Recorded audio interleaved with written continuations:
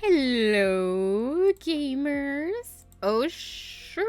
Welcome back to another amazing live stream by yours truly. How are we? How are we?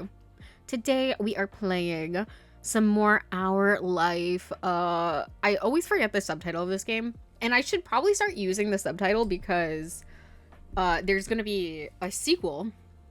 Not a direct sequel, but, you know, another game like this with the Our Life title, but it's like Our Life : something something something and something similar to this one, but it's gonna have like a different story, different characters, all that, but very much like, you know, you pick your stuff, you know, you decide what kind of relationship you're gonna have with whoever it is.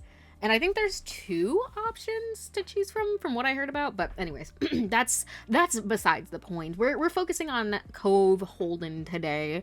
So let me switch us over, because it's been kind of a minute since the last time we had played this, so I'm trying to remember what we were doing.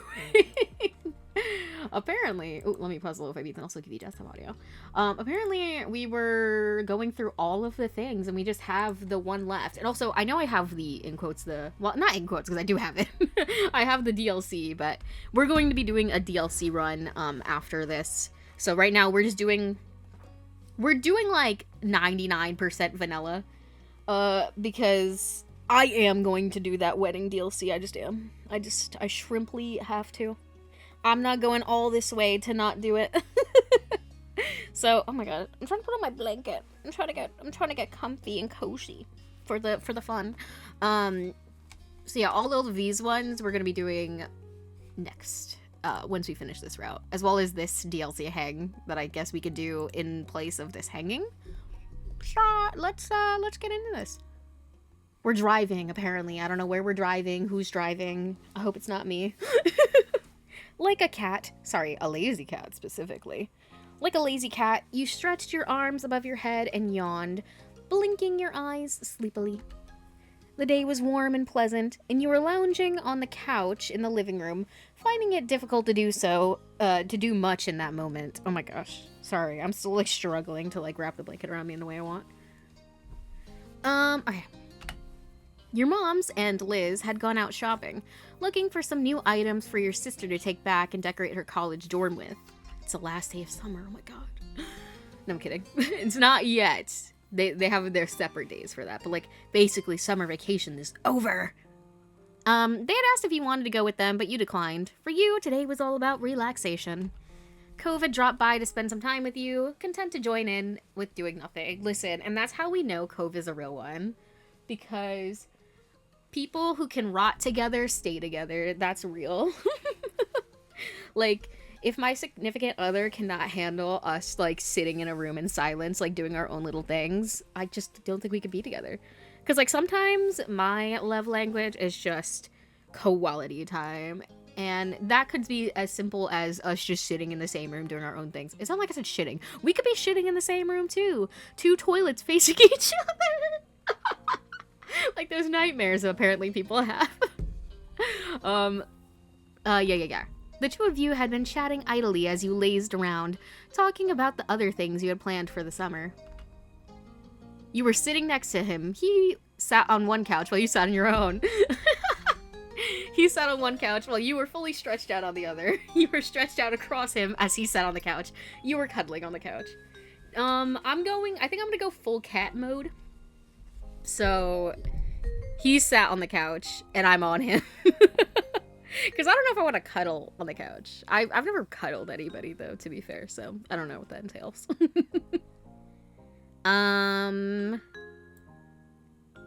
Yeah.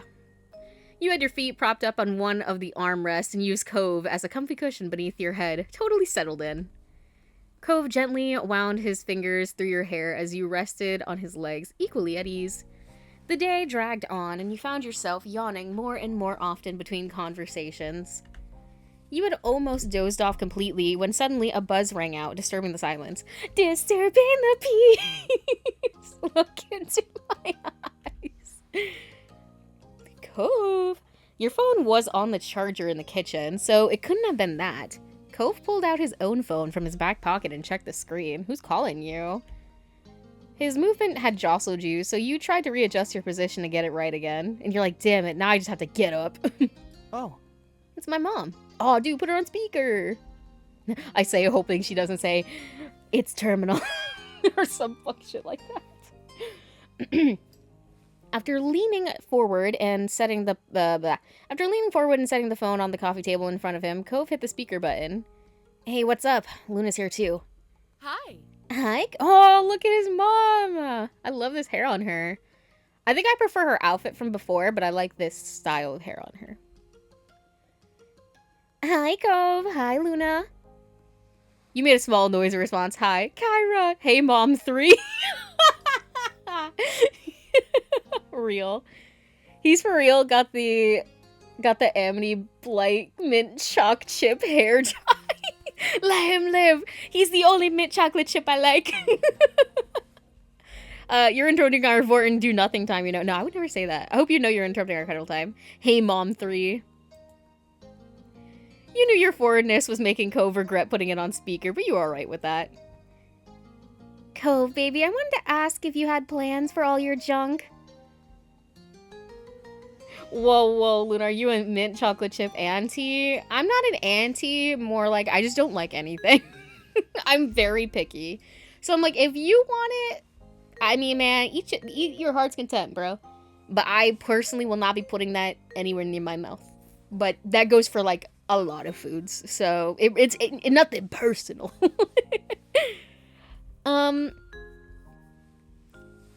Listen. I could just yell her name. Should I? What do you say if I say this? Nah, I do like embarrassing him a little. I don't want him to regret putting on speaker, but... Cove made a small outraged grumble, giving you a sidelong glance. It's not junk, it's important. Okay, that's reasonable. I could live with that. And listen, think about this, too. If we were ever in a situation where it was me and you and a bowl of mint chocolate chip ice cream, there'd be no competition, baby. That's all you. That's all for you. And you wouldn't even have me be mad about it. Like, fine, I guess you could have it. I'd be like, bro, all yours. Have fun. Enjoy it for me. Not canceling my Shira Day. Yippee! Oh, you're so right. See, that's always my thought about it. It's like, you know, it might suck that, like, you can't share that thing with that person, but that just means you can have it all for yourself, and that person's not gonna get mad that you're gatekeeping, because they're gonna be like, oh, I like that anyway. Mm-hmm. Though you couldn't see it, you could tell by the sound of her voice that Kyra was smiling. Get out of here. Let me get Shinji out of here. He served his purpose. Aha. But is that a yes or a no about the plan? He looked over at you, mouth pulled into a tight smile. Did you not tell me something? Covethan? That's gonna be his name when he is in trouble with me. I'm still thinking about it. Luna? I'm gonna take the phone off speaker so me and my mom can go over this. It'll be quick.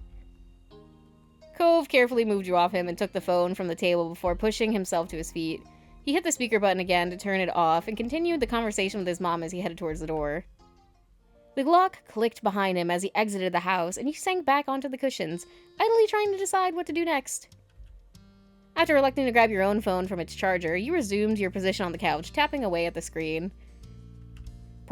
She's probably doom scrolling TikTok or on AO3. That's real. Your mind drifted away from thoughts of Cove and his phone call with all the many ways your device could distract you. It was an effective enough way to kill time, and you had managed to do various little things when the door opened again and Cove returned. He gave you a smile as he approached, so you figured the conversation couldn't have gone too bad. You watched as Cove strolled over to where you were still sitting. He crossed his arms against the top corner of the couch, resting them while bending forward to lightly kiss the top of your head. Hey. I'm back. Hey, girl. How's those secrets you're keeping? Listen, now you don't have to tell me. Just asking. I'm back. You gaze fondly. Just be like, my man. Thank you to my man. Put a hand over his, stretch to hold his face. What should we do? Give him a little, tilt your head, give him a little kiss. A little kiss in the closet. Hold on. I need it. Where's my... I've got... Okay, so I have this jug. Here's some ASMR for you. Jug of apple juice. And there was, like, only a little bit left. Why do I feel like I've told a story like this before? But yeah, there's just a little bit left, so my sister was like, I'll just drink it out the jug. So now I just have, like, the whole container while I'm, like, having little sips on what's the little bit that remains. So I'm like, let me take a sip out of my not my orange, just my apple juice container.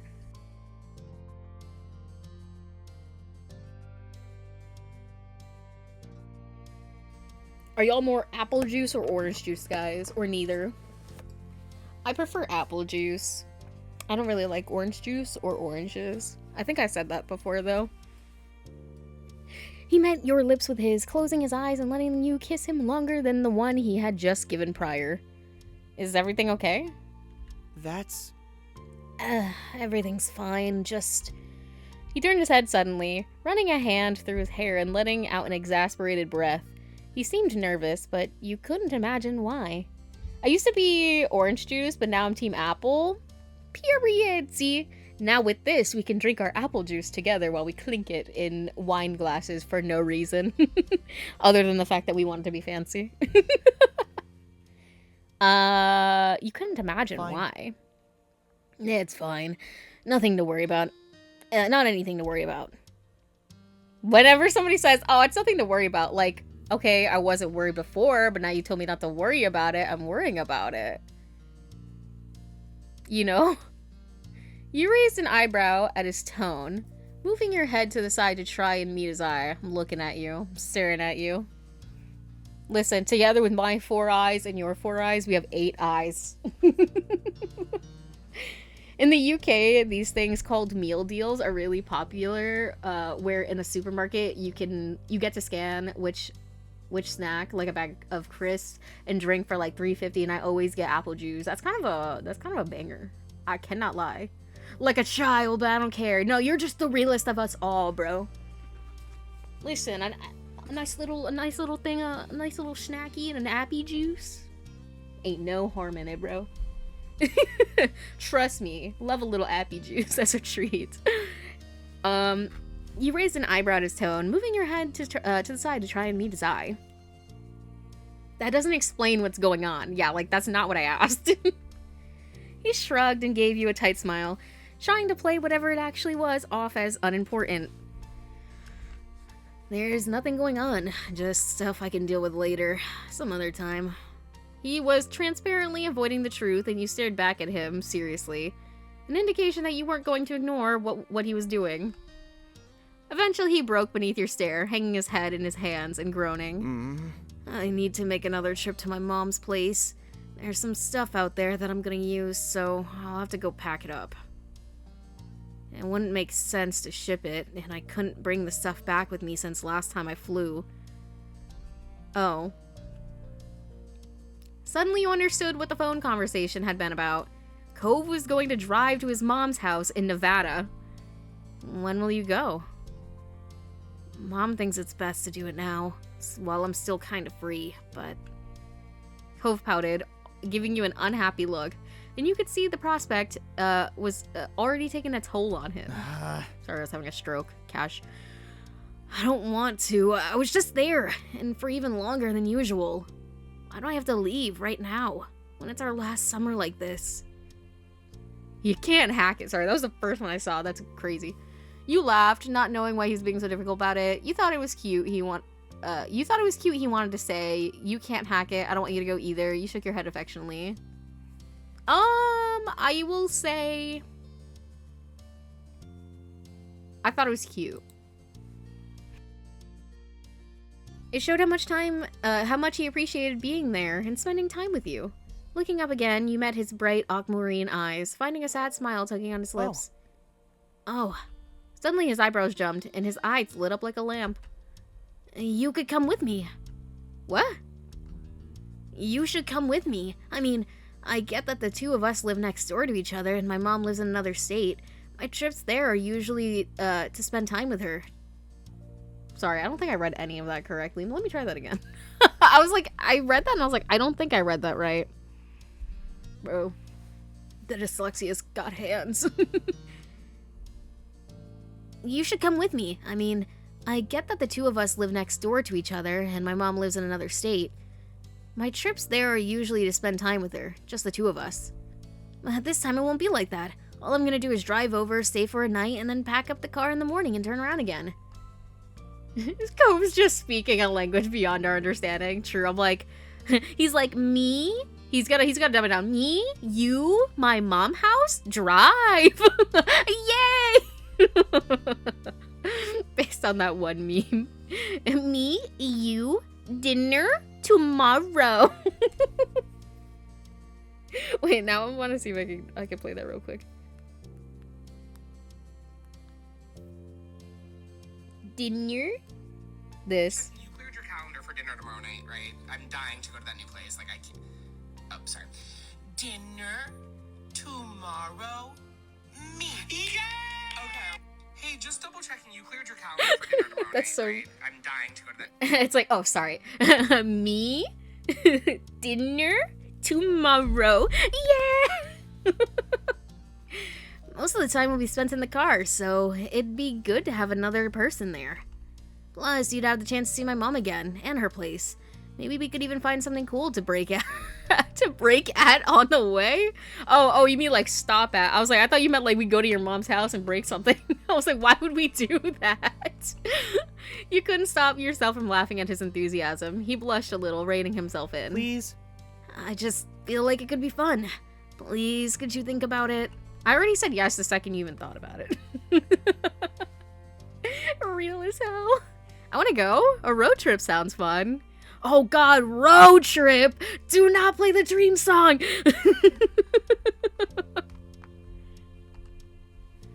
I'll have to let my moms know, but as long as we've got nothing else important on the days we pick, then there's no reason I wouldn't be able to go. He grinned from ear to ear, thrilled by the news. Guys, there's no dream stands here, right? If you're a dream stand, can you just say so? I promise I won't ban you. I'm not crossing my fingers. Listen, I'm only asking because he recently dropped an album and I haven't listened to it, and I don't know if I'm going to listen to it because I don't want to give him streams, but I saw this video. I saw this video where one of the songs was playing and it took me out, bro.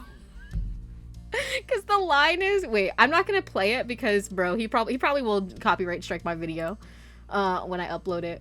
So I'll just read you the lyric instead because I was talking about this with somebody and I was fucking laughing, bro. One of the songs had like Young Gravy feature and I was like, how the fuck did he pull Young Gravy, bro? I was like, damn, he just be doing anything these days, I guess. Okay, where is it? Oh yeah, it's a whole album. It's got 7 songs on it. But the lyric is, those texts I never sent, 'cause now I doubt that you're my friend again. You're not my friend again. And I was like, Loki, is this about Tommy in it? Anyways, that's all I'm gonna say about the situation. Oh my god. Dream stand so comfy. I was just making an observation about lyrics.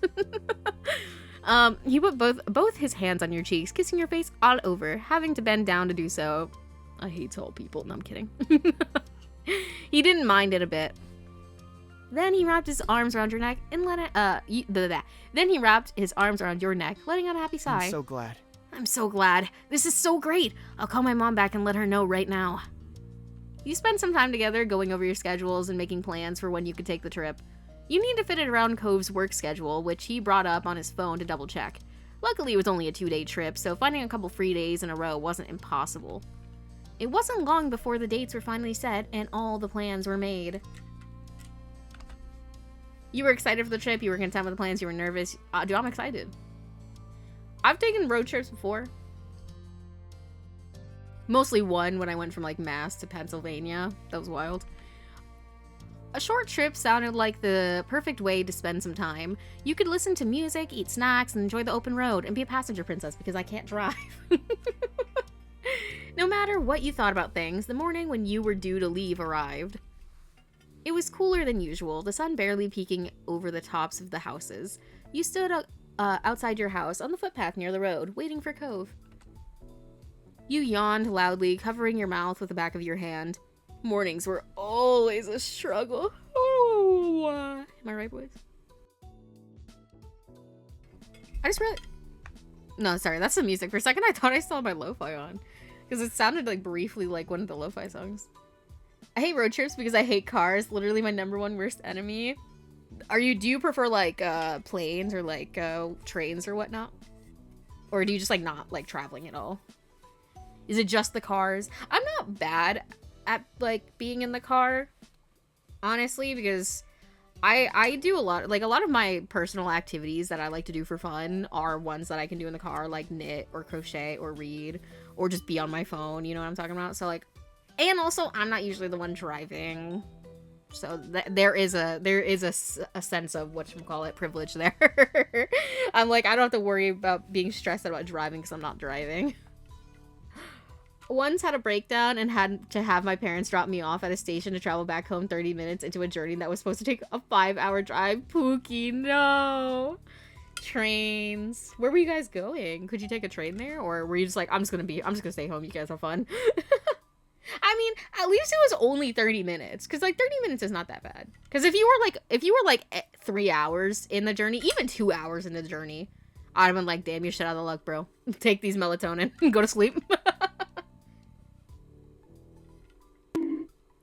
Cars are, oh, god damn it, brain. Why'd you bonk me? No, I'm kidding. Hello, welcome in. Cars are too crammed for me, and they're always uncomfy as hell. That is true. How tall are you, if you don't mind me asking? Maybe it's different because, like, I'm only 5 foot, so I'm chilling, to be honest. Sometimes I'll even take my shoes off, sit cross-legged on the seat. Sometimes being short has its privileges. I don't think people realize that.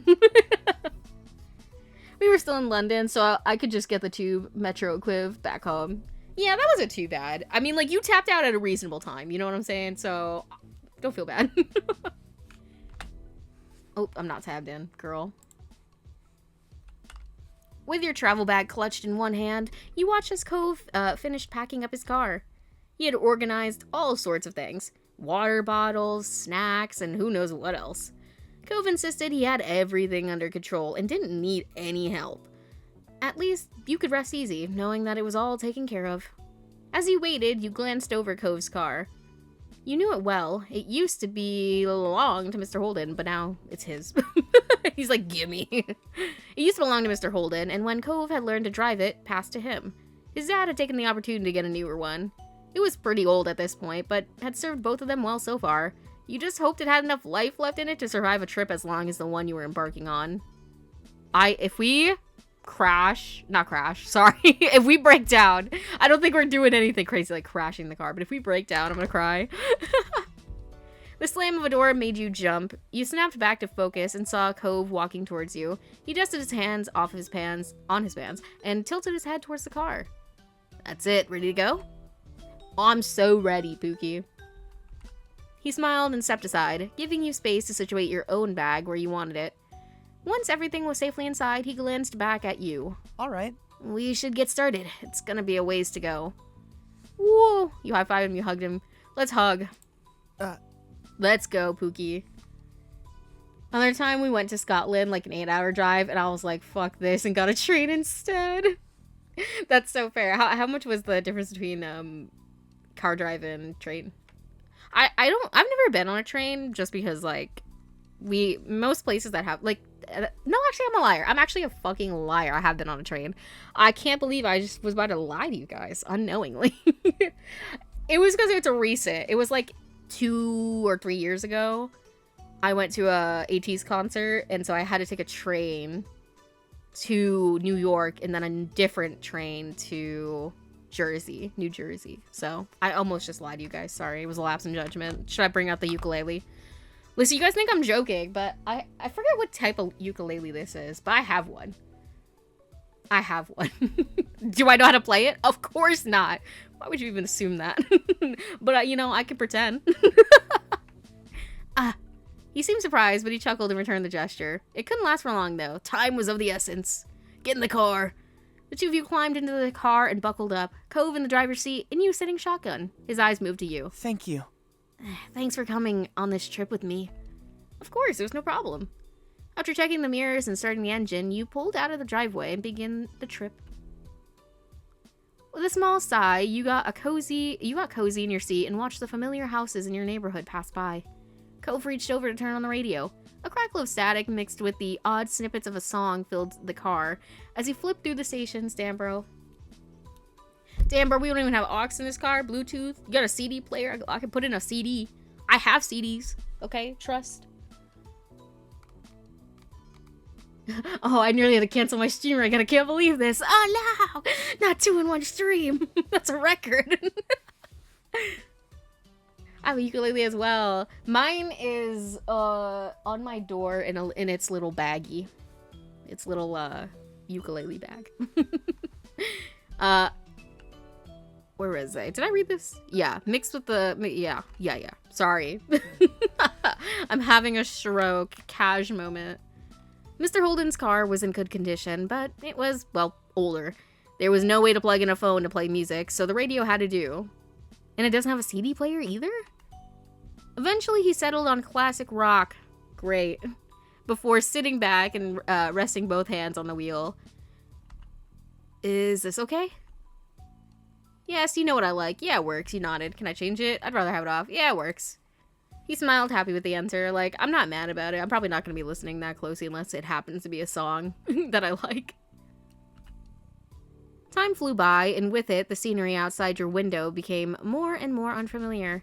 Neither of you spoke for a good long while, but the quiet was comfortable. You had become all too used to each other's company over the years.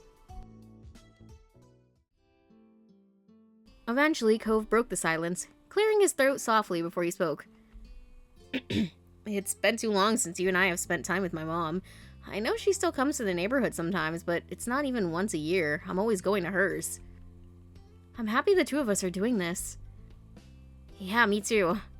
Your elbow resting on the windowsill, you gazed out at the world that was slowly coming to life as the morning rolled on by. Bro, I just know this is gonna be the long odd trip. I don't know where in Cali we are, but like, they're close, but not that close. Trust me, especially if you know how fucking big California is. Like, God forbid we're, like, all the way at one end. No, I read that. Sorry, the morning rolled by.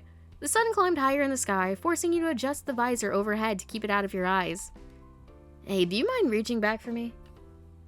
Cove gave you a sidelong glance as he drove, indicating with a nod of his head and a tiny smile. I want some chips, the salt and vinegar ones. That's a great flavor. I don't know how you can eat that. Listen, I like salt and vinegar. Right? Right? Eat whatever you want, too. I brought a bunch of everything. What's y'all's favorite chips? / crisp. We're multilingual here. I don't know how to say chips in Spanish. Sorry. I'm doing my best, though. I wish I really do need to, like, be better at, like, studying Spanish. I'm doing it just for funsies, but I would love to be able to know another language, actually.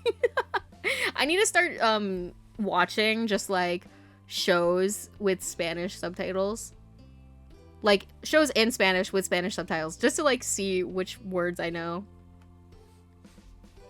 Cheese and onion, my meal deal snack with the apple juice. I don't know. I'm trying to think if I've ever had... No, I think I have, yeah. Like, yeah, no, yeah. You're valid for that. Sorry, I was trying to remember if I've had those kind. And I feel like I have. I like any spicy chips. I love spicy chips. Especially like the purple bag Doritos. I think it's like sweet, spicy chili. Banger. Banger. Also really like the Lay's like dill pickle chip. Which I know sounds bad, but like I love pickles, so, and I love pickle juice. Like I would just take a shot of pickle juice with no prompting needed. Stretching out the seatbelt to give yourself space, you twisted in your spot and reached into the bag holding the snacks.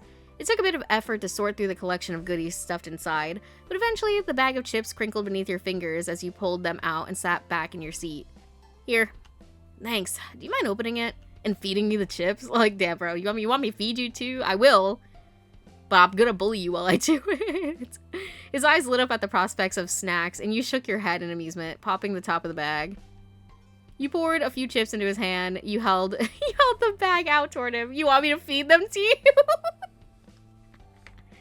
Well, I can't joke about saying it and then not pick it, right? You want me to feed them to you? His eyes widened and a hint of a blush creeping over his cheeks, but he steadfastly continued to face the road. No, that's okay. He's like, actually, that would make me crash the car more than me taking my hand off the wheel to grab some chips. Can you just pour a few into my hand? Yeah, sure. Thanks. Cove held out one outstretched hand, and you did your best to have the chips fall into his palm, but some did end up on the floor. After that, you rolled up the bag and stowed the chips safely in the back again. When you turned to the front, it was to find Cove crushing the fistful of chips in his mouth, crunching loudly. Listen, I say this constantly. At the end of the day, he is a man. Wiping his hands on his pants absentmindedly, throwback to when his dad called him out. I can't remember if it was his dad or his mom who called him out for wiping his hands on his pants. And he was like, I don't do that. And then like, we just saw you do it. What are you talking about? For gripping the wheel and spilling crumbs all over the place. You know, at least the steering wheel isn't gonna be greasy. Y'all don't have napkins in here? Like, y'all don't keep napkins in the car? What is this tomfoolery? At the end of the day, ain't nothing but a man. I love my Pookie, I really do, but it just is what it is. Dude, I'm just gonna laugh. I'm just be like, for real? Listen, because I'm not opposed to wiping stuff off on my pants, but like, greasy chips? No, I'd be like, where's the napkin? You packed snacks, but no napkins? No napkins? You laughed. You couldn't stop the amused sound that escaped you, and when Cove raised a questioning eyebrow, you simply shook your head. The hours drifted by much the same way as that, with the two of you snacking and chatting as the day stretched on. It was fairly calm and quiet, traveling along the open road, and you found little in the way of interruptions. At one point, you passed a "Welcome to Nevada" sign, and Cove gave a tiny cheer. He was in disbelief that the two of you were seriously all the way in another state like this. Eventually, you had to stop for gas and made a detour at a small diner to grab a proper meal that didn't consist of chips and candy. After refueling both the car and your stomachs, the drive was back on, just as the sun began dipping beneath the horizon and bathing the sky in a wash of orange light. Cove informed you that there wasn't too much longer left to go. You were almost there. When night eventually fell into a blanket of darkness, the drive finally came to an end. Cove pulled into the parking lot of Kyra's apartment building, the glow of the car lights disappearing as he turned off the engine and let out a heavy sigh. We made it. We're here.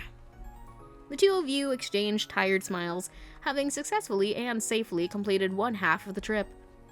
Now we just gotta do it one more time. Mind you, we gotta lug everything outside, get in the car, drive back, lug everything out the car. Boy, I need a sip of my drink here.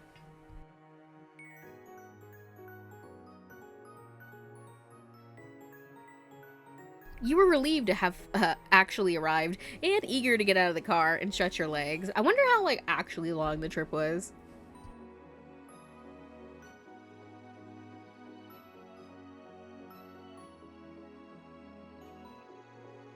Sorry. You took the stairs up to the building together. After a knock, you were abruptly met by a flash of green hair. As Kyra opened the door and immediately took her son into her arms. Cove. Listen, not to be a hater, but I hate this shirt on you.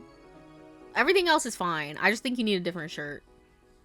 Like, just because you're a mom does not mean you have to, like, start wearing, like, baggy blouses. Shut up, phone. Shut up, you bucket of bolts. There he is, my gigantic baby boy. She squeezed him for a moment and then pulled back so she could examine his face.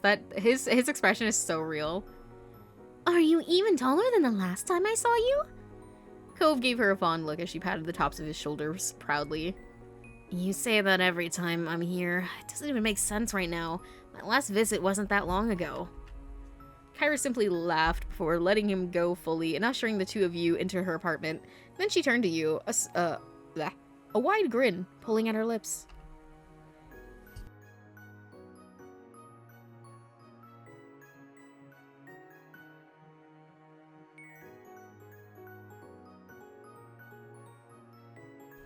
Sorry. there's my somebody, I don't even know who was talking right outside my door. I'm like, shut up. I'm talking here. Luna is so nice. Luna, it's so nice you came along. And a bonus, you both arrived in one piece. Yeah, it's good to see you. It's been a long time. Kyra beamed at you both, and while you would have loved nothing more than to settle down and rest after the drive, you could see she wasn't going to let you go that easily. So? One Piece. Oh god, where is it? Is it going to take us another 1,000 episodes to find? So how was the trip? I admit, I was just a pinch worried. We barely made it. Cove crashed 40 times. We nearly died, flipped over a truck. The whole highway exploded. Flames everywhere. It was crazy. I mean, do I say this like jokingly? Like, am I gonna say this like a joke, or am I gonna say it like slash SRS? I don't know if I'm gonna stick with this answer. I just want to know what he says. We barely made it. Cove gave you a dry look, a small smile tilting his lips. We handled it just fine. Kyra clapped her hands together, the bracelets around her wrist jingling. I'm so proud. I can hardly believe how mature you both are. Where did all those smarts come from? Cove ran a hand over his hair with an awkward chuckle. I don't know. Maybe I got some from my parents. His mom looked up at him deeply, her eyes glistening as she shook the sentimentality off with the wave of her hands. Any whoosies? You have to be half asleep already, huh? I don't want to keep you up much longer. Early morning and any whoosies. How do you want to deal with the sleeping arrangements? I've only got my own room in Cove's, though the living room couch isn't so bad. Luna can use my bed. I'll just sleep on the floor in the room. Doesn't matter for one night. Kyra laughed out loud, startling you both. You raised an eyebrow at her outburst, giving her a quizzical look. If a quiz is quizzical, then what's a test? That's crazy. She did not need to cover us like that. I wonder... Okay, here, let me read this first and then we'll talk. Oh yeah, you'll just stay on the floor. You couldn't handle that much back when you were 13, with both your parents in the room. She did not need to drag us like that. Like, she's correct. But she didn't need to do us like that. Dirty as hell. I wonder if we didn't do that, would she have let us, would she have let him now sleep on the floor? I don't know. I'm curious about that. Cove blushed a dark red and gasped, completely unprepared for her to pull out that embarrassing moment from the past. Hey! Mom! You blushed, she left it off. Yeah, he's had a long day. It's cruel to tease the poor boy so late, even if it is true. Yep, she's right. That's totally what you do. You were annoyed. You know she knows he's sensitive. It was uncalled for. Hey, you leave the poor baby alone. Cove hung his head in defeated embarrassment while you and Kyra chuckled together. You're right. I'm just happy you're here. I'll take the floor. I'll sleep on the couch in the living room. Thanks, bro. I'm not sleeping on it. I'm taking that back. I'm sorry. Because I damn well I'm not sleeping on no floor. At most, like, I'm not above the couch. I, like, you know, when I slept over at my friend's house, like, when I was in college, they had their apartment. I was sleeping on the couch, and that's perfectly fine. But I'm looking at this couch, and it looks leather, baby. I'm not doing that. I'm not sleeping on no leather couch.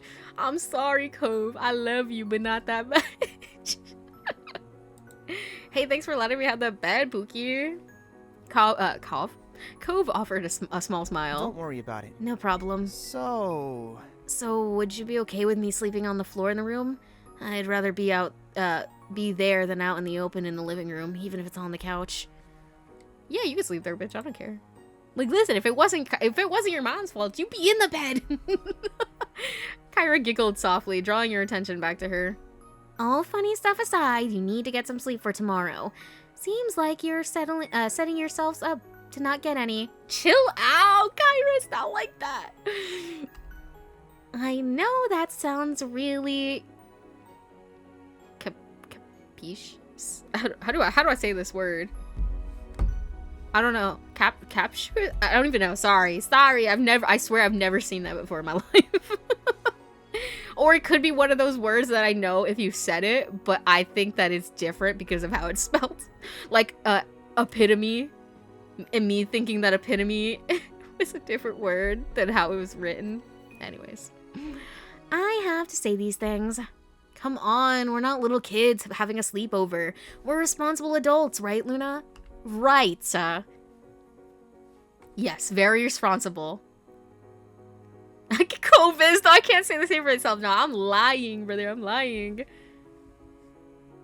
Yes, very responsible. She gave the two of you a suspicious look, and you stood up straighter, trying to prove your point. Look, we came all the way here. You trusted us to drive however many hours from where we were to Nevada, but we can't share a room. Like, be so for real. If we wanted to have sex, we would have. I'm just telling you. That's what I don't understand about parents. Like, I get, like, you know, a little cautious, you know, be like, maybe not share a room. But, like, we've known each other for so long at this point that, like, if we had wanted to do anything, we would have already done it. You know what I'm saying? I'll leave it at that then for now. Just remember that the walls are thin in this apartment. If you can't settle down and sleep, I might have to separate you. Yes, Mom. We'll be good. Marvelous. Perfect. Kyra clasped her hands together, her bracelets softly tinkling against each other. Again. It's only getting later, so I better let you prepare for bed. She nodded towards the hallway and gave you a small smile. I'll play hostess for a sec and show you where the bathroom is first, Luna, and where you'll be staying the night. Thank you. You hoisted your travel bag over your shoulder and followed behind Kyra and down the hallway. Cove shuffled along behind you, disappearing into the bedroom while his mom had you go to the restroom. The apartment was small but nicely decorated in soft, cool colors, with plenty of artwork hanging on the walls to give it character. It was stylish and exactly what you would have expected from someone like Kyra. Damn, this your room here? Yeah, you keep it. You could tell you don't spend that much time here. You could tell. Because it's nice. It's nice, unlike your sandy room back home. Bro, I can't even take my shoes off. Because if I put my foot down on the floor, every grain of sand is going to be between my toes. After being shown the bathroom and wishing Kyra goodnight, you head into the room and found Cove already there. Look at this big odd bed. Bro, this is bigger than either of our beds at home. Actually, Cove's bed might be this big. I can't tell. I feel like Cove has a full, I have a twin, and then this is a queen. It looks big, doesn't it? We could have both totally laid in this bed together. Bruh, Kyra's not that serious. It's not. It's really not. After being shown the bathroom and wishing Kyra good night, you headed into the room and found Cove already there. He had changed into his sleepwear for the night as well and set aside his glasses already. Looking around, you found the bedroom to look much the same as the rest of the apartment, but with small ocean elements you were sure Cove must have enjoyed when he stayed here. All in all, the room was pretty and clean, though it almost looked more like a hotel guest room than a bedroom. Cove only spent a few weeks out of the year there, so it made sense that it wasn't especially lived in. So? I think this is the first time we actually see him in these pajamas. What do you think? It's pretty nice, huh? Mom always keeps it clean and everything, even when I'm not here. It's a great room. It seriously looks like a hotel room. That's sweet of her. I'm just gonna say that's sweet of her. Yeah, she's good like that. He seemed pleased enough with the response and gave you a small smile before opening the zip on his bag. You went back to the room, when you went back into the room, you jumped into bed and under the covers, just as Cove was shuffling into his sleeping bag on the floor. Like, why do I feel bad? Why do I feel bad? Like, he's like on the floor. Like, he said he was fine with it, but I still feel bad. Hi, Ember. Guess what? What? What's going on? What's the news? You waited until he was settled in before you flipped off the lights, and a soft glow from outside peeked through the blinds, casting shadows over the floor. You closed your eyes, blocking everything out. Night. Night, Luna. Night, Cove. Sleep well. The VA of Baxter joined me on stream. Yo, that's epic. How was it? Were we having a little bit of bants? I don't know why every time I say banter or bants, I have to say it in a British accent. It's the British spirit of me taking over. I don't even think I'm any part British. So fun, y'all. I'm so happy. I think we're getting to this is the last part of step 3. So, I mean, besides like the little, I don't know, I wouldn't call it an epilogue, but we're getting through. I can't believe we're almost done with this game. We just have like one more step. That's crazy. But I'm glad the stream was fun. Did you finish like the route, or are you still got a lot to go? I'm assuming you were doing Baxter's DLC still. The room grew quiet as the two of you wound down for the night, and you found yourself listening to the sounds of the city outside the window. Dude, I need a fan in here. I would not be able to sleep. I'd be like, hey, sorry, you mind if I put on a noisemaker? The noise out there was so different to what you were used to back home. Cars zooming past and people out having fun instead of crashing waves and the ocean winds cocooning your house in their embrace. Cove shifted around in his sleeping bag, making the fabric crinkle loudly. Yeah, I would not be able to sleep.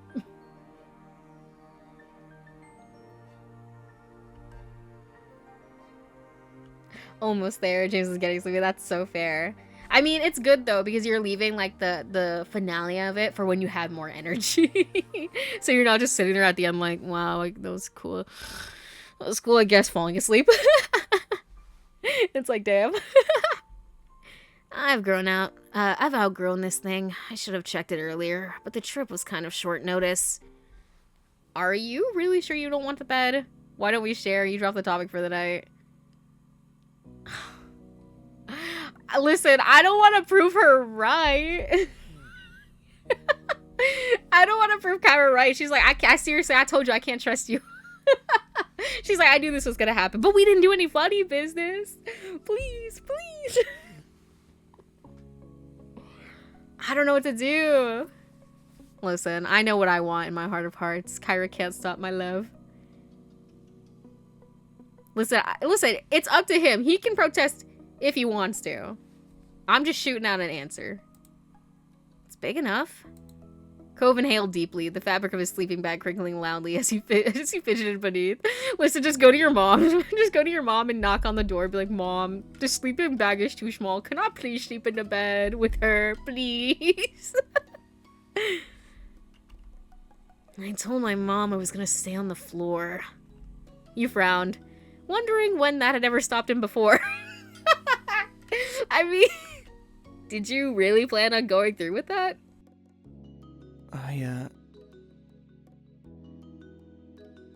He really said, yeah, nah, I was capping, bro. I'm sorry. No. He hesitated a little, the silence stretching between you. You couldn't help but smile to yourself. You knew him well.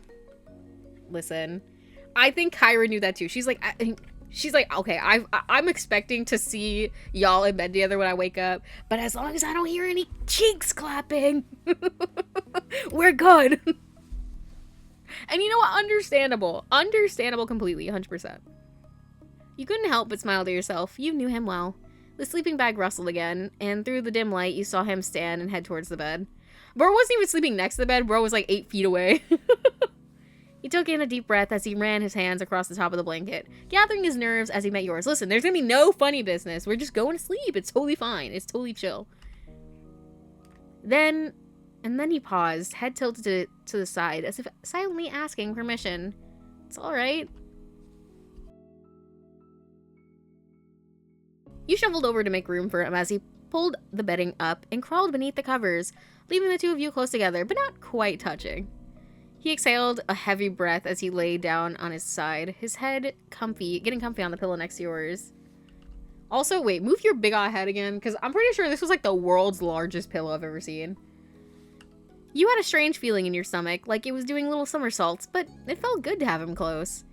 He raised his fingers and delicately brushed the tips over your cheeks, drawing a shaky sigh from your lips. His touch was warm and feather light, making you feel tingly all over. When his eyes met yours again, you found yourself lost in them, the world becoming still and silent around you. Then he froze, his muscles tensing as he closed up like a clam and his breath hitched in his throat. He attempted to whisper something, but it was completely lost on you.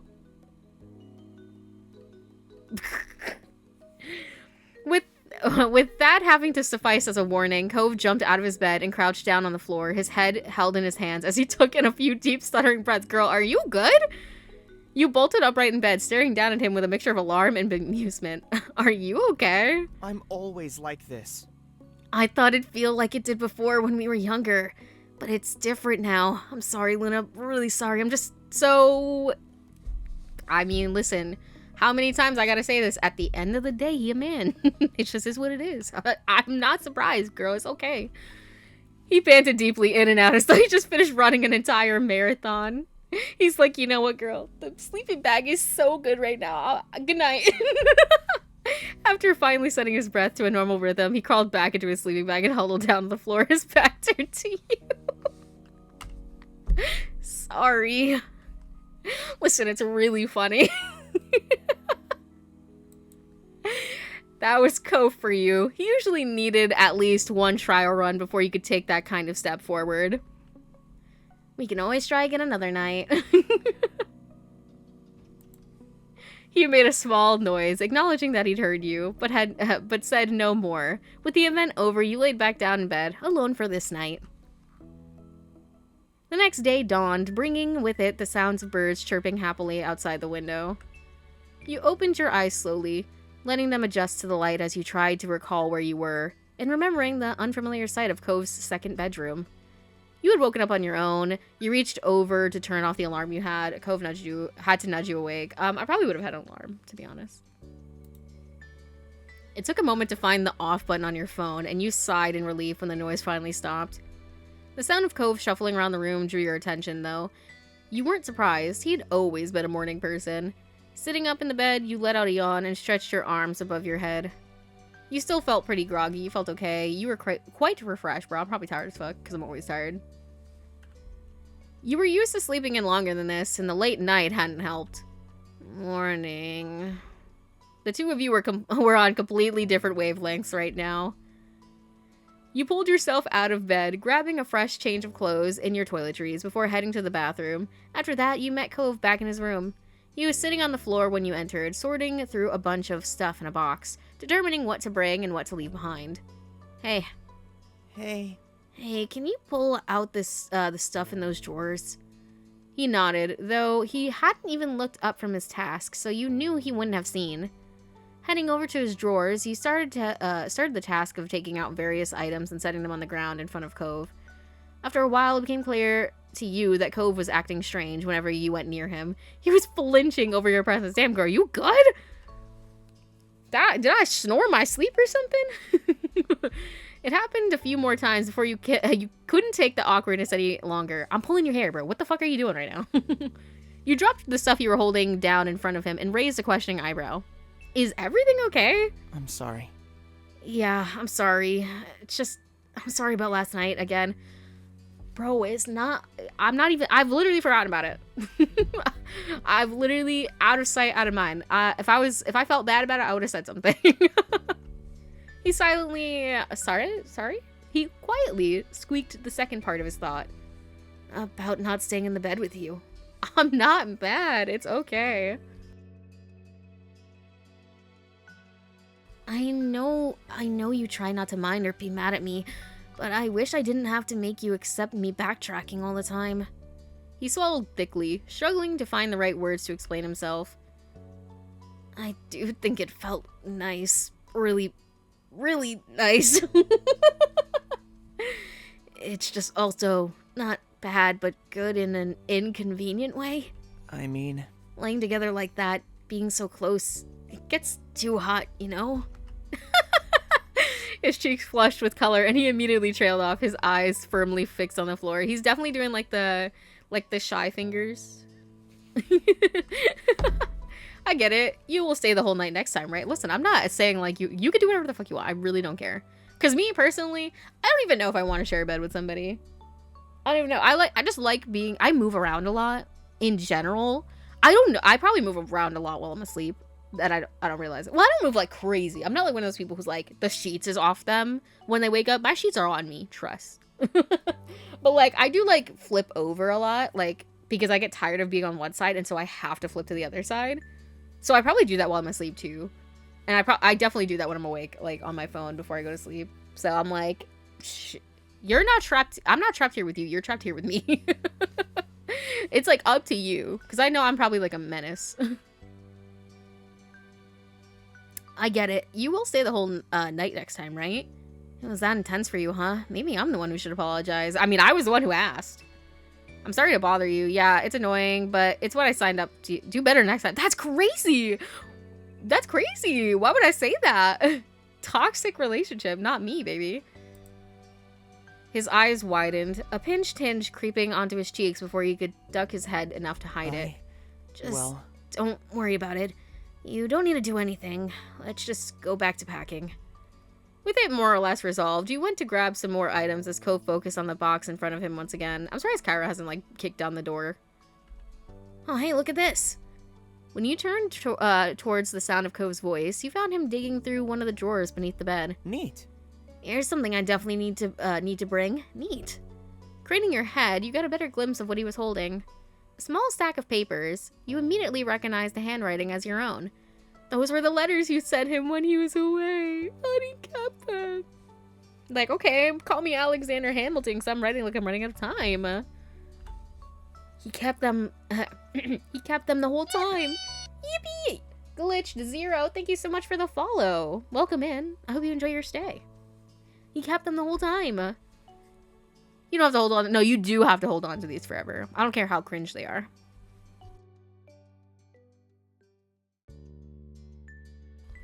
You don't have to hold on to those forever. I was only lending you those. I think I'll take them back now. It's adorable that you care so much for them. You started to feel emotional. Of course you should take them. What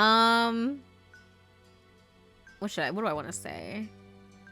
Of course you should take them. I think it's adorable that you care so much. He sighed, glancing between you and the items in his hands. They bring back some good memories. A faint blush of color crept over his cheeks, and he looked away quickly. It's nice. These are special. It was important, having a piece of you with me when we were apart. I feel the same way. That's why I gave them to you. Cove smiled, pleased that the feeling was mutual, but then the expression became more amused. And did you keep the souvenirs I brought back? Of course. I'm a very sentimental person in real life. So it's like, if you give me something, there's a high chance that I will keep it. Like, forever. I'm gonna say, I have these little, like, jars and stuff, and, like, little vials, that my friend made me because, he was practicing... I don't know, like, the proper term for it, but, like, you know, witchy stuff, you know, for lack of a better term. I don't know what's, like, the proper term for it, so just, like, I'll say general witchy stuff. And, you know, he made me stuff for, like, bringing certain, like, stuff into my life or whatever, and I appreciate that. So, like, I still keep them, even though I'm like, do I believe that it works? I don't know. I would like it to. But, you know, I still keep it regardless because, like, he took time out to make it for me, and I appreciate that. Yeah. Of course. His grin grew to completion. Thanks. I have a lot of other little things. Like, there was this one time my friend made, like, a little... We were in, like, art class, and this was, like, in middle school.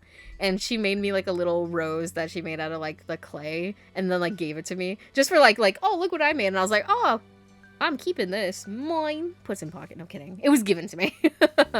And I was like, oh, yeah, and I'm gonna keep this. And I think I still have it on my bookshelf. I have my, like, I still have my 25 days of hot sauces. If you guys weren't here in December... We did 2 different advent calendars, one of which was this store-bought one that I got, where it was like each day was a different little mini bottle of hot sauce, because I love spicy stuff and I love hot sauce. So I have just a line of the hot sauces on my bookshelf, so it's like blocking where all the trinkets are, so I can't see it. I'm like, I don't know where it is, but it's somewhere on there. Another hour passes by in silence, and you were happy to see you were making great progress with Cove's room, with only the closet left to sort through. You took a minute to take a mouthful of water from your bottle and perched on the edge of the bed, feeling productive. See, aren't you glad that I came? Because imagine having to do this by yourself. That would suck. Cove glanced over at you and paused, putting down the tape gun he had been using to seal up his boxes. You raised an eyebrow. You know, it's really strange to see you sitting in this room. Why? He frowned a little, his eyes distant and his voice quiet when he spoke next. That's... During the visits to Mom's, I was sitting alone in this room. I'd sometimes think about how you weren't here. It's a weird feeling at the time, that you just weren't around. And now that you're here in this exact place, I don't know how to explain the feeling. He shrugged it off and smiled a little, as though he said enough already and didn't want to risk sounding silly. Life is pretty confusing after all. That's true. Life makes no sense. I missed you so much while you were gone. You smiled at him. I didn't know you thought about me when you were away. Girl, I hope you thought about me while you were away. The fuck? I missed you because I'm clingy. Sorry. His brows crinkled as he looked at you solemnly, his eyes bright with emotion. I missed you too, all the time. It made you feel better to know that somehow, to know that when you were stuck at home missing his company, that he was missing yours too. He looked away satisfied, heading over to the closet, and the last of the items to be sorted. Before long, every box, closet, and drawer had been thoroughly combed through, with the items either packed neatly in the boxes or organized and returned to their proper place. With a sigh of relief, you glanced around the bedroom and the work that you had done together. All right. We're done. Good job to us. I'm gonna change out of my PJs for the drive. Yeah. When you two headed out into the living room, ready to get everything finalized and hit the road, you found Kyra in the kitchen pouring a cup of tea. Cove headed towards her, leaning casually against the counter that divided the two spaces. Hey, you didn't have to get up so early. Come on. Are you crazy? Of course I have to see you off before you go. You can't sneak away while I'm out cold. He beamed at him, and in all honesty, seemed more than happy to be up and ready for the day. Is this where you get your morning attitude from? Do you want some breakfast? I've got some muesli or eggs and toast. Oh, and some of that fruity cereal you used to love. That's okay. We should really eat on the road. Kyra smiled sadly, a little disappointed, but she seemed to understand your time was running thin. I thought you might say that. In that case, I've packed you some snacks for the road. What do you think? Even if you don't end up eating them, take it anyway, just in case. You can always feed them to Cliff when you get home, and tell him I said hi. Cove laughed and shook his head, knowing his dad would love nothing more than to polish off whatever food Kyra had prepared for you. Thank you. Thanks, Mom. You really didn't have to. Thanks for the snacks. It's nice of you to organize this for us. It must be a mom thing to know stuff like that. I'll definitely eat whatever you're packed. Listen, but I'll definitely eat. You better save some for me, too. Kyra giggled, hiding her mouth behind her hand. There's plenty for both of you. She returned your smile with one of her own, before putting her cup of tea aside. I'll help you get the car packed. Sure. Sure, thanks. The three of you got to move on, taking the boxes from Cove's bedroom and heading down to fill the back seat of the car until there was barely an inch of space left in the back and trunk. I've been through that, bro. With all of you helping, it only took a couple of trips to move everything, and you were all done before you knew it. Then it was time to say goodbye. You convened back inside the apartment, where Kyra was looking over the two of you with a quiet smile. It was great to see you both. Thanks for coming. She gave you each a hug, and you felt a little sad that you hadn't been able to spend more time with her. It was good to see you too, Mom. Cove embraced her in return, and the two of them holding each other for a few long seconds. I'll miss you, but I'll visit again soon. Of course. You better. Hey, we should make plans for you to visit too. I'll let you know when it's settled. I'd love that. Kyra bundled all the stuff she prepared into a bag and handed them over to you. You took a quick peek at what she had packed.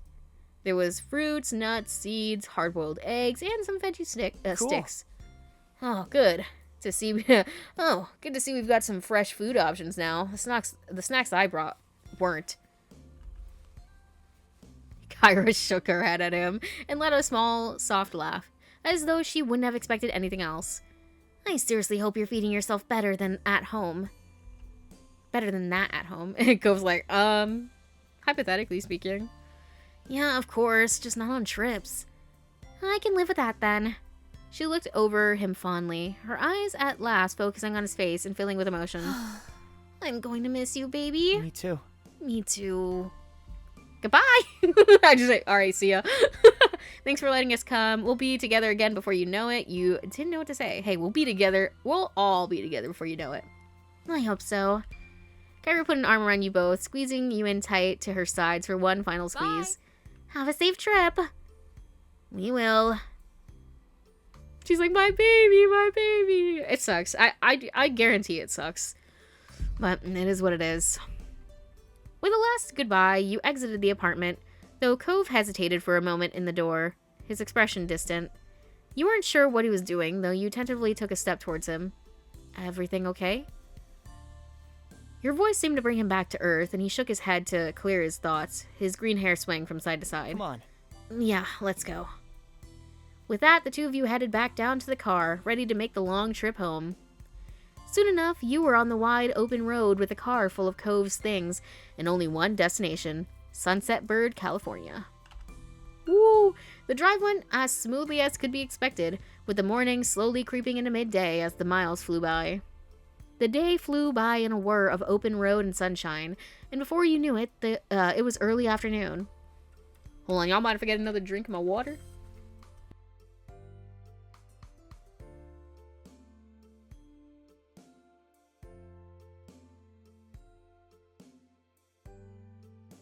By that point, you had already crossed the state line. Cove announced that he planned a little stop on the way home. He was quite pleased with himself as you arrived at the precipice. The Redwood National Park! Yeah! Shaded beneath a canopy of enormous redwood trees, you drove along. Big aw tree. Dude, I would look minuscule next to one of these. I think I would like to come, just to see. Like, I'm not, like, a big hiker, but I wouldn't mind, like, walking around, like, on some easy trails. When Cove parked the car, you pushed the door to get out, and the first thing you did was look up. Enormous redwood trees surrounded you on all sides. What the fuck was that? Like, what was my voice trying to do?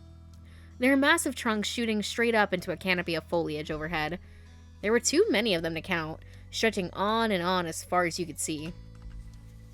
You squinted against the sunlight that was peeking through the leaves and dancing on the paths around you. It's great, isn't it? He smiled at you from over the roof of the car before glancing around the place fondly. Remember the trip our families took here that one summer?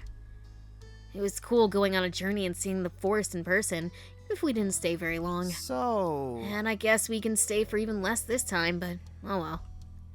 It just seemed like a good chance to stop by. Who knows when we'll get another chance.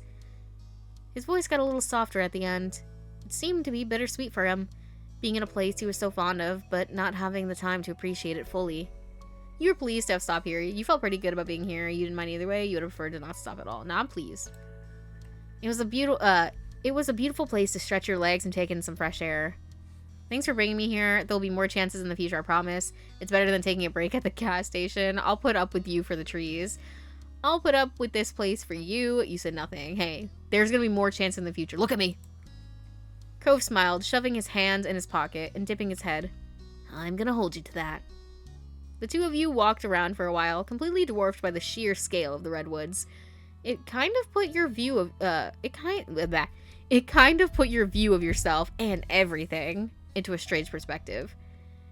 You took in a lungful of clean, forest air, listening to the sounds of birdsong and the cool breeze rustling through the underbrush, taking advantage of the space to move around freely. See, I hate that my first thought was like, dang, you think the warrior cats are in there?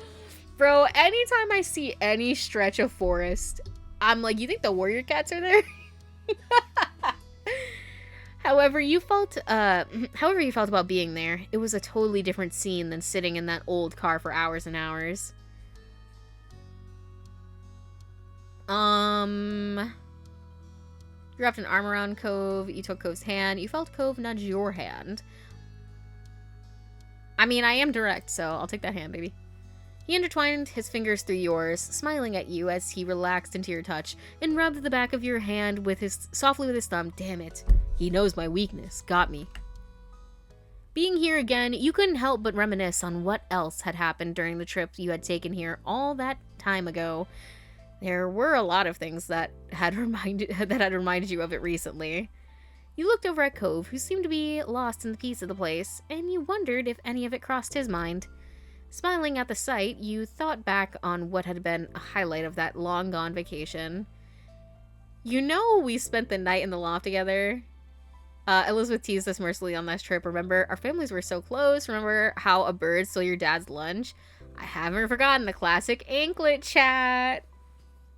Ooh.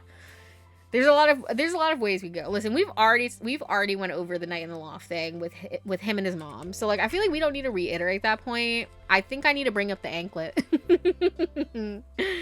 I'm probably wearing an anklet right now just because I'm that guy, bro. I haven't forgotten that classic anklet chat.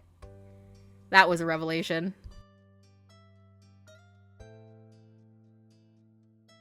Cove scratched at his face awkwardly and sighed, seeming determined not to meet your eyes. I know you remember. I'm never gonna hear the end of it from you, am I? You gave a light shrug. Do you still like them? I do. I think they're pretty sexy. This is like, you gotta have a foot fetish too. You can't be attracted to anklets and then not also be attracted to feet. I just don't believe that. I'm sorry, Hydra, that's the first thing you came into. Hello. I'm really sorry. Pretend you didn't hear that.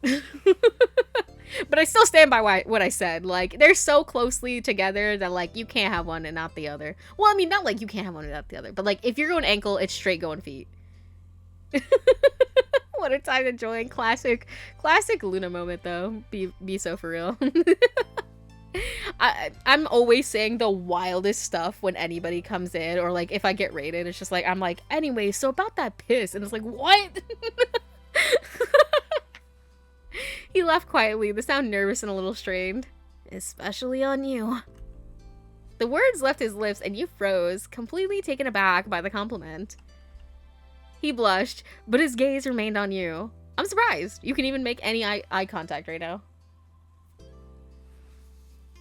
You put a hand over your forehead pretending to swoon. I could never forget. I kind of want to do the swoon one, but I also kind of want to do the I could never forget. I just want to see what he says through this. No, I'm swooning. Cove chuckled at your dramatic response, shaking his head in amusement. Listen, I'm trying to, make him feel a little bit more comfortable. Like, it's fine, girl. Have your foot fetish, I guess. Or your ankle fetish? I don't even know. Maybe he's just got the soul of, like, somebody from ye olden days, where if you showed a bit of ankle, it was, like, getting all the guys, like, going. Maybe he's just from that era. He's got that gene in him. He's like, he sees an ankle, and he's like, oh my god! Your spirits. Sorry, I'm sorry, Cove. I don't mean anything I'm saying. It's funny, though. It's just funny. Your spirits were light as you ambled past information boards and picnic areas. But before long, you decided it was time to bring this short stop to an end and head back to the car and get on the road trip. Cove sighed when you finally reached the vehicle, jingling the keys in his hand before unlocking the doors. Well, I wish we didn't have to go, but we're going to be responsible and not stay longer than we should. How grown up of you! He smiled slightly, and with that, the two of you jumped into the car, buckled in, and he put it in drive. Shut up and drive, drive, drive. You were getting closer and closer to town as the sun started setting, though we're still far away enough that the radio stations were unfamiliar to you. Okay, he got one hand on the whip.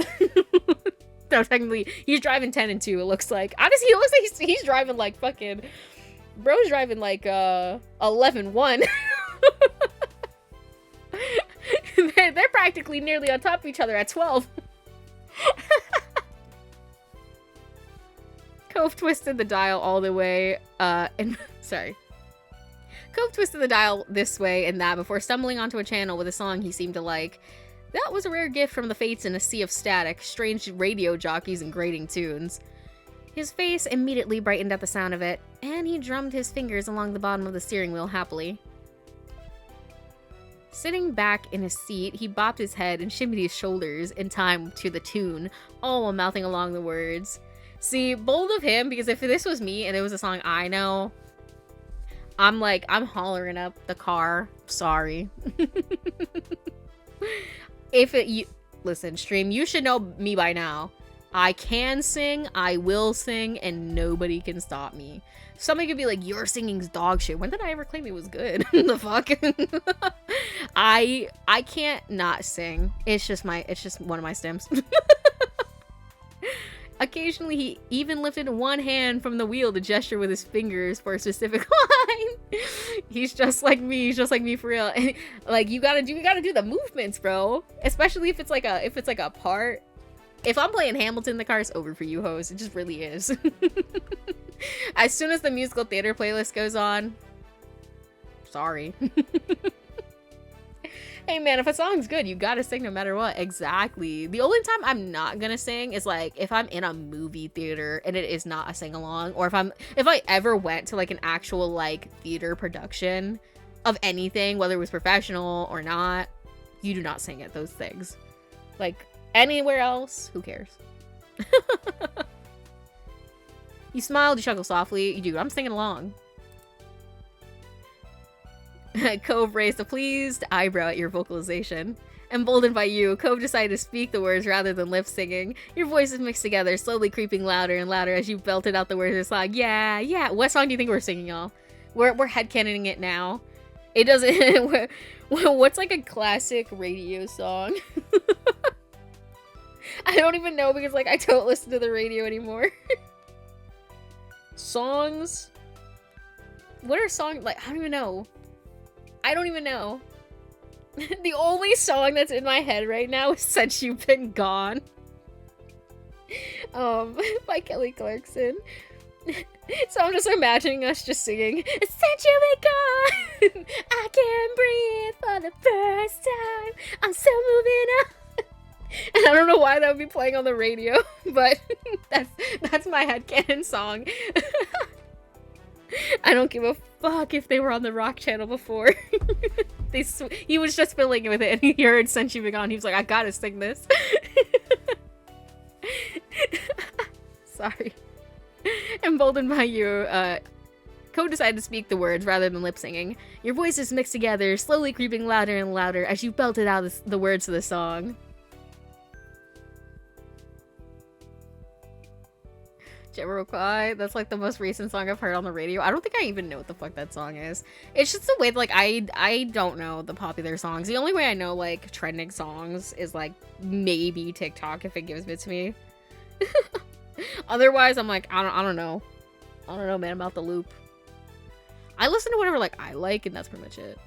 But I'm usually down the clown with, like, anything once. That's why people were like, oh, do you like this kind of music? And I'm like, I don't know. Let me just listen to it. Every now and then, a word would be sung wrong, and by the end, you were both laughing too much to continue. The song ended, and Cove reached up to start cycling through the radio stations again. Upon finding nothing tolerable, he flipped the dial off in defeat and leaned back in his seat with a sigh. Bro, I could just start singing for you. I'll be the radio. I can guarantee I don't know most of the words, but that's fine. You rested with your head on your hands and stared out the window as the sky darkened. You watched the landscape slowly melt into more familiar views. The miles went on, and any energy you had earlier was beginning to drain away. You imagined home and your family.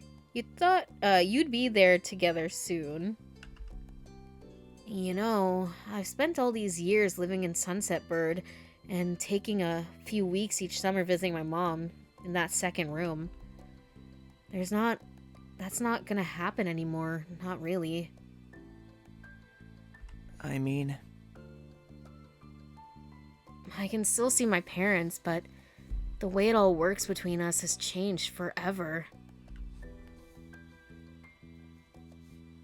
He paused, the silence stretching. A serious look settled on his face, his thoughts far away. I'm not gonna lie, I already forgot what the fuck he asked me. What I'm supposed to be responding to. I can see my parents, but the way it all works has changed forever. You should lighten up is crazy. I'm worried about how things will be in the future, but you know, it is what it is. So many things will be different. I hope I'm ready for... Cove's mouth pulled into a tight line, and he gave a small nod. You got the feeling he understood how you felt. Wait, what the fuck did I even say? Oh, okay, I thought I was crazy, but I didn't even finish that sentence. Cove stared straight ahead, down the long, long road. The path looked like it'd never end from where you were, but that wasn't true. Eventually, he found a few more words to say. I'm so glad. I think it's good we were able to do this trip without any parents or chaperones. It was just us. We did it all. I don't know. I feel a little more independent now. A little more ready for what's ahead. Right? I felt ready for a while now. I'm not sure I'll ever feel ready. I say right. I feel like that's how I felt going to college. Like, it was nice to just, like, be on my own. And obviously, like, I wasn't completely, like, thrown out on the curb. But, like, you know, I feel like it did help to build a little bit of, like, independence and whatnot. And, like, I got to basically do whatever the fuck I wanted. Especially after I became an RA. Like, girl, how are you gonna tell me what to do? I'm in charge. You can't. The only person who can tell me what to do is my boss. And I would never do anything I shouldn't be doing in front of them. The boss says, I guess. It's like a first real step on our own, that being on our own all the time. It'll be here before you know it. The topic seemed to wear on Cove, and he made an attempt to find something else to speak on. So I'm kinda sad about getting back. I'm gonna miss having you right there tonight. He cleared his throat quietly, though said nothing more. You smiled to yourself a little at hearing him say something like that out loud. I'm gonna miss it too. And with the feelings confirmed as mutual, the two of you fell into a comfortable silence. The sky outgrew, help! The sky outside grew ever darker as the hours passed by, the stars blinking like tiny fireflies painted on a canvas of blue. I feel like there's so much spit in my mouth, and I'm so sorry if that grossed anybody out. I don't know. I feel like normally when I'm streaming like games where I'm reading a lot, my mouth gets dry. But for today, I feel like my mouth is getting not dry. It's like the opposite. I'm like, hold on, I gotta stop and swallow the spit in my mouth. Sorry. Rant over. Sorry. The artist, he made Virtual Insanity, which is his big hit. Oh. I don't know if I... Wait, hold on. Now I gotta listen to this, but like, obviously I have to mute because I'm not trying to get shot by the copyright system. Virtual Insanity? Is that what the name is called? Of the song? Hold on. 15 years ago? Wait, hold on. Jesus. Hold on, let me pause this. Well, mute me.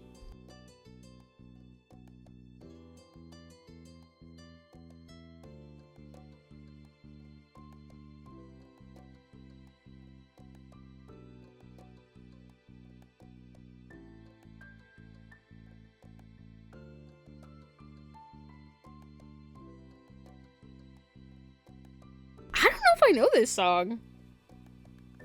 I know this song. Interesting, though. Are we leaving the childhood home? We just came back. So basically, we went on a little road trip, me and Cove, to Cove's mom's house, because she was like, are you gonna come get this shit out of my house? Not like that, but she's like, you've got a lot of junk over here. You gotta take some of it with you. It's like, obviously you can leave stuff here, but like, not all of this. So we did a road trip from Cali to Nevada, which, even though they're not that far away from each other, it's still a long fucking drive. To her house, packed that stuff up, stayed the night, and now we're driving back right now to Sunset Bird, where we usually are.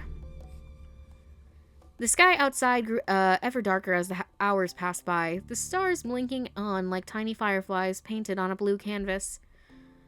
The scenery continued transitioning between open roads, industrial areas, and beach towns, becoming increasingly recognizable as time went on. You felt somewhat disconnected from the world around you as you watched it through your window, your tired mind growing hazy. It was a strange, reflective feeling, but peaceful nonetheless. Soon enough, the world would return to you, and you'd find your feet firmly on the ground. It couldn't be helped. The adventure would end, life would continue, but your memories would linger on. Woo! And I think that's the summer ending, because once again, we're doing DLC route later.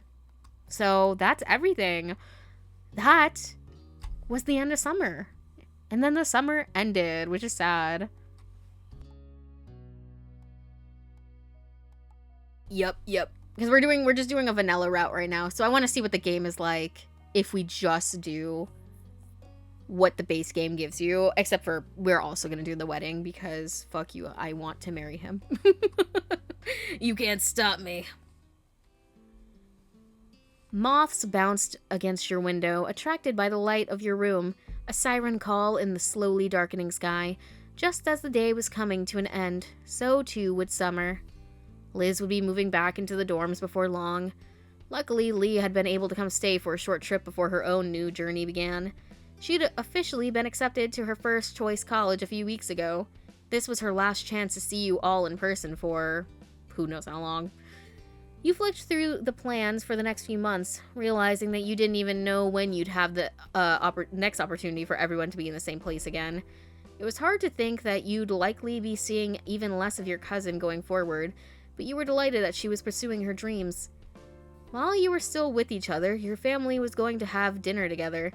As ever, the Holdens were tagging along too. You were going to a Chinese restaurant, your destination was that tropical place. Well, Cove likes that tropical place, I'm pretty sure, so obviously we gotta go there. You hadn't really discovered the tropical restaurant until you were a bit older, but everyone's enthusiasm had resulted in so many visits that you'd more than made up for the lost time. Liz and Lee were excited to squeeze in another trip before setting off again. Technically, you were getting ready to go out, though your mind was only half on the task. It was a pleasantly warm evening, the kind that epitomized the vacation feeling, and you were in no mood to spoil it by rushing around. Sorry, I really put some emphasis on the P. Epitomize. While idly gazing at your room, you spotted a small cluster of unopened envelopes. That must have been left for you by a parent earlier. You headed over to the table to flick through for anything of interest. Oh my god, is my college app in here? As a child, any correspondence felt exciting due to its rarity. You recognize now that most of it was mundane, but you were checking any mail you got more regularly of late. There was something you were expecting. You stopped at a crisp white envelope. The logo proudly proclaimed the sender, a school you'd applied to. You took a deep breath and read it. You opened it instantly. Bro, I'm taking a deep breath and I'm going in. This next step would take nerve. You closed your eyes as you breathed deep, the air slipping through your lips as you opened your eyes once more. You pulled apart the glued flap on the front of the envelope and extracted the letter. Your eyes darted over the message, rushing past the pleasantries to get to the heart of the matter. No, that's so real. The blood pounding in your ears deafened you to the world outside that was contained within these letters. Your heart skidded to a halt as you read the verdict. You'd been accepted. You were ecstatic, you were relieved. I would say, relieved. The tension flooded out of your body with such intensity that you needed to slump against the wall for support. You had to tell your family right away. You'd make an announcement at dinner. You wanted to keep this news to yourself for now. You wanted Cove to be the first to know. I think, yeah, I want him to be the first to know, because I don't want to spring it at him and then he gets upset at dinner. Wasting no time, you pulled up his number on your phone and rang your boyfriend. You pressed your phone to your ear, waiting impatiently for the dull ringing to be replaced with Cove's voice. It took a few rings, but you were in luck. Cove picked up the call. Hi, Luna. You blurted your news without the customary preamble of a greeting. I got into college! Seriously? What? You heard him gasp before continuing, openly gushing over your good fortune. That's amazing. It's incredible. You did it. Congratulations, Luna. There was another pause as you and Cove marveled over the announcement.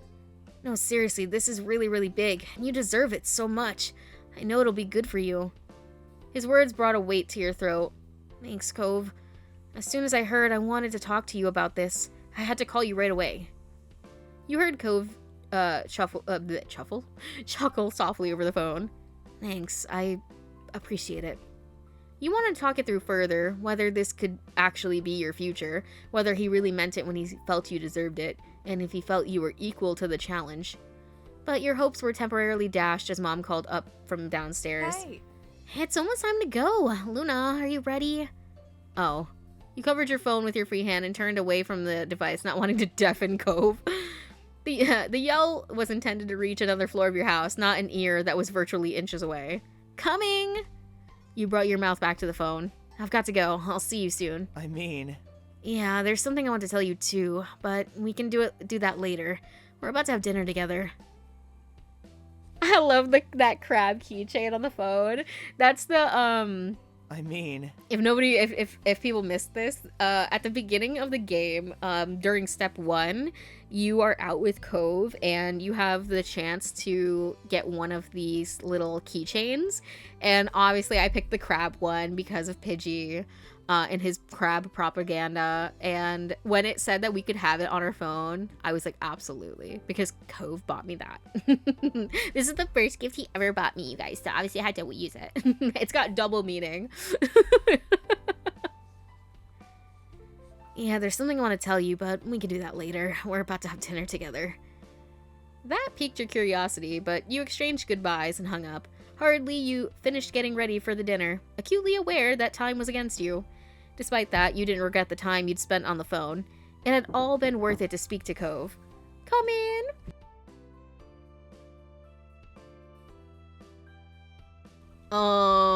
Okay, now, dude, I'm gonna make everybody else, they get the announcement at dinner. I was kind of hoping they were gonna let me do the dinner and also tell him first. I just wanted Cove to know before, like, I said it and then he got upset.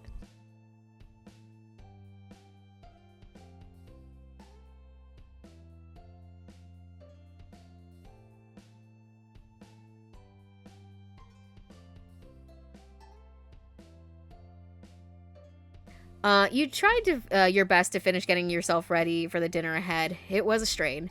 Your mind had only been on the task, half been on the task before. Now, with the news fresh in your mind, it was a struggle to concentrate on anything else. You kept having to recall your thoughts away from the future and back to the present. Time was against you. Mom soon called from downstairs that it was time to go. You had to check the time, sure that you had 10 or at least 5 minutes left. You were wrong. You tore down the stairs, attempting to juggle your composure among the hurry and excitement. Your moms, who turned to greet you as you arrived, swapped silent, knowing looks. They couldn't possibly have figured out what happened, or so you hoped. As your moms, they were pretty good at telling things without being told. You watched them, hunting for any further signs that they were on the case, but none came. For now, it didn't seem like they knew what was happening. Not exactly, at least, but things were definitely happening. And even if they didn't know for sure what you were cooking up, they could smell something in the air. Everyone piled into the car. While it was marketed as being suitable to hold 5 people, in practice it made for a very tight fit. Your moms, sitting in the front, were fine. You, Liz, and Lee were squished in the back, Lee in the middle, wedged between you and your sister. As is the cousin way. But Mom was an excellent timekeeper. Thanks to her efforts, you pulled up near the restaurant on time. The process of getting out of the cars was slightly easier than squeezing into it. with much less coordination required to release seatbelts than to secure them.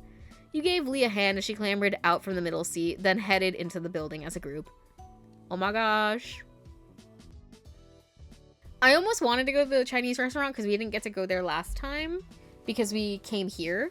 But I know that it's Cove's fave, so like obviously I had to pick my baby girl's fave place to be. That's on period. A waiter greeted you as you entered. Ma let him know how many of you there would be in total. God, there's gonna be so many of us. Because there's Mama, me, Liz, Lee, Cove, and his dad. So that's 7 people. God, thank God his mom's not here. And we don't know if he's gonna bring, like, freaking Baxter or something. Ma let him know how many of you would be in total, and he went to arrange a table that met your needs. He returned promptly to guide you to your seats. You perched comfortably in your chair, your head held aloft as if buoyed by today's good fortune. Your family settled down around you, all cheerful and looking forward to the evening ahead. Your drinks ordered had just been taken when the Holdens came through the door. They were pointed in your direction, though with Mom waving an arm in the air, it was hardly necessary. Cove and Mr. Holden came to join you at the table. As the greetings were being exchanged, Cove took a seat opposite to you. It had been left empty by unspoken acknowledgement that you and Cove would be wanting to sit together. I mean, like, it's true. Mr. Holden sat beside him. Hi! It's great to see you. Glad you can make it. Hello, everyone. You wouldn't believe how hungry I am. I see. You came to the right place then. There was some humor, some laughter even. Though Liz groaned playfully, shaking her head at Mom's sense of humor. Growing up, she'd have complained, and Mom would have responded by making another comment. Liz had mellowed out over the years, but she still made a show of despairing at Mom's jokes. Her reaction to them had become a joke in its own right. Menus were soon passed around, and a temporary hush fell over the table as everyone read. It didn't last long, punctured by comments about what people had eaten here before and light chatter about what people had considered tonight. Once the waiter had disappeared with your orders, Cliff piped up. Okay. So, I've got some good news. Kyra's making a trip out here tomorrow. No, bro. We could have had the whole gang together. What?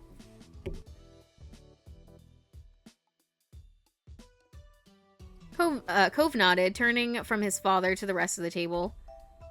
Yeah, we talked about it and figured this was a good time for everyone. Very nice. That's great! Everyone reacted positively to the news. The mall looked wistful. It's a shame. If only we'd known. Here we were, having a big meal without her. If we'd waited one day, she could have joined us. Mom patted Ma on the back, gently nudging her from the realm of possibilities and what-ifs, and back to the evening that was going so well. Chin up. Lee and Liz will still be here tomorrow. We'll just have to throw another get-together and keep the fun train chugging along. Ma smiled warmly, taking Mom's hand in hers. That's true. There's plenty to celebrate right now, but there will be more good news and good time on the horizon. Bro, she knows. Right. Right, and speaking of, that's not all we've got either. Mr. Holden's eyes were alight as he sat up straight in his chair. Face angled towards his son. He barely let a beat go off before nudging Cove with his elbow, pushing him to follow up on the announcement. You was the picture of a very proud papa. Cove shied from the limelight, ducking his head down and staring at his lap as he spoke. Well, It's just, I've switched over to working full-time instead of only part-time. Plus, I've been looking at apartments, and there's a few I can choose from. He flicked his gaze up at everyone around the table, a smile creeping over his face. I'll be pretty busy going forward. Apartments. He was moving. Cove was going to move out of his dad's house. After 10 years, he wasn't going to be your neighbor anymore. I mean, I can't really get mad considering like, I'm going off to college, so... Mr. Holden gripped one... besides, having his own apartment, y'all know what that means. Listen, we can have all the private time we want. That's all I'm saying. That's all I'm saying. Mr. Holden gripped one of Cove's shoulders and gave it a loving shake. His excitement couldn't be contained. Incredible. Cove's actually gonna make it to adulthood. It's a miracle. Girl, bro, your dad was probably saying that, Cliff. You're worse than he is.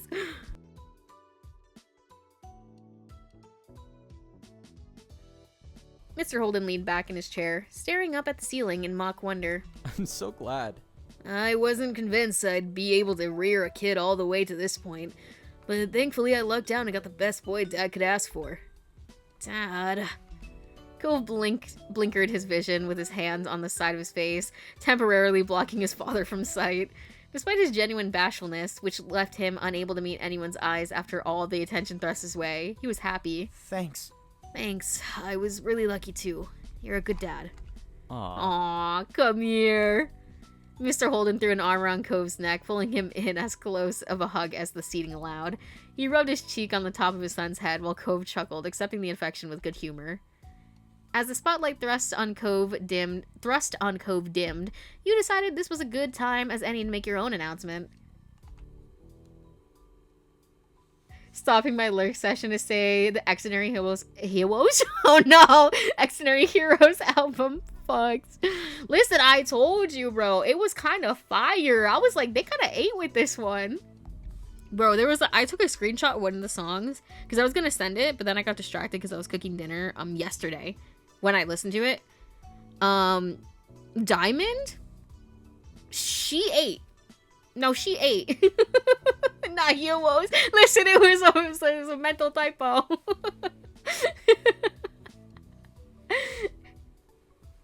I love Extraordinary Heroes. I really need to I'm sad because I can't buy this comeback and the last comeback they had because I'm poor. But I need to get better at being okay with that.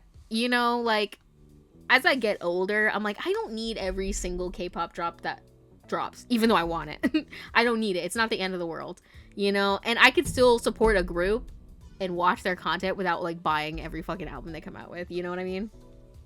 You know?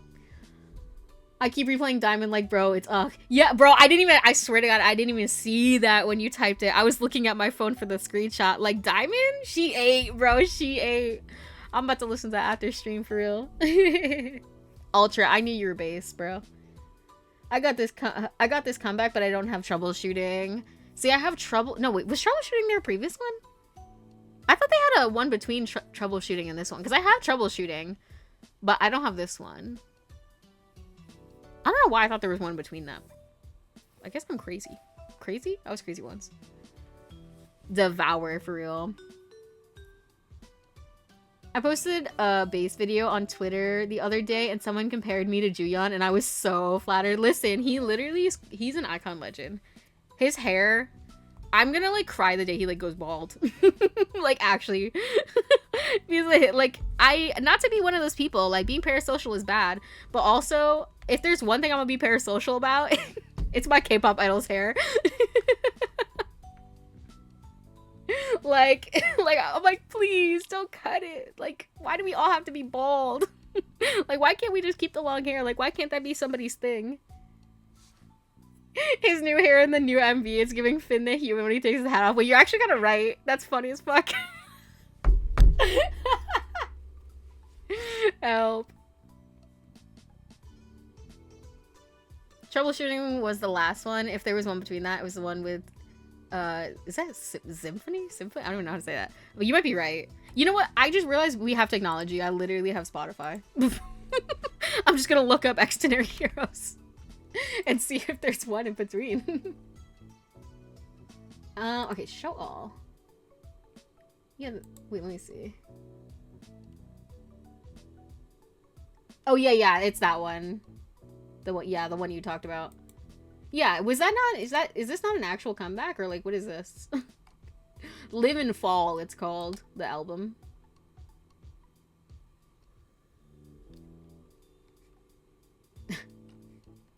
I couldn't remember if that was the actual thing, because I remember we listened to some of the songs, but I don't remember.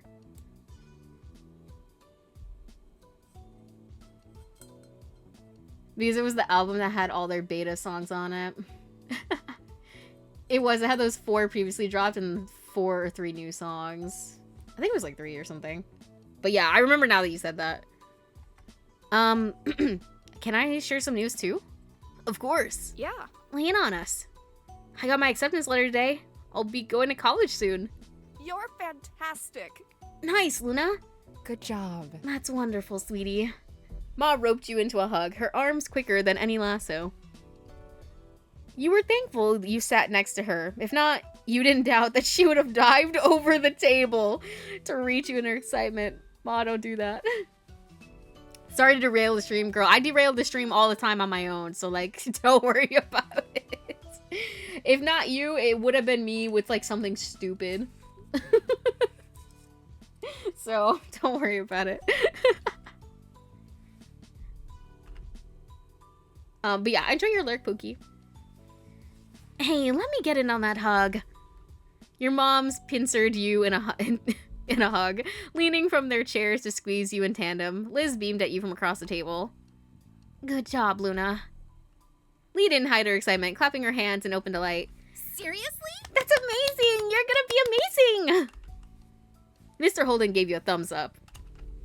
Good kid. Impressive. You're a good kid. The world's your oyster. Cove grinned at you from across the table. He was still very pleased for you, despite this not being the first time he's heard about it. You looked around at the faces of the company here. You'd been on this journey with everyone here for years. Seen them falter and grow, and they had watched you go through the same. Now you were striking out on a new path. Cove was leaving his family home, Liz was heading back to college, and Wally was just starting hers. You were all heading in different directions, to different destinations. Some near, some far, but it wouldn't be long until you were all going your own way. Your heart swelled with pride for everyone. It was bittersweet. I'm trying to think of, like, how I felt when I was going off to college and how I felt when I was leaving. And, like, you really do see everybody, like, go their separate directions because, like, you know, you make a friend group at school. Usually most people do. I know I did. Like, I made a friend group that, like, I still love them. Even, like, those who, like, I might not have talked to in, like, a long time. I still consider us friends, and I still, like, so appreciate all the time that we spent together, like, during uni, and, like, oh my gosh, the wild adventures that I've had with, like, my various friends. So, I think, like, it's bittersweet. It is bittersweet. You turned your head to the side, wistful, not wanting to spoil the evening with your troubles. You were glad that everyone was succeeding, but the idea of splitting up gave you a twinge of regret. These people had been key pillars in your life. Days ahead without them, no matter how bright and shiny, felt a little empty, like a theme park after closing time. Like the Mega Pizzaplex after closing time, and all the animatronics are trying to kill you. But you focus your mind on the sweet ride. I'm gonna do the sweet side.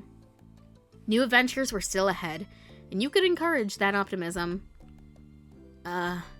Cove brought some attention to himself with a clearing of his throat and small interjection.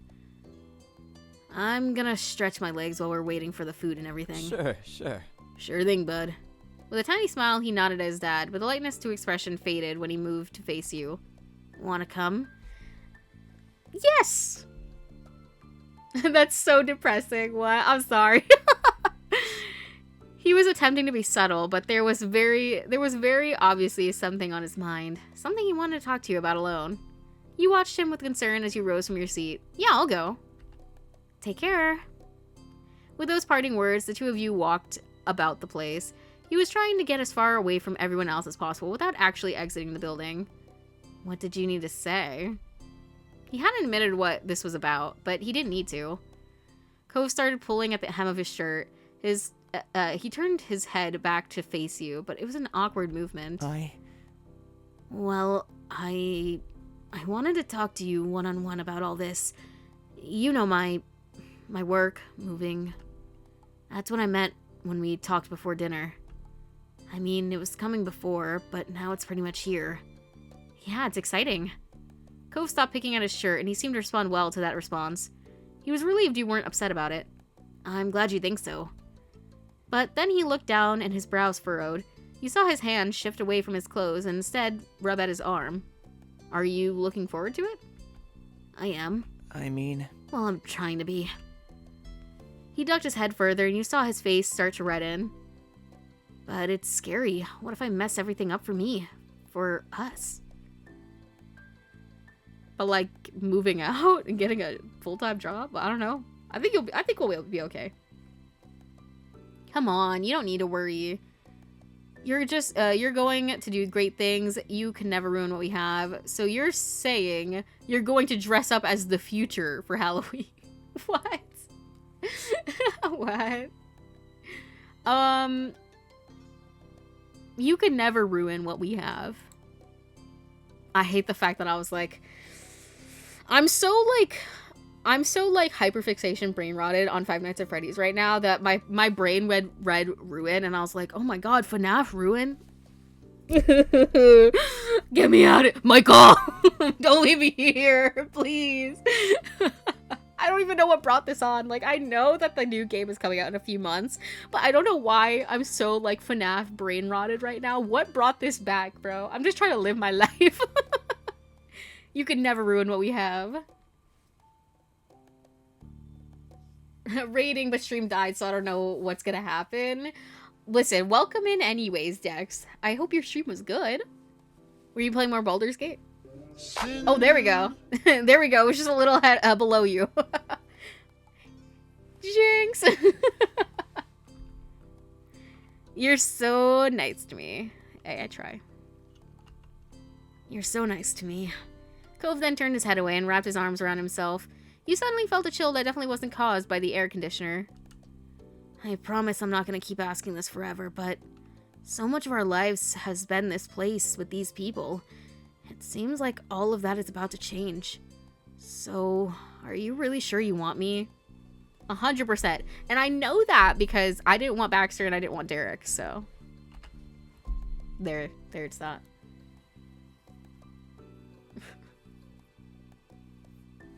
You remembered that night of the Orca fundraiser when you admitted you loved Cove and that you wanted to be with him always. He seemed so confident about it then, but now that you were on the brink... His words came out hesitantly. He didn't want to ask this. He didn't want a no. That's... I'm not just talking about today, but forever. Always. Even if things change later. Right now, do you feel we can make it? Or do you think we can't last?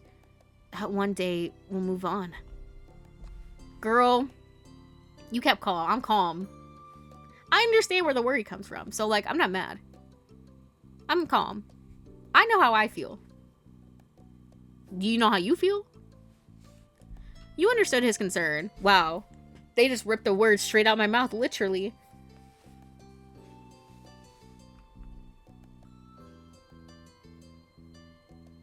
So glad Twitch added them. I didn't realize those are base emotes. In the Twitch base emotes, they should be pretty high up. I did not realize that. That's interesting. You understood his concern. It was definitely hard to imagine what would happen. However, you didn't let yourself get upset. I want it to be forever. Yes, Cove, no matter what happens, I want to be with you. I'm yours as long as you want me. I'm gonna say... I want it to be forever. Oh, no. Nah, I'm gonna say this because it's the most cheesy. I need the cheese. You were in love with him. There was no way you were gonna let this fall down the wayside. Cove laughed with a delicate smile on his face. Okay, you win. I wanted to prepare myself for the horrifying unknown, but you're kind of giving me no choice but to be optimistic here. His eyes sparkled with mischief. Strong armor. I am a strong armor. I'm like, nope, you can't be upset, not in my house. That's right. Oh no, I can't believe you're forced to have hope about life. I'm happy to hear that. You're welcome, you snickered. Oh no, I can't believe you're forced to have hope about life. His lips twitched up at your sarcasm. Right? I know, how am I gonna get past this? He gave a small smile and then stopped choking around. Thanks for listening to me, Luna. It helped. He felt pleased that his anxiety had eased after talking it out. Want to go back to the table? I bet everyone's wondering where we've been, what we've been up to. Yeah. Oh yeah, I forgot what we were doing here. That'd probably be good. With matching smiles, you both reclaimed your seats at the table. Both of you felt lighter, and it showed. Bro. My sister and my cousin are messy. These bitches are messy. Immediately, both of them were like, I feel like I kind of wish I told, Liz, but she already knows, obviously. But like all those years ago. Hold on, I gotta do some drink rearranging here. I gotta move my water bottle in second position and my culotta to front position. I have multiple coasters for a reason. You seem happy. What was that? Yeah, it seemed like you were having quite the conversation over there. It's neighbor stuff. Sorry. Well, not for long, bitch, because you're about to move. It's neighbor stuff. Sorry. I used to be your neighbor. He waved off their questions, and you didn't offer any explanations. They still seem curious, but caught that Cove wanted to stay between the two of you and let it drop. Things relaxed, and you took a sip of your drink. Lee idly tapped the table and got your attention. I'm so excited to try this place. I'm not sure I've ever even really eaten here. It's more Luna's place than mine. Let's hope it's good. All the restaurants in the area are pretty top-notch in my humble opinion. I feel like Cliff could eat anything. Like him and Cove give garbage disposal. Yo, Val, thank you so much for the raid. Welcome in, you guys. We're back at it again. We are ending step 3 here. It's summer is ending. We're having a little family dinner with my fam, my cousin Lee, who's the top right, and then Cove and his dad. His dad's on the left there. And my sister Liz, she's in the front. Hello. All the restaurants in the area are pretty top-notch in my humble opinion. No, not this game. I'm going to smash on Cove and not be able to go to sleep. Listen, that's so real, bro. That's so real. Cove smash, Cove dad smash. That's so real. Oh no, I'm not even a girl. I'm not even tapped in. We'll see. Listen, I'm just trying to get my food, bro. It was a challenge issued. Liz carried herself like some sort of professional food critic, and Mom snorted. Tough crowd, Liz. Jeez. Ma giggled and chimed in as well, much to Liz's embarrassment. That's right, Lizzie. Jeez. Oh, jeez Louise. Jeez, rude. Hey, be nice to Liz. Hey, listen, I'll comfort my sister. Hey, be nice to Liz. She doesn't even say it that much anymore. Everyone burst out laughing, besides Liz, of course. She smirked. No one could ever accuse your family of being no fun. All classic grocery store. Bro, it's past 1 a.m. here, but I don't feel sleepy. Listen, hopefully, you know, have a little lay down, and maybe this could help. I don't know. I know some people says, say it has. Night fell soon after everyone finished their meals, and before you knew it, you were standing in the parking lot, saying your goodbyes, and packing up the cars to go home. After the last of the chores were done, your family spent more time together. The rest of the night felt like it was going by in a blink of an eye, and somehow the time came to retire to your room to sleep. Oh yeah, and speaking of sleep for everybody, if anybody needs to go have a little sleep or rest, by all means do so. Thank you for stopping by if you're heading out, but I appreciate you nonetheless. All that, you know, Twitch shit aside. back to the smashing. No, I'm kidding. Who said that? That I felt. The rest of the night felt like it was going by in the blink of an eye, and somehow the time came to retire to your room to sleep. You pulled your covers up to your chin and settled down for the night, getting warm and cozy. Must go eat, but we'll be lurking. Yo, enjoy your food and enjoy your lurk as well. Good night, good night. As your head sank into your pillow and you closed your eyes, your mind drifted back to everything that happened today. Bro, I would not be surprised if Cove starts scrambling up my fucking window right now. This seems like the perfect time for him to do so. You could see it now, behind your eyelids, as though you were experiencing it all over again. And then the image of Cove popped into your head, and you smiled softly to yourself. You decide to send him a text to chat. You decided to text him to come over. You wanted to sneak out to his room. You were feeling tired, so you snuggled deeper into bed. Well, I'll tell you right now, we're not doing that last one. Either I'm coming over or he's coming over. I mean, he's got the bigger bed than me. He's got the bigger bed than me. Let's just be real. So if I'm gonna sneak over anywhere, I don't want to sneak in my fucking twin-size bed, brother. Like, yes, we're gonna be close, but anyways, but like, I need a little bit of space. I overheat very easily. I'm gonna sneak out of his house. For once, you know? Flip it on his head a little, you know what I'm saying? He's always making the effort to sneak into my room. Where's me sneaking into his room? If Cove could do it, then you didn't see why you shouldn't be allowed to. You made up your mind. Besides, if his dad catches us, his dad's gonna be way more chill than my mom's are, if they catch us. As quietly as you can manage, you put on your shoes and slipped out of your room, closing the door behind you softly. Heading downstairs, you took care not to make the floors creak, especially the boards right by the bathroom. Those definitely squeaked. The stillness of the night made even the slightest sound seem so much louder to your ears, and you were very aware of your mom sleeping nearby. Upon reaching the bottom, you tiptoed towards the front door. Slipping out into the crisp night air, you shut the door and took a relieving breath. Excitement rising, you dashed across the street towards Cove's house. You could probably turn up at Cove's front door and his dad would be happy. That's actually real. The road, too, was surreal at this hour, familiar and yet strange. It might have been eerie at another time, but with how eager you were, you hardly cared. You attempted to find your way from the normal footpath to the side of the condo, but the limited light was making it difficult. You knew for sure which window was Cove's, and luckily for you, it was on the first floor. Unlike Cove, you wouldn't have to do any building scaling, thank God. All you needed to do now was make it safely over the fence and past the bushes without being caught or injured. Sneaking closer, you glanced over the hedges towards Cove's bedroom window, finding it cracked open. Perfect. If I was a burglar, he'd be dead.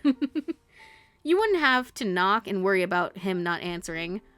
So instead, I'm going to creep in his room and stare creepily over his bed. Like fucking Edward in Twilight. Hosting yourself up with ease, you cleared the fence and avoided the shrubs, and then darted over the window. To the window. You buzzed with a nervous excitement as you approached it in the dark, having successfully made it all the way here unseen. Lifting the window up so it's open fully, you pushed yourself halfway through, your legs dangling into the underbrush below. It was a little awkward, as a small shelf was right in the way.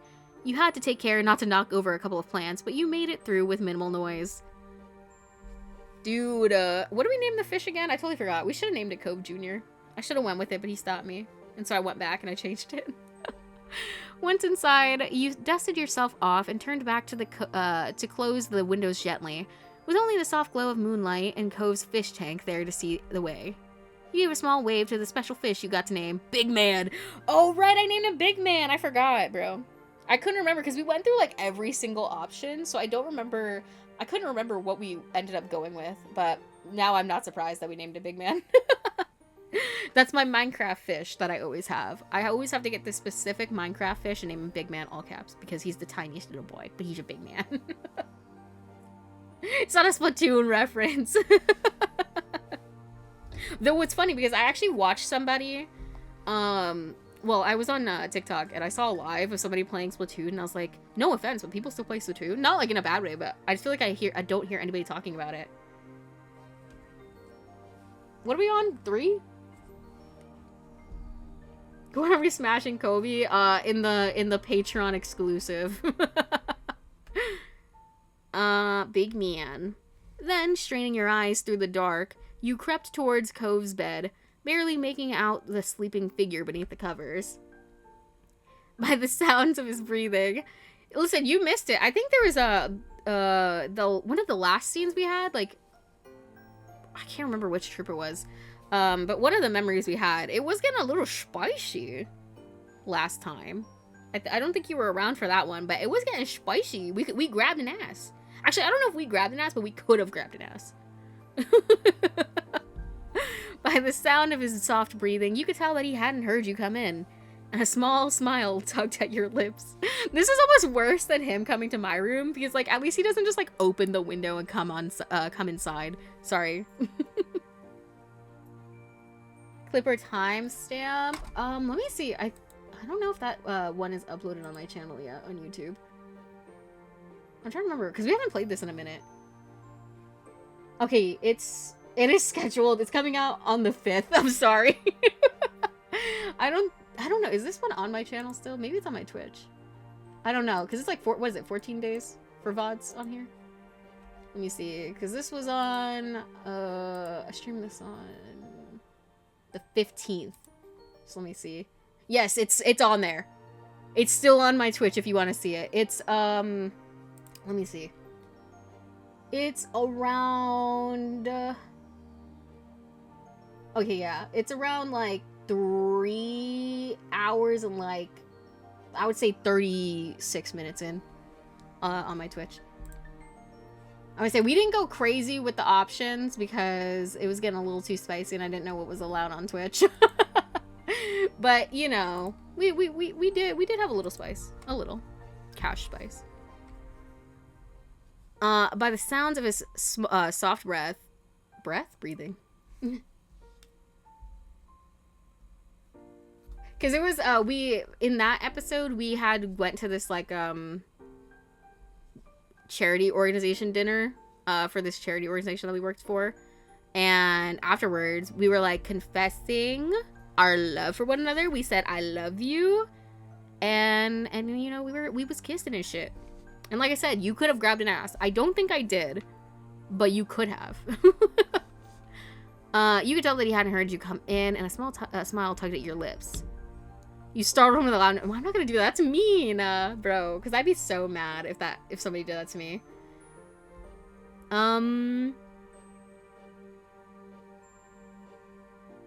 Whisper, I guess, or nudge. I don't know, what's like less creepy? That's spicy. No, not crazy. Yeah, this game is not like crazy and not safe for work. But it was getting a little hot and heavy. Just a little. That's a treat.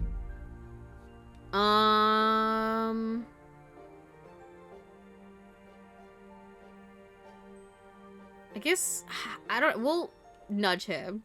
Because I'm like, imagine just somebody's like whispering your name. Like, wake up.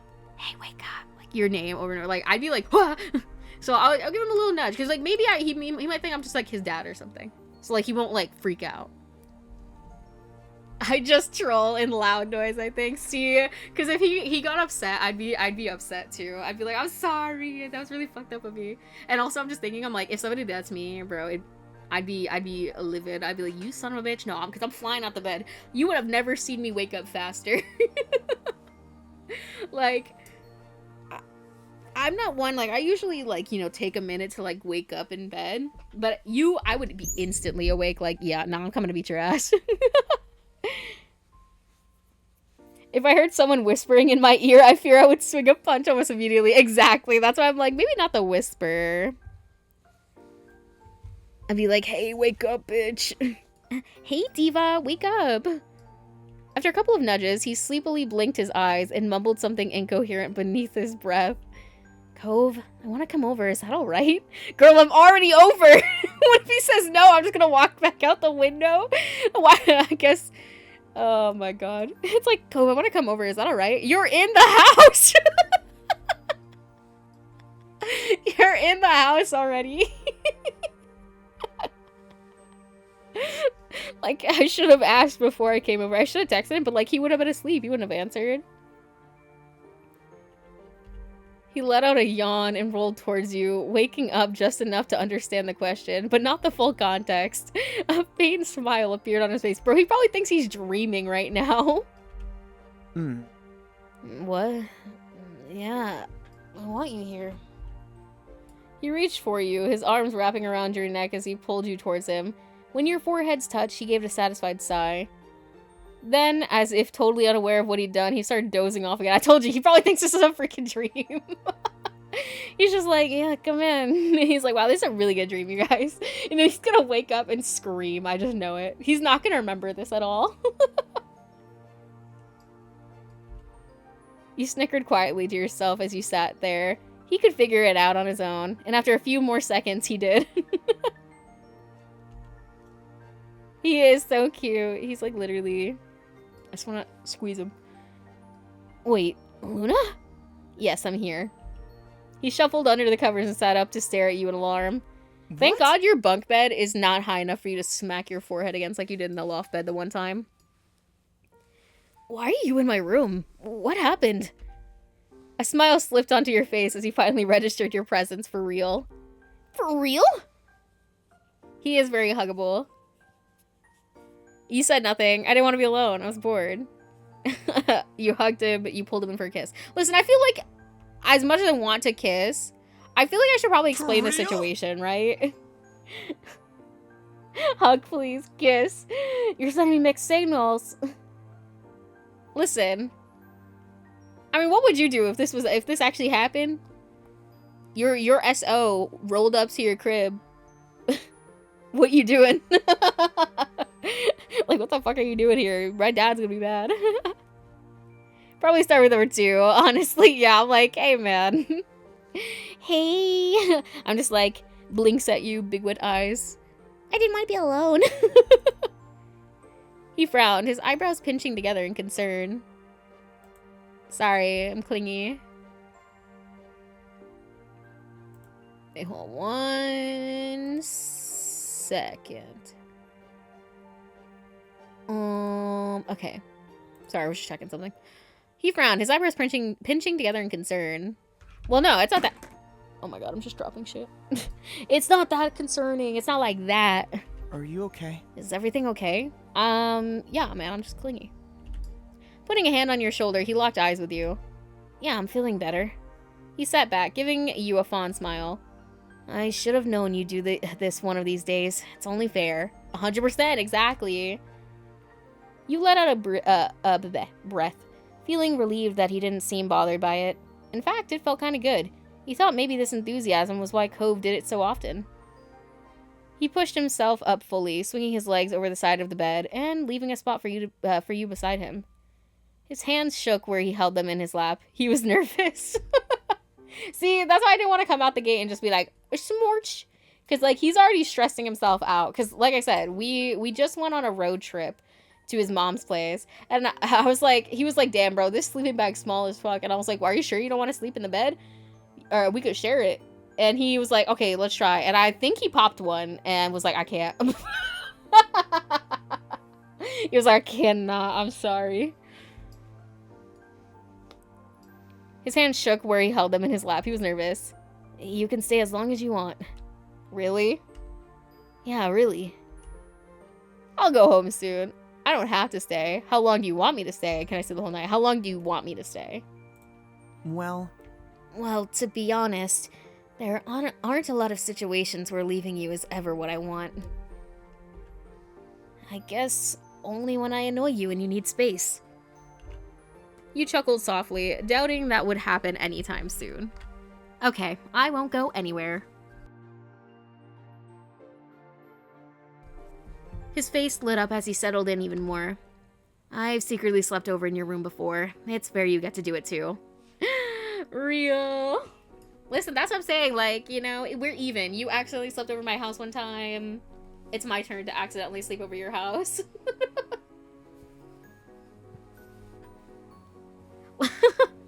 Not secretly as in I didn't know about it, but secretly as in, like, our parents didn't know about it. It is the way it was phrased sound like I secretly slept in your room without you knowing. Listen. No, yeah, it was, I think it was in step 2. We invited, or he snuck in, and then we fell asleep, and forgot that he was there. Oh, I'm running over my charging wire. I'm like, what the fuck am I running over, girl? There was one, I saw one comment one time from somebody, that was like, you know, they could have made Cove a yandere if they wanted to. Because, like, he's, like, sometimes too codependent. And I'm like, well, listen, I was equally codependent, so I didn't notice. Listen, I don't know how I feel about Yandere Cove. I feel like that'd be like too extreme for him. I haven't seen him be like super possessive, so maybe like in their route he was more possessive or whatever, but like I'm more possessive of him than he is of me. Cove smash. Yeah, agree. Here, let's see where this goes. Let's see how wild we get on a Friday night. I say that, but it's, what is it, Tuesday or Wednesday? What day is it? It's Wednesday. Oh shit, my birthday's in a few days. My birthday's in 3 days on the 29th. What the fuck? I swear, if I don't realize it's my birthday, I'm gonna be so mad. I don't know what I'm gonna do on my birthday. I think I'm gonna play whatever games I want. As my little treat, I'm gonna play whatever games I want, but I just don't know what I want to play yet. You snickered, feeling pleased with your decision to do this. Well, it looks like you might be getting the floor yet again. Okay, but there's no way I'm letting you take the floor this time. Bro, I'm not putting him on the floor. Get in the bed. Now! Here we go again. You rolled your eyes and let out a soft laugh, which Cove returned as he rubbed at the back of his neck. No, seriously, you can have the bed. I want to share. Can you try to stay? I'll take the floor, I insist. I wouldn't mind if you took the bed. I appreciate you taking the floor. I don't know. Because, like, I don't want to push him. Like, would I like to share the bed? Yes. But the last time he was uncomfortable doing so. So I don't want him to feel like he has to. Just because I want to. Because I feel like this time, like, he's like, oh, she's asking again. Like, I really should just stay this time. So I'm like, I'm scared. Yeah, I'm rushing to get your B-Day gift finished in Grimwood. That's so good. I'm definitely going to pop on Grimwood for my birthday. Because I think I do, like, every year.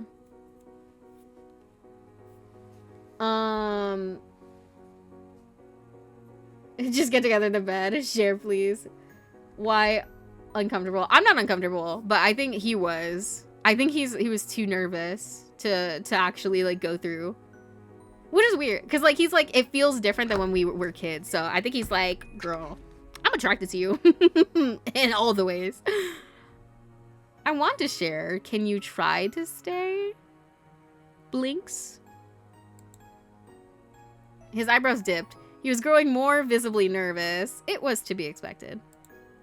But after what happened last time, you'd been waiting for another chance. You hoped he felt the same, and it seemed he did. Yeah. Yeah, this time we can share. You really want to stay? You won't leave to be on the floor? He nodded. Holding back your delight, you tried not to grin at his sudden resolve. We're gonna share the bed. You could hear the tremble in Cove's voice as he held his hands together to keep them from shaking. He let out a breath and shook his hands in front of him, mentally preparing himself. It's gonna be all right.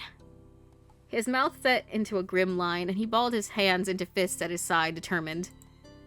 It's not that serious. You felt nervous about it yourself. You were glad he was making the effort. You stayed calm. Listen, if I showed that I'm not worried, then he won't be worried. You simply waited for him to ready himself and gather his nerves. It only took a couple of moments longer before he turned to you, attempting a weak smile. Ready? Why are you asking me, girl? Ask yourself. Yeah, let's get in there. He took another deep breath, and you slipped under the covers, making room for him to get in after you. Laying as straight as a steel rod, Cove tensed up beside you, so still he was barely breathing at all. You rested on your side and faced him, your eyebrows pinched in the middle as you watched him. He looked back at you deeply. Do you need more time? I can leave until you're more set up here. No, please don't go. I just want you to stay with me. Ever so slowly, he began to relax, his fingers tentatively brushing up and down your arm. His eyes shut, lashes fanning over the tops of his cheeks. I bet you has fucking better eyelashes than me, too. I don't know why that's also a trait I've noticed on a lot of guys. For some reason, they'll have better eyelashes than I do. Like, how is that fair? Give me your eyelashes. You don't need them. You don't want them. You still half expected him to run away like last time. That blush, I can't. Oh my gosh. But he didn't. He stayed right where he was. Don't worry about it. You don't have to worry about me. Doing stuff like this isn't a problem, it's a process. You nodded in understanding, even though he couldn't see it, giving him time to settle his nerves. After fluffing up your pillow and getting yourself comfy, you stayed quiet. You know, I will give this to Cove, though. He does have 2 pillows. He does have 2 pillows, so green flag. After fluffing up your pillow, getting yourself comfy, you stayed quiet. Eventually, see, I need 2 pillows to sleep, though. I'm not gonna lie. Like, if I just slept on 1 pillow, I think my neck would be broken. Like, it's too flat. I know you shouldn't have your neck, like, inclined, but, like, I can't sleep any other way. Optimal pillow amount. Who turned up the heater? What do you mean? Back to my eyelashes. I'm just imagining, like, just, like, a really, like, hyper-realistic, just, like, hydro, just blink, blink. Like some cursed shit fucking Matt would draw, probably. 2 pillows, no more, no less. Yeah, but, like, if you have a significant other, you gotta have 2 extra pillows, just in case. Listen, I'm excusing him now because, like, I don't normally stay over his house, but when he gets that apartment, if I don't have 2 of my own pillows, we might have to fight. Funny, I don't use a pillow, or rather, I do use it, but as a chest, like, I'm sorry, so you're just, like, your head's just raw dogging it, bro?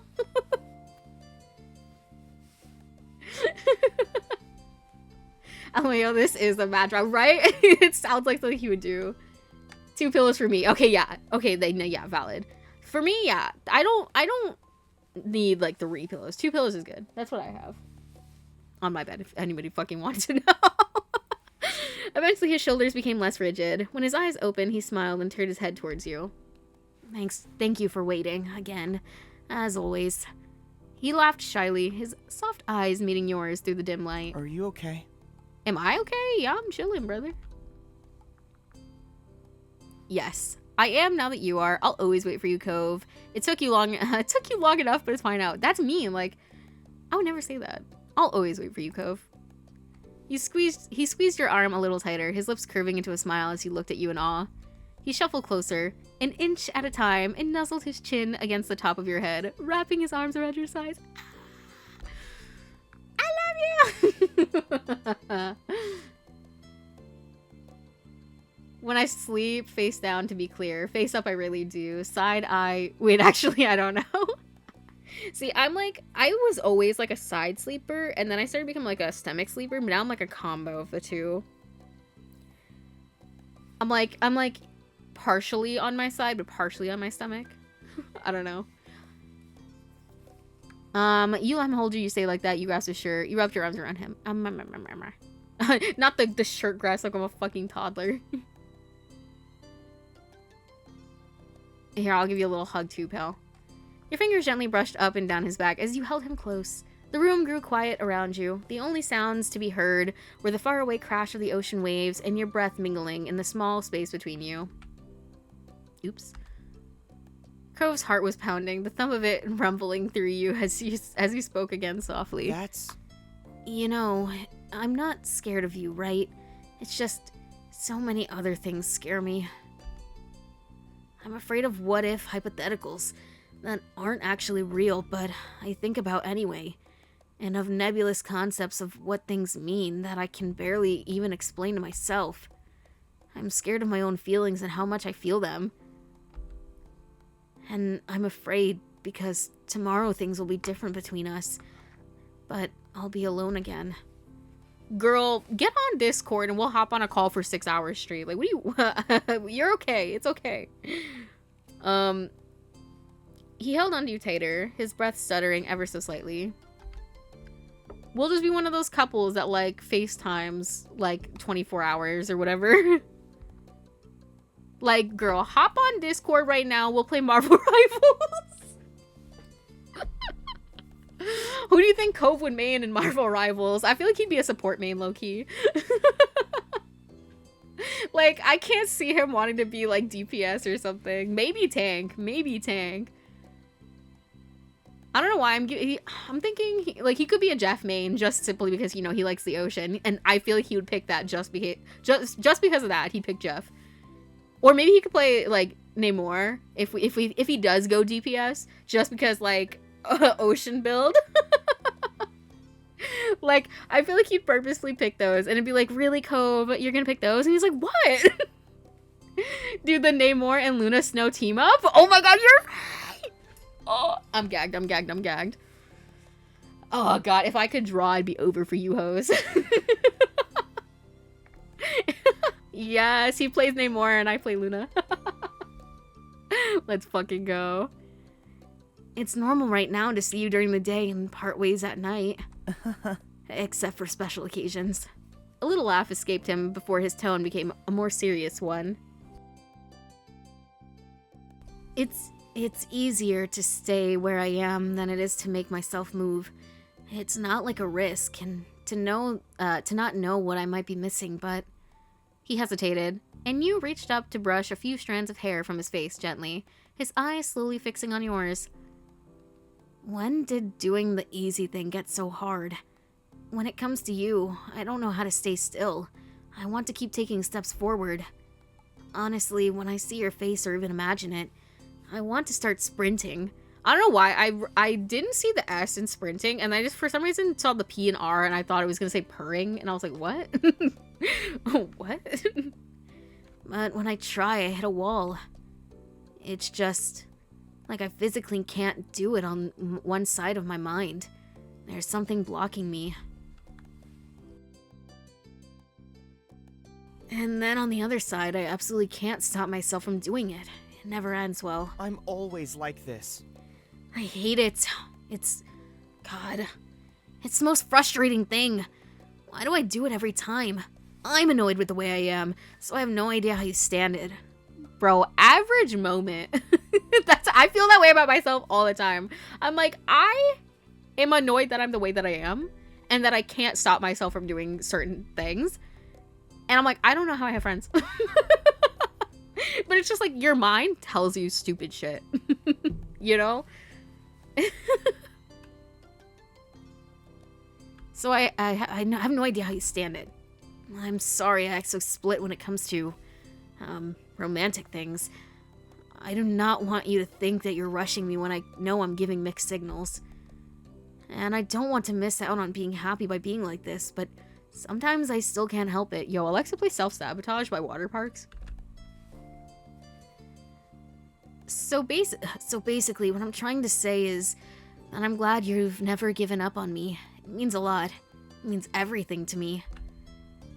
You don't give up on me either. You've always been there whenever I really needed it. It's who you are and I accept you. You smile in understanding.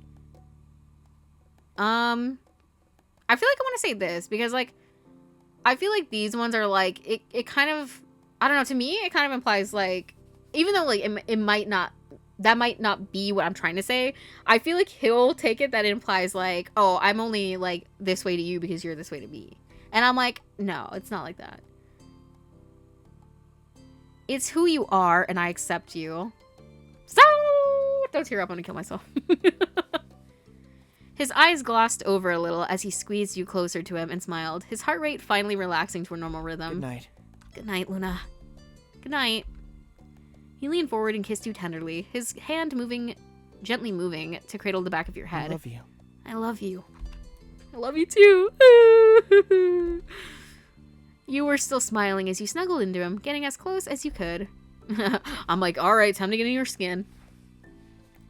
Cocooned in his warmth, you easily grew comfortable next to him, feeling him ease into you as well. Before long, your eyes were growing heavy, and you drifted off into a restful sleep side by side. Sorry, I almost said resentful, girl. Restful sleep. The next morning, you were lost in a comfortable dream, until a loud noise startled you awake and your eyes flew open, wildly searching for the source of the noise. Quick, do you have a closet? I'm gonna hide on the side of the bed between the bed and the wall.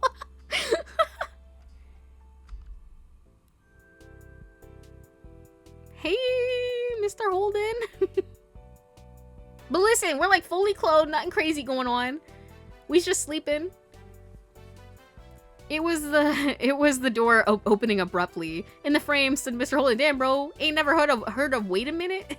Smiling brightly. He hadn't seemed to have noticed you straight away. Get your butt out of bed, sport. Mom's here. Oh, fuck, I forgot Kylo was here. Oh my god. But it's a good thing I didn't ask him to come over my house. Because then he would have came in, been like, where's my son? And then he'd been like, he's at that place again. I'll teach him a lesson when he comes back. Oh. It's GG's. Run's dead, GG. Literally.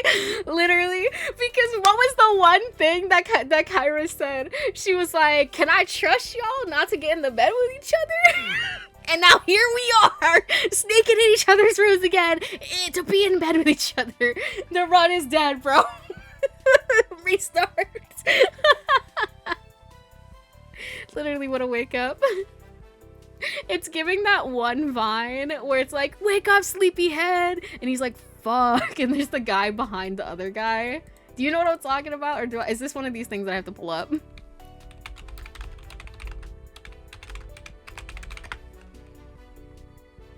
Okay, wait, hold on. Let me click this.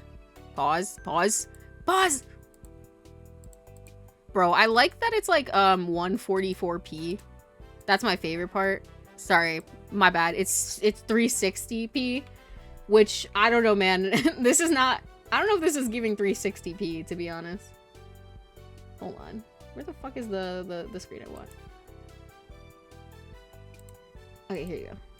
Here, if you do not know the Vine, this is what the Vine looks like. Oh, sorry, I fucking have my thing muted. Oopsies.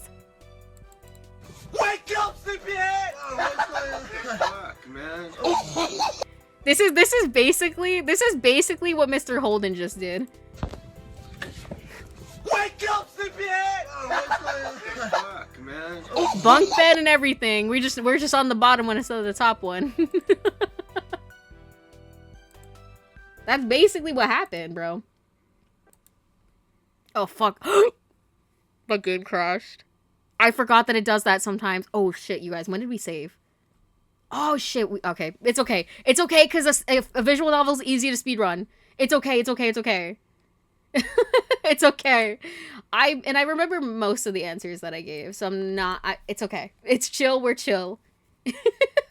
When will I learn my lesson? When will I learn that my inability to save will have consequences?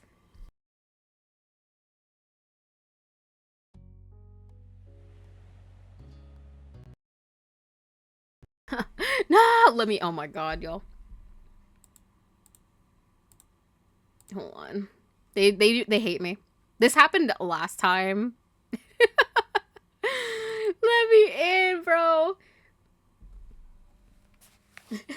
Runs back up. Let's go. Restart the timer.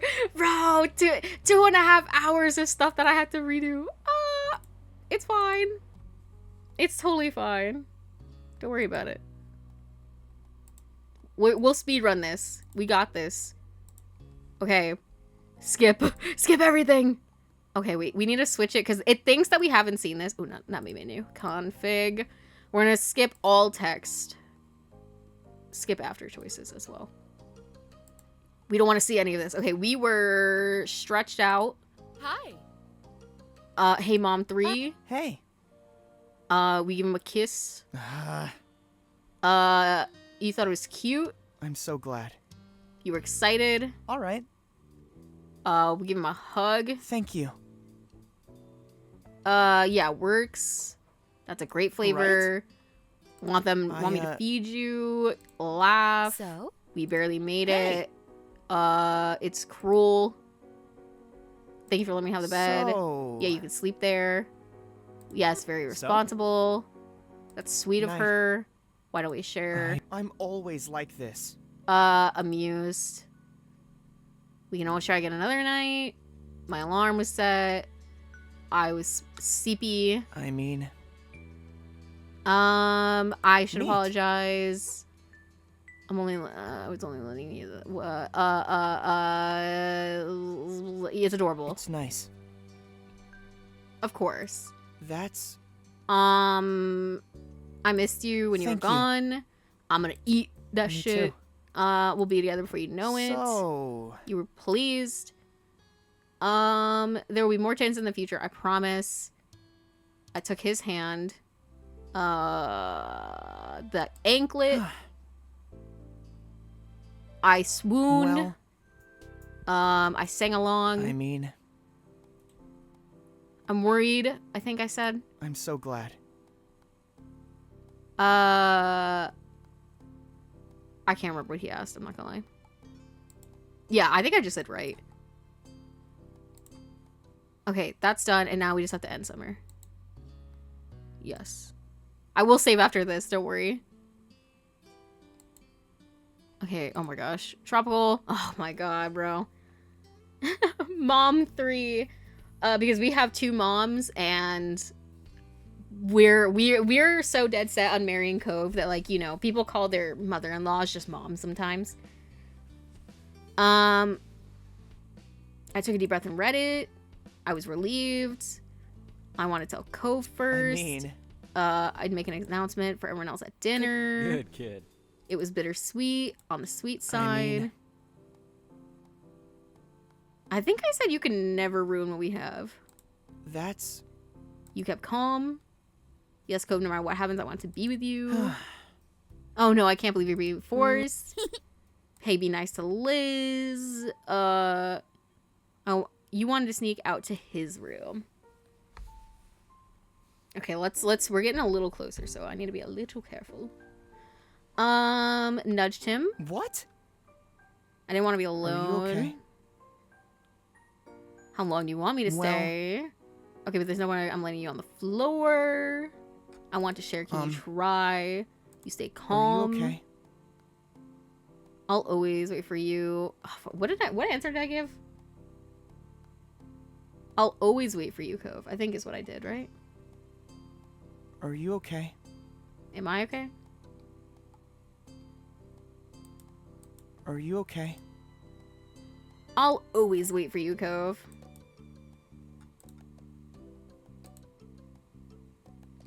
I'm always like this. It's who you are and I accept you.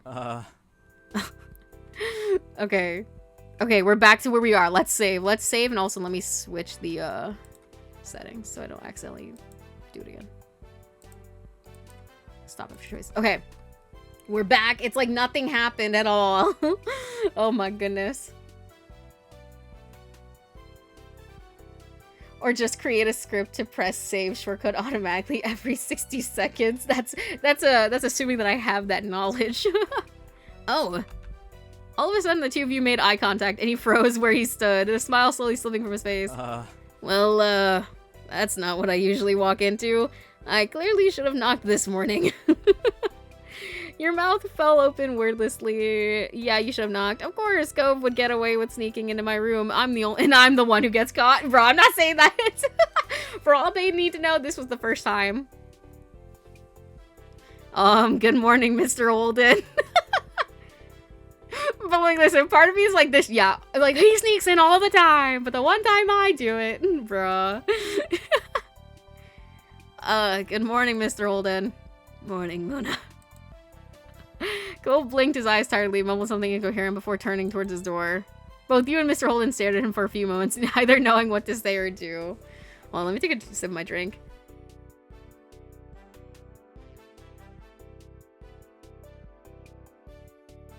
I think they need to allow Cove to say fuck right now. Cove, who continued looking at his dad dozily, was obviously having a hard time trying to process the situation. Then his eyes widened. Dad? Cove scrambled on the bed in an attempt to get to his feet, pushing the covers back off both of you. Forgetting there was an overhanging ceiling above him, he shot. Oh my god, bro. How many times is he gonna give himself a freaking concussion? But listen, like I said, I bet you this would have happened if my moms would have just like kicked the door open if he stayed at my house. So like I said, if granted they don't tell my parents, We could get out of this. We could get out of this. But Kyra's here, so I think she would snitch. His head shot upwards and hit his head on the wood. Oh my god. It's like if you took a shot every time Cove did something like this, bro. Ow. He flopped back down on his pillow, pressing his hand to his head and groaning loudly. You laughed at the scene, you gasped in horror. Cove, you could only stare in shock. Cove! You reached out towards him instinctively. Cove, buddy, you alright there? When I have a problem, I love both of them. Technically, as far as I'm aware, Cove's dad is still single. Does not seem like Kyra's trying to make any more moves, so that's kind of free real estate. Mr. Holden stepped further into the room, his eyebrows furrowed in concern. He bent down towards the sun. Yes. Yes, please just go. Okay, I'll leave. Don't tell my mom. Please, don't tell my moms. I forgot. Okay, but note to self once more. I think I forgot that our life does not like when we switch tabs, so I need to make a mental note not to do that again. or save first before I do, at least. Cliff held his hands in front of him in a calming gesture, even though Cove couldn't see it. He turned to make his exit, but stopped abruptly in the doorway, obviously deciding he had something more to say. I know we've talked about this before, but I feel like now is one of those times to mention that I was barely older than you when I found out I was gonna be a daddy, so... Mr. Holden! Fucking Cliff, bro. I am telling you right now, that's not happening.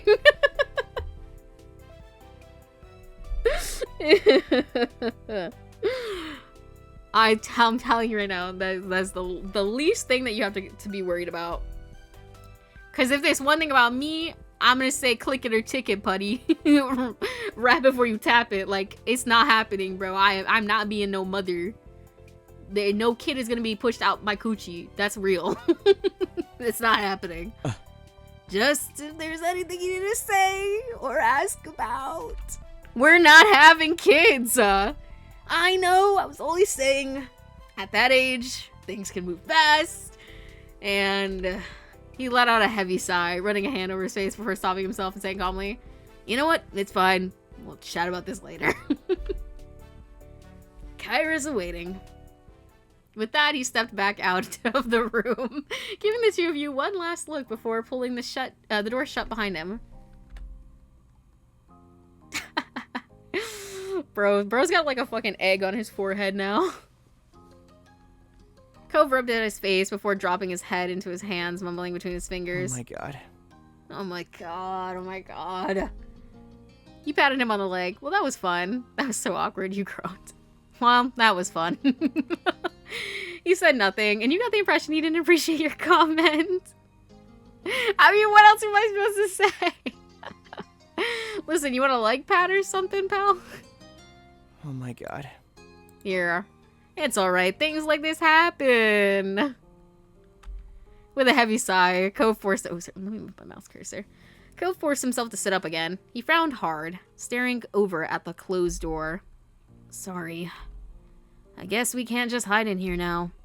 He gave you a sidelong glance, and despite his displeasure at the situation, a small smile quirked his lips. It's nice. It's too bad. It had been really nice. Too bad is right. I hope we'll get the chance to do this again soon. Well, I mean, with your man's getting his own apartment. I'm just saying. You found yourself smiling along with him. The two of you took a few minutes to get up properly and get yourself as ready as possible. Cove put his glasses back on before heading out to see Kyra. Hey! Just pat him, yeah, he's okay. Kyra was waiting patiently in the living room. She was in high spirits. With her eyes set on the hallway, her amused smile only widened when you and Cove froze. I mean, it's not like sleeping over is forbidden, is it? Well, I mean, I don't know if we've ever been allowed to sleep over in the past, so. And also the fact that, like, neither of us asked if the other, if the other could come over. I just appeared in the house. Like an entity. Kyra was waiting patiently in the living room. She was in high spirits, with her eyes set on the hallway. Her amused smile only widened when you and Cove froze. It didn't take long for the realization to sink in that the scene must have been loud enough for her to hear even from here. Oh, hey. Well, listen, I wasn't like screaming and crying, so. Cove tried to look unimpressed, eyes narrowing over Kyra's smug delight, though. Though his face was already turning red and his mom hadn't even said anything yet. He squared his shoulders, lifted his head, and strode forward. Hey. Hi, Mom. Hi, baby. And hello to you too, Luna. Her tone cracked in her greeting, and then she just gave in and laughed, unable to keep any of it in. Cove frowned at that, and his eyebrows furrowed. Sorry for the interruption. I didn't know you already had guests. His frown wobbled as he became even more embarrassed by this moment. He couldn't even muster up any words to defend himself. Leave my man alone! Well, it's not like anyone's surprised by this, so like, why are we even pretending? Kyra laughed even harder this time. As it slowed, she brought her hands up to cover her mouth, but you could both still see her shoulders shake. Cove still looked mortified, but he shot you a stern look. All he could do was smile. Cove was still unable to say anything, other than his teeth biting into the inside of his cheek. He stood there frozen. Kyra studied you both for a moment. It's all right. It's okay. My not-so-little mister spreading his wings. I can't complain about that. She lightly tapped the tip of his nose, and that got a tiny smile out of Cove. Despite being much taller than Kyra at this point, he still seemed like a little kid in front of her. You released the air you were holding in your lungs, and then Kyra's gaze locked onto you. You know, we were just about to go over to see Pam and Noelle. Are you two coming? I'll go. He stretched his arms for a moment and yawned, trying to physically shake off what happened. Sounds good. Yeah, that sounds good. Great. Great, let's do it. It was then that you noticed Mr. Holden standing on the other side of the room. Also, can we talk about the fact that bro said he's like, I was barely older than you. We're 18. So he was like probably 19. Bro got her knocked up. No wonder why they ended in divorce. Who said that? Who said that? Not me. Anyways. Wait, did I actually finish reading this? You figured he must have been trying to create some space for everyone during that last conversation. You could tell he felt a bit awkward, but he tried smiling reassuringly as he scratched the back of his neck. His attention went to Cove. Listen, they're acting like they saw us like butt naked. Like, nah, we were fully clothed. We were just sleeping. It's normal. And the more you try to like force them not to do that, it's the more they're gonna want to do it. That's like, isn't that like the parenting rule or like the rule of kids? It's like the more you try to force them not to do something, the more they're gonna want to do it. So it's like you just have to teach them to be safe, you know? He tried smiling reassuringly as he scratched the back of his neck. His attention went to Cove. But do you want to get changed first? Cove looked down in his pajamas for a moment. He shook his head. No, we don't have to wait for that. Are you sure? It's only a trip across the street. Don't worry about it. I'm alright. Besides, Luna's going in pajamas too. Fair point. Cove then leaned in closer to you. He grumbled quietly. And your moms are gonna figure out what happened anyways, so... Dang. Listen, I still think it's a better choice to have done it here, because we all know it could have been Liz that bumped in. And, you know, at least if she hears it secondhand, it's not as bad as if, like, she saw it firsthand. Yeah. Come on. Anyway, we go. Away we go. With that decided, the four of you headed out across the street to your house. It felt strange waiting there while Mr. Holden knocked on the door. Why would she be mad? No, not Liz. She was. Liz would probably tease me.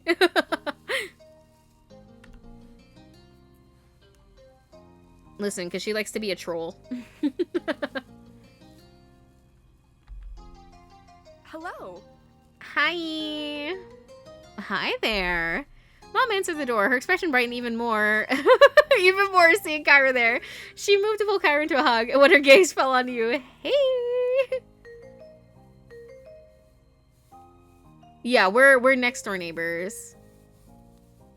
Like literally right across from each other. Then when her gaze fell onto you. Hi, Luna? Hi, Mom. Huh? When did you get out there? Why are you still in your pajamas? Alright, so what happened was,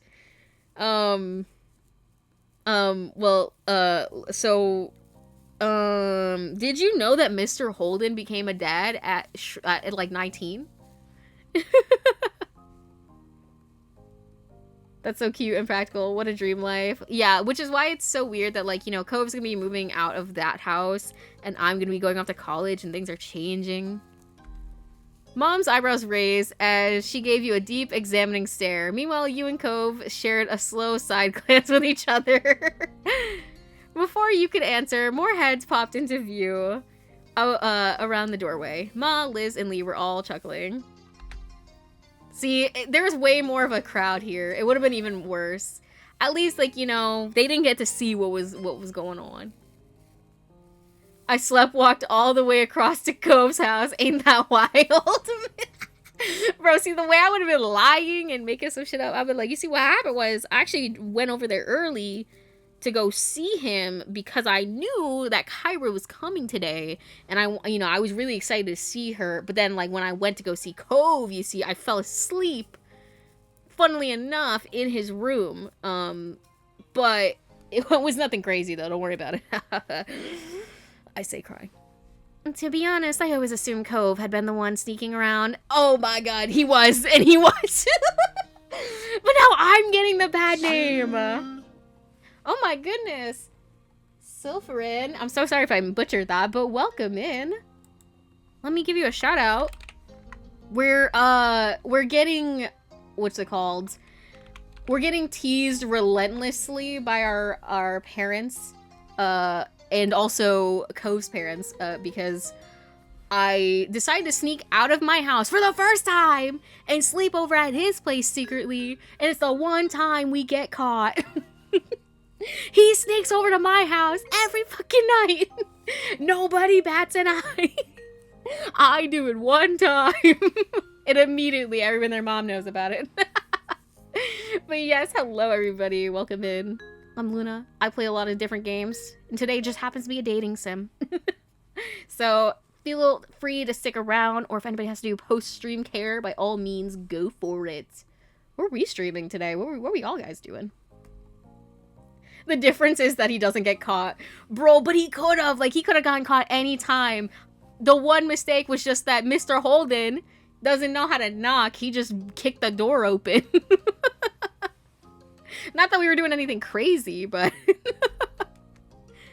To be honest, I always assumed Cove had been the one sneaking around. Her eyes sparkled with amusement, and you had to look away. You noticed Cove's face was burning red again, because we all know that it was true. Somnium Files? I fucking love Somnium Files. Are you guys playing the first one? I love Somnium Files. Listen, Date may be a pervert, but I still love him. I can't help it. He's just a silly little guy, and I love Mizuki. Yeah, first stream of today. I hope you like it. I love it. It's really good. I want there to be a third game so bad. Me clawing at the walls. Give me Somnium Files 3 and my life is yours. Yeah. No spoilers. I wouldn't have spoiled it anyways, just because I know there's a lot of people who haven't seen it. But I do highly recommend it if you like games with mysteries at all. Where were we? Her eyes sparkled with amusement, and you had to look away. You noticed Cove's face was burning red. It was a solid theory, Lonnie. Most likely they've both been breaking and entering. Dude, why are my moms always dragging me through the mud? I wouldn't put it past my baby. He takes after his parents. Mm-hmm. You're right. I can't believe my Luna has been getting up to all that mischief too. This is the first time I've done this. Please. Bro, this is why I can't be a delinquent. Because, like, the one time I decide to be a delinquent and do something bad, like, I get caught. Like, this is why I never do bad things like this. Yo, thank you so much for the follow. Yippee. Yes, get your food. Get your food. Everybody, make sure to eat. Listen, I am a hypocrite. My food is sitting uneaten next to me, but I promise I will eat it after stream. Listen. Mortified, Cove looked like he wanted to disappear, while the adults chuckled and discussed what you and him may or may not have done. Fortunately, they left the conversation there. Enough standing around, come on in. Mom moved aside to usher the group in, and guided them to the living room. Before anyone could get settled in, Mom spoke up. You're all welcome to stay for breakfast. We still have some great spices and stuff from the farmer's market. Of course. Yes, we'd be thrilled to host you. There were eager nods from Mr. Holden and Kyra. I really still find it hilarious that we call him Mr. Holden, but we call her Kyra. Like, I get it because, like, she doesn't have the same name as him, but, like, why don't we call him Cliff? The ultimate punishment deterrent is just to be teased into oblivion. Like, that actually is real, and it would work on me. I'd be like, I can't do this.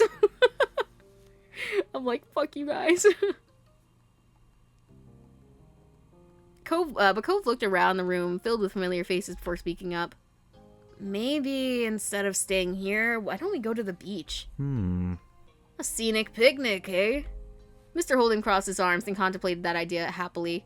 Excited, Kyra clapped her hands together. Yeah. Ooh, we could really make a day out of it. Might as well enjoy the ocean while we can.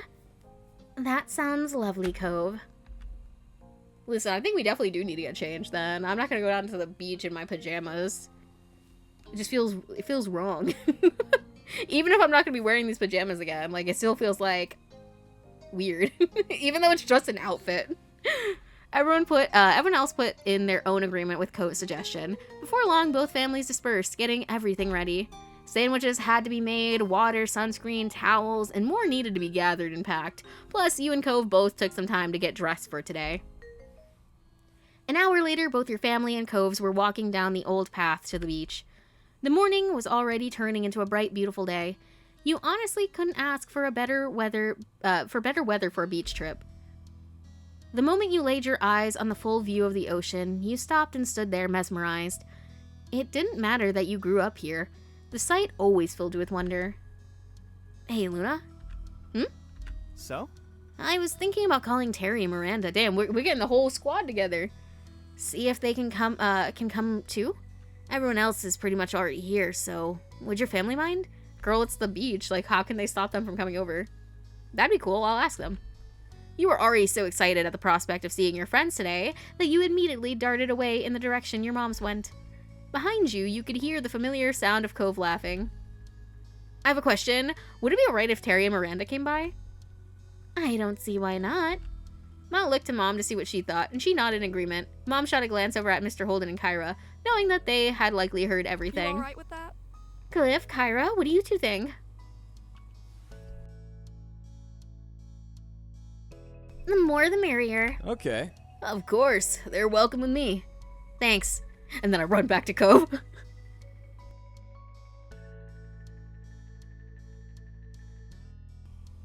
Not gonna lie, I don't feel sleepy yet, but I think I should really go see ya. No worries. Yeah, you're probably not feeling sleepy because you're looking at a screen, so definitely take a minute to just, I don't know, close your eyes, count some sheep. Can we get Shirtless Cove? You're like, wait, I need to see that. If we're gonna get that before I go, but I need to stay. Delighted, you nodded and turned on your heels. Cove was still several feet away, talking to Lee and Liz, likely about the same topic. With a beaming smile, you gave him a thumbs up, and the two of them must have also approved, as Cove quickly got out his phone and started making the calls. At that, you turned your attention to helping with the picnic setup. Unexpectedly, your phone started ringing. You dug it out, curious to see the caller ID.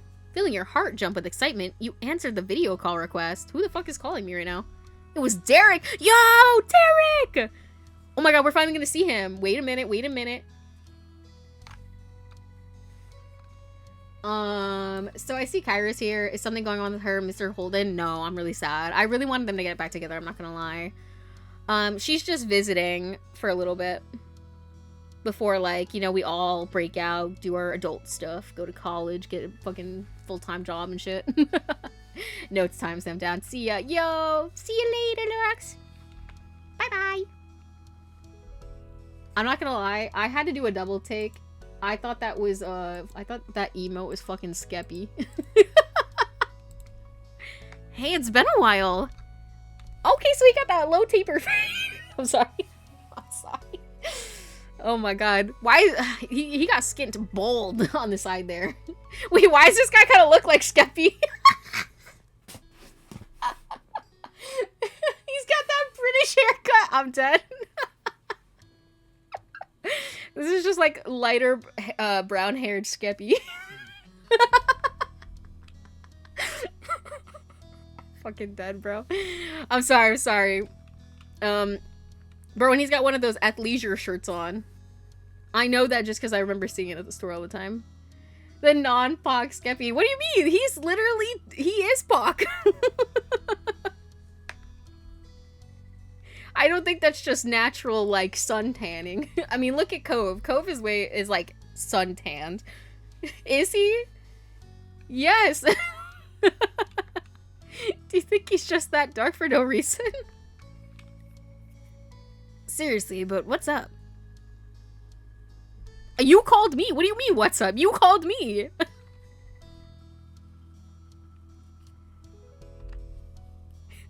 He said, what's up, like he didn't call me. What do you want?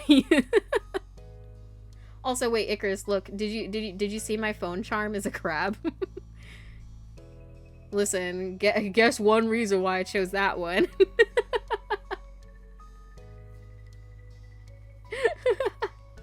Yeah, he definitely bulked up. I wonder how tall he is. I need to see bro in real life, because he was a shorty.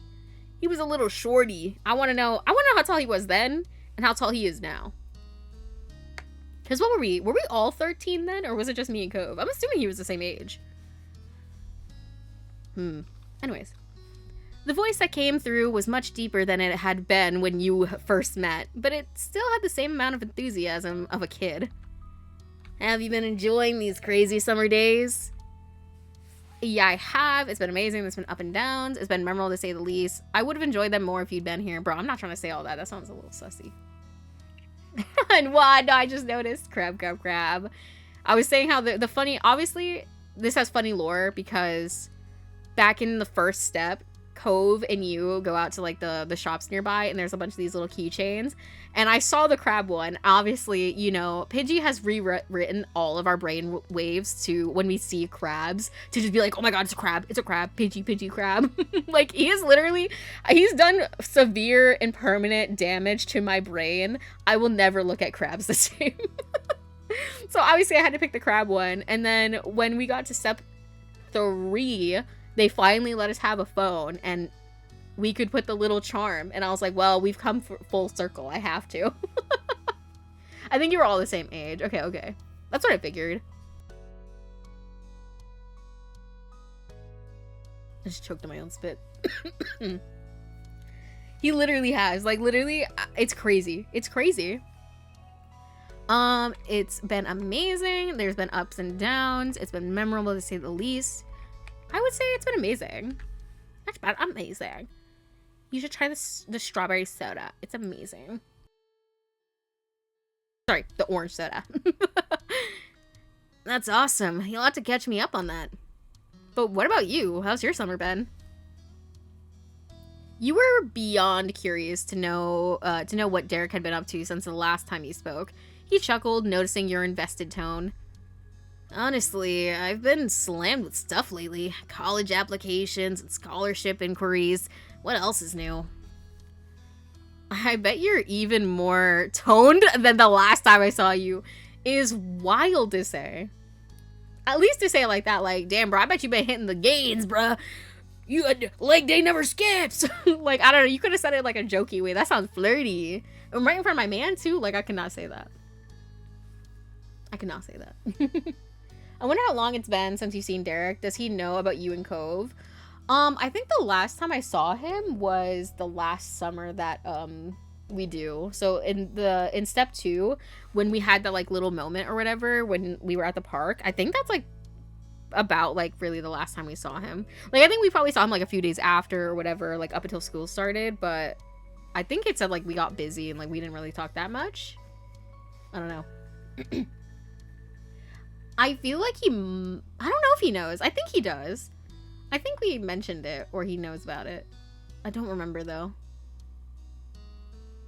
The last time he talked, you talked in person, I'm pretty sure he had a crush on one of you. I think he had a crush on, yeah, he definitely had a crush on one of us. Probably me, maybe him, I don't know. I can't fault anybody for crushing on Cove, but I cannot allow it either. You got them milkers? Help! Like, hey, what them titties do? I'm dead. I bet he does. You joked. Yeah, I'll bet. Your only real struggle will be choosing which place to go. They'll all be desperate to have you. I'll say that. I'll say that. Gonna be nice. Totally. His chuckle turned into a sigh, and you could hear his small smile when he spoke. I really hope so anyway. That would be amazing. What about your family? Are your brothers being good? My little brothers are being little punks, but I guess they're doing alright. You both laughed at that. Mom and Dad are fine. They're great. That's great. My moms are too. Turning your attention back to your surroundings, you smiled warmly at your family buzzing around. Towels were laid out, and chairs and umbrellas were being set up. Actually? I'm out with my moms right now. Liz and Lee are here visiting too. Well, that's fun. But if that's the deal, I'll let you get back to it. Are you sure? I don't mind. Uh-huh, I'm sure. I'm not about to lose your number. Okay, bye. Bye, Luna. Have a heck of a day. He's the man for me, then. He actually has a DLC where you can date him. So, I mean, like, it could happen. He could be your man. I didn't buy Baxter or Derek's DLC just because I'm like, I'd be interested in playing them, but I don't know if I want to commit to it yet. I really just wanted the more Cove. I wanted more Cove, and I wanted to marry Cove. I wonder if you got like the DLC expansion. Is that just for Cove's wedding? Can we get a wedding DLC for the other two? No, I'm kidding. I haven't even played them, so I don't know where it goes. Yeah. So why did he call again? To be honest, I genuinely have no fucking idea. Just to catch up, I guess. Randomly. The eye emojis. I think it's like, oh, I don't know how much it is. It's definitely an amount. It's like maybe $5 to $6. If Baxter's that fucking from the park, who would ever date him? I think a lot of people. I don't know. I only hung out with him that one time, so like I don't know how he is normally. Like if you actually spent time with him, maybe we would like him more. I don't know. Like that's why part of me is like I want to get those the Derek and Baxter DLCs just to see like maybe it'll make me feel different about them. But also like I can't imagine. I'm like, bro, it's like I'm like low key like I know that Cove always will like you whether or not he says anything. And I'm just like, damn, bro. Turn around and date him or him? I don't know. Like it would make me feel bad, I feel like. But I'm still like I'm curious. So I'm torn. Hanging up, the conversation left you energized and in good spirits. It was exactly what you needed to make this day even better. You hurried over to your mom's and helped put the rest of the food out. In moments, you noticed Cove at your side. So what did they say? They're gonna come. I thought we were about to invite Derek to come over, and then he was like, all right, well, I'll leave you then. Because I think he's on, I'm trying to remember. I'm pretty sure him and his dad only came to Sunset Bird for, like, work stuff for his dad. Because I think it was him and Cove's dad who were, like, business partners, or they did something together. I don't remember. Cool. Thanks for calling him. No problem. No problem. I'm glad I thought of it. They'll meet us here later today. Shouldn't be too long. I can't wait. Once the setup was done, everyone got comfortable and dug into the food. You couldn't remember the last time breakfast tasted this good, but you attributed it to the gorgeous ocean view and soothing sea breeze. Morning swiftly gave way to afternoon. You know, sorry, it's been so long since I've saved. I'm just like, I got paranoid again, so hold on. Morning swiftly gave way to afternoon, and a very recognizable face came walking down the shore. I know who this is. Baxter seemed momentarily surprised to see you all there. He pleasantly approached with a wave. He actually joined just for Black Blue. Yeah, that's why you only saw him on the summer break, because he didn't live there. Yeah, exactly. Which is like, aw. So I do think he was fun. But, I mean, like, we didn't really get to hang out that much. Baxter was like, hey, baby girl, I'm back. Hello, folks. Oh, my goodness. Hello. Oh, God. Well, I don't even know what voice to give him now. I forget what I gave him before. Hello there. I didn't mean to intrude on the party. I was coming down to get some fresh air. Oh, you didn't intrude on anything. Is this a public or private beach? I don't actually know. Because I'm like, can you intrude if it's like a beach? I don't know. Why does he look different? I'm not sure. He's always looked like this. This is his usual look, I believe. I still do want this shirt. I'm sorry. I'm sorry. I like it. But listen, eyeballs. Eyeball shirt. You're welcome to join us. We brought plenty of towels, food, and sunscreen. Yeah, you're one of the neighbors. Kick back and relax with us. Thank you. Well, I can't possibly say no to that. Thank you. Baxter's gaze moved over to you and Cove. He smiled. Bro, like, he wants the threesome so bad. Like, bro, you can just, like, he said, he's like, oh, you know, this is just my personality. Like, I'm not, like, actively flirting with you, but we know the truth. We know the truth. But too bad I'm too possessive. You don't look at Cove. Luna, Cove, long time no see. Hi. You waved from where you leisurely sat, and Cove nodded. Cove's like, this fuck ass. Guess listen, last time we checked, Cove, like, low-key did not fuck with Baxter. So it was then that Baxter noticed the faces he didn't immediately recognize from around the neighborhood. Oh, this is my cousin, and I don't think you met my sister, but they're here. He turned his charm even more. He turned up his charm even more for the introductions. Hmm? Excuse me. I'm Baxter Ward. I'm sorry we haven't met before this entire summer. I guess I've never left my house. Well, we're not typically from around here. Oh, dude, I forgot about Kyra. He's like, bro, he's trying to shoot a shot with that MILF. I cannot blame him. I can't blame him because if I wasn't dating Cove, I'd be going for one of his parents. Who said that? Who said that? That's crazy. I didn't say that. I'm sorry. But that does explain why my parents look so much older than Kyra and Cliff, because they got preggo young. Meanwhile, my parents probably waited longer to have kids because they had to adopt. Wait, am I thinking of the same person? That kid who met you with Derek and you almost punched? No. That's a different kid. That's a different kid. I forget what his name was. I already forgot it. But yeah, not him. That's a different kid. That's bowl cut kid with green hair. This is, I don't even know. Alternative guy?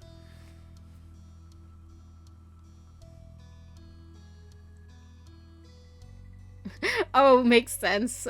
That makes sense. I was about to say, how are you so nice to him now? No, yeah, if this was that kid, bro, it'd be different. Just visiting. I'm Cove's mom. Oh, dude, my cousin's starving. She's starving. Oh my cat. Okay, Ariel. Period. A few giggles escaped Lee as she watched Baxter carefully. Bro. When his attention turned to her now, she held out a hand. Hi. Hi, I'm Lee, Luna and Liz's cousin. I just like that we all have an alliteration here. I just think it's really funny. I'm Luna, Liz, and then she's Lee. Like accidental matching with the cousins. Wait, those are the same pants Fi wore in ZTD. Oh my god, this bitch out here spoiling the game for me. No, I'm kidding. Baxter shook it and then stepped back. Lee's smile grew. Bro, you're not flirting with Baxter now, are we? I mean, Lee, by all means, take him. You can have him. I don't care. But I would not. What's the word? I wouldn't be mad. Like, I really don't care. They can do whatever they want. But, you know, a little flirting never hurt nobody either if we're just playing around. I'll remember that. It's very nice to meet both of you. After that, Baxter spent some time getting better acquainted with everyone, and Terry and Miranda arrived excitedly. The conversation shifted. Sorry, oh my god. I don't know why. I need a drink.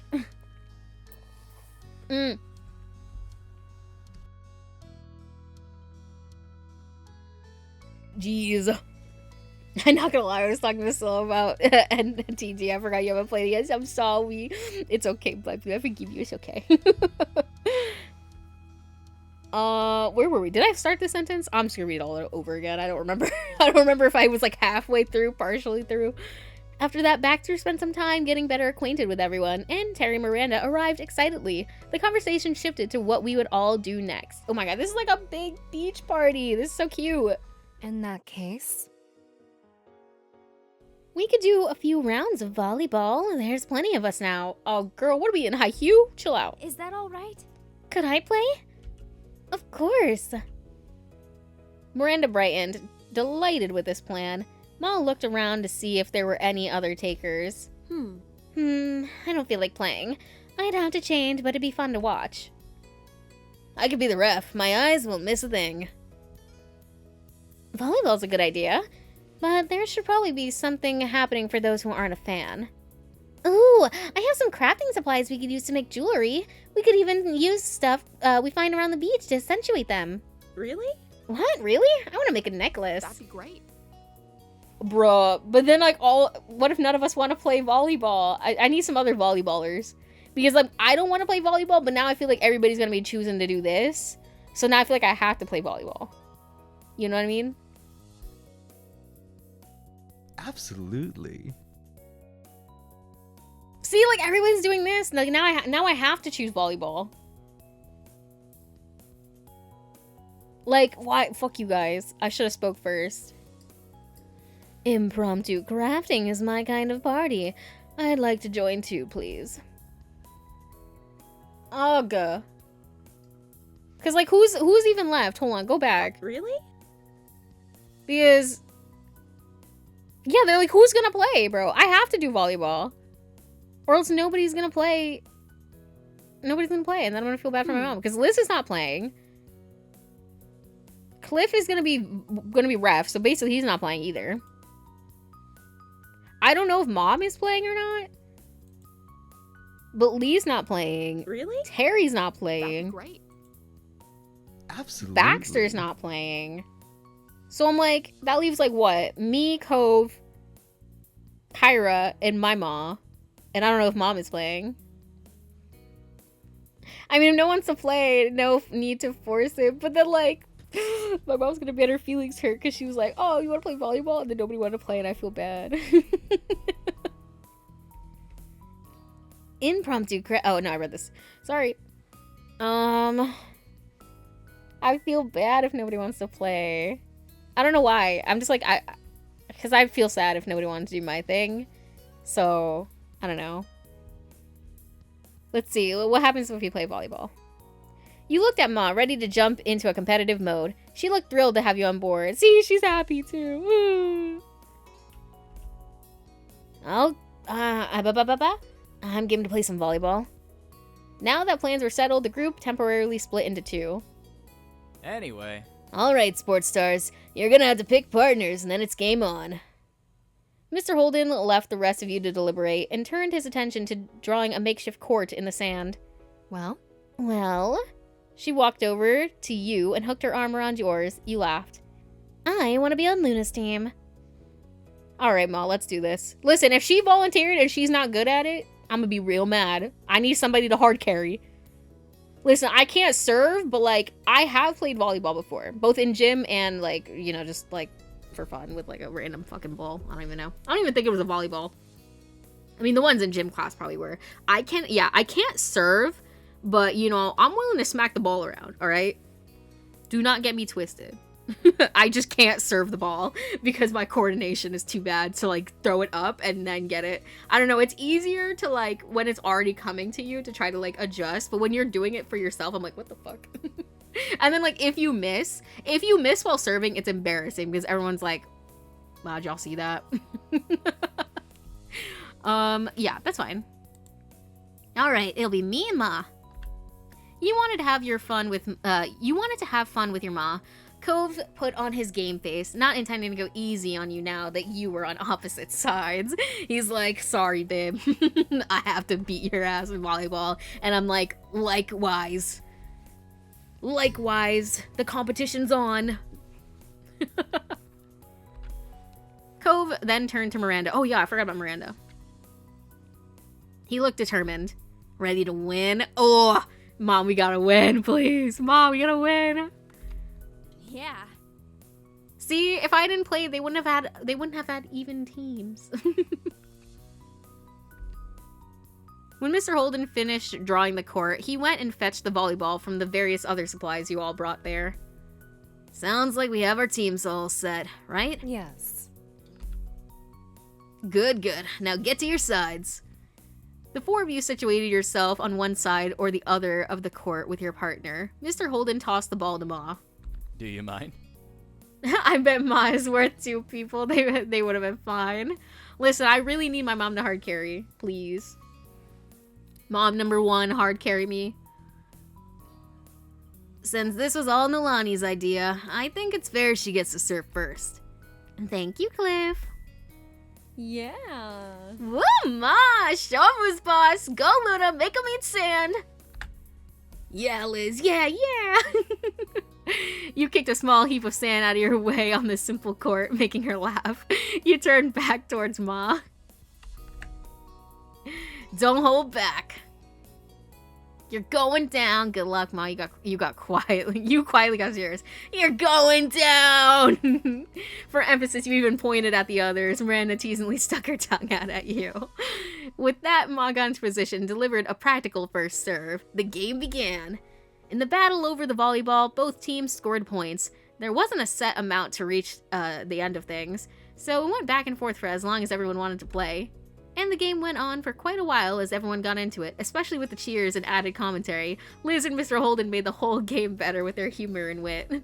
From a distance, the jewelry making group would also cheer when they heard shouts coming from the court. On top of that, they would hold up each newly made piece in the air and the players would take a breather to applaud the creation. It wasn't until you were all exhausted from running and spiking and diving that a truce was called. You enjoyed every moment of it. The afternoon continued to drift by, but the fun was still going strong. Occasionally, someone would head back to the houses to use the bathroom, rest away from the sun for a while, or to retrieve something that they needed, but they always came back. The beach was never empty, and there was always a new conversation to take part in, or another game to join. At one point, Mr. Holden even broke out his pack of cards. He roped the whole group into a few rounds of good old Go Fish. There was only one thing that could bring this beach day to an end. That was for the day itself to end. Before anyone realized it, the sun began to set over the sea.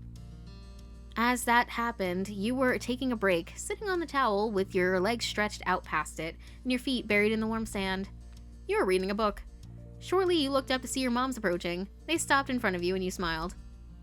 Hey there, kiddo. How are you? How are you doing? I'm doing good. How about you? We're wonderful. Are we about to have a talk? Because it seems like we're about to have a talk. They both sat down, squishing you between them. Ma leaned her head against yours, and Mom started rubbing your back soothingly. Nothing more was said at first, but Ma sighed contently, Mom looking at you wistfully. We're both really proud of you, Luna. True. You grew up to be more than we could have ever hoped. Thanks, you two. It's only thanks to you two you started tearing up. I'm not sure I deserve any of that glowing praise. It's only thanks to you two. Let me glaze the parents a little. Ma wrapped an arm around your middle and squeezed you tightly in a side hug. Mom continued to lightly scratching your back. Thank you. That means a lot. but I still think you're selling yourself short. You've always been a lovely person, and I'm so thrilled to know you. Your voice faltered, and you honestly couldn't imagine your life any other way. Ma lightly brushed some of your hair back and left a small kiss there. I'm so happy I got both of you as my moms. After that, all three of you were sitting there getting all sentimental. I don't know how we got so lucky with you and Liz. Ma reached out in front of you for Mom's hand, and she gave it to her, and Ma squeezed it. Of course. Luna has a point. We must have done something right. You stayed there quietly and contently, watching the sun set with your parents for a while. Until Mr. Holden called out to you. He was still walking in your direction. We were talking and think we're gonna take a walk down to the shore. Any of you want to come? Automatically, you looked to your moms for what they were thinking. Mom glanced from you to Ma and smiled. That sounds good to me. That's fantastic. Yes, that'd be very nice. My legs need some stretching. Let's go. Thrilled, Mr. Holden threw out a thumbs up and began heading back the way he came in a light jog. Hey, don't leave us in the dust. Cliff was going forward but flipped around, walking backwards across the sand so he could face you again. No worries. Don't worry, we wouldn't leave without you. All right, we'll catch up. Ready to go? Uh-huh. Both of your moms held a hand out to you. Chuckling, you gave them each one, and you all strolled back to the rest of the group. When Liz was in reach, Ma used her free hand to pull her into it too. Liz shook her head, but her mouth quirked into a smirk she didn't resist. Together as a family, you followed behind the others hand in hand. Your feet squished into the wet sand as the waves rolled over them, and you didn't have a single care in the world as more and more stars began to dot the sky. Once the sun had long been out of sight, it was finally time to pack up. The closing of the day and the ever-approaching end of summer seemed to intertwine. It caused a quiet, reflective mood to blanket over the group. On the beach, Terry and Miranda took turns compressing Cove in a hug before moving on to do the same to you. You chuckled, still overjoyed that you got to see them today. I'm sorry, we have to go already. My parents are here. Hey, that's okay. But still, I wish we could help clear this all up. Don't worry about it. Just thanks for coming out today. It was cool having everyone here. Yep. Oh yeah, I'm super glad we came. Hopefully we can do it again sometime. Nodding, you turned your attention to Terry. She wore a large grin on her face and held a hand out for a low five. You obliged. See you later. Take care of yourself, buddy. After that, they walked away, waving to you and Cove as they went down the shore. Cove waved quietly back with a small smile on his face. You waved too. Bye, have a safe trip back. I'm happy I got to see them. Have a safe trip back. We will. Bye. Taking you by surprise, Terry jumped and twisted around. She kept up with Miranda by walking backwards. She kept the mood of your farewell light by shooting finger guns at you and Cove. Miranda bumped her with a hip, and it left everyone with a laugh. It left everyone with a laugh just before they disappeared down the bend. Luna? Come on. Hey, Cove, could you come here? What's happening right now? Both of your parents were motioning for you. The two of you went to them. Tons of things ended up at the beach over the course of the day, so there was still so much to pack up, and the parents needed help. Weak. With a nod, you got to it, stuffing various things into bags and bundling them up into towels. Once things were ready to go, everyone filled their arms with as much as they could carry. Absolutely no one wanted this to be a back and forth kind of task. The walk back home ended up being mostly quiet. Each person seemed to be feeling the effects of the day. A cool breeze carried you across the sand and onto the road. There was a sigh of relief from what felt like the group as a whole when they arrived back in the neighborhood. Baxter carefully placed what he had been carrying on the ground. Thank you so much for helping with that. Thanks. No, thank you for allowing me to join today. You all shared with me. Helping to carry it back is the least I can do. Ma nodded, and the others started collecting their things from his pile. Baxter, meanwhile, stepped over to you and Cove. It really was a pleasure getting to know both of you this summer. He tilted, his head tilted towards you, and he smiled warmly. Baxter offered you his hand. You use your freer hand to shake his. My freer hand, I'm like, here you go. I'm like trying to like hold everything. I'm holding like 25 things in my one arm. Here you go.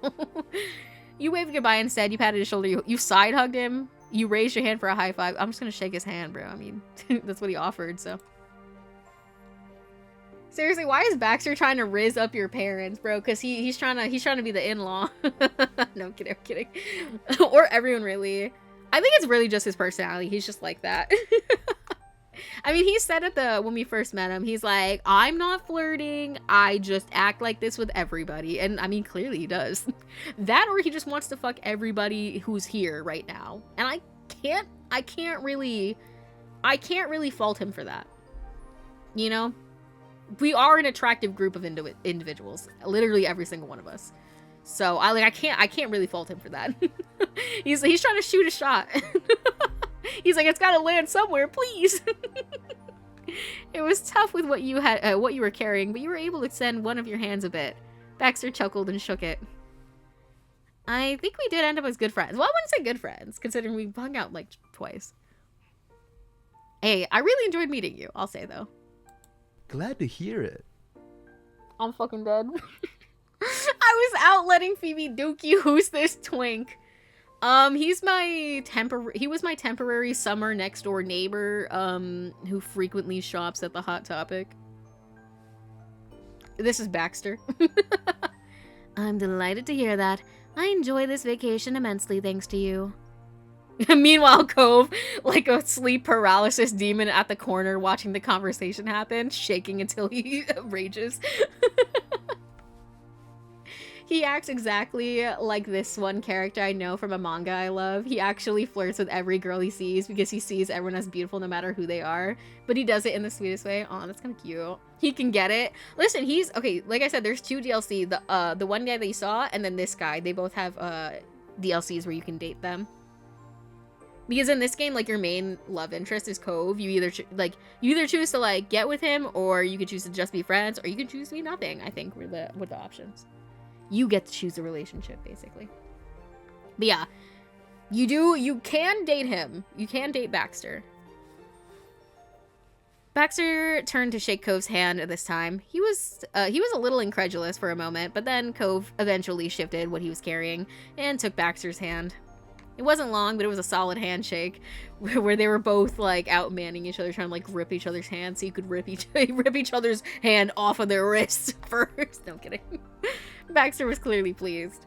I wish we had more time together, but it was still a nice ride. While it lasted, goddamn, I wish I could speak today. Would happily do it all over again. Play last Friday night. Bye, Baxter. Yeah, bye. I take it Cove saw him as a potential rival. That's fair.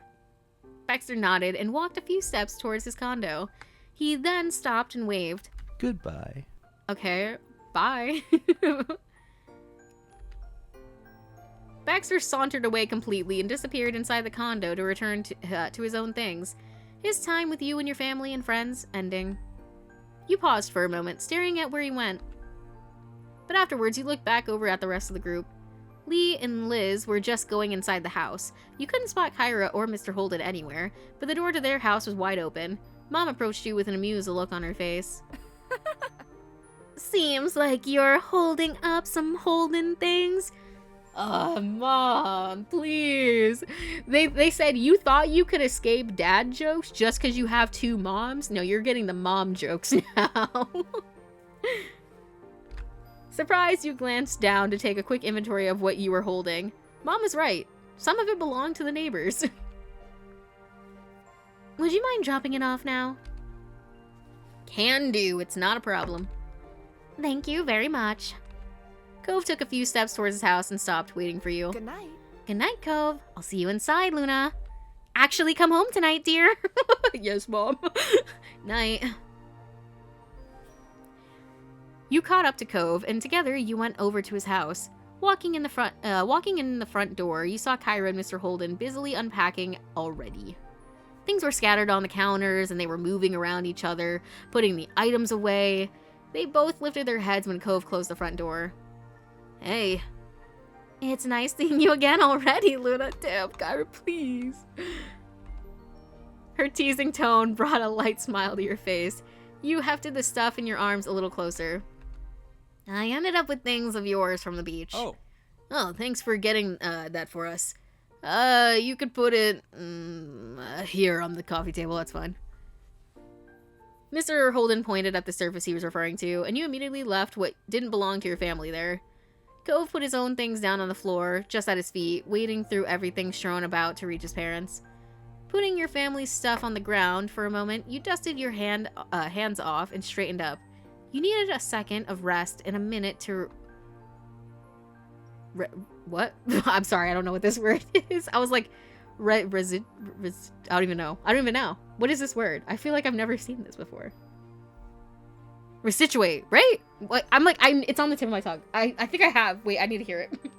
Curse my ability to read as a child, causing me to not know what words versus words said out loud versus words spelt look like. Resituate. Yeah, why did that word look so weird? Resituate. Yeah. I'm like, why can't I comprehend what this is saying? I don't know what is wrong with me. Damn it, bro. Guys, the dyslexia allegations are not leaving, I fear. Honestly, every day the dyslexia allegations that get worse. Oh god. It did look super weird, but I'm like, what's wrong with me? Oh, sorry. Also, if you can hear a fan, ignore that. I'm having a heat stroke, but that's just a casual moment for me. You went over to where the others were, and Kyra opened her arms wide, wanting to hug you. Para me? You accepted. Listen, she's Mom 3. I've already called her Mom 3. I can't just not give her a hug. Happily, you went to her. She held on tightly. Over the years you were able to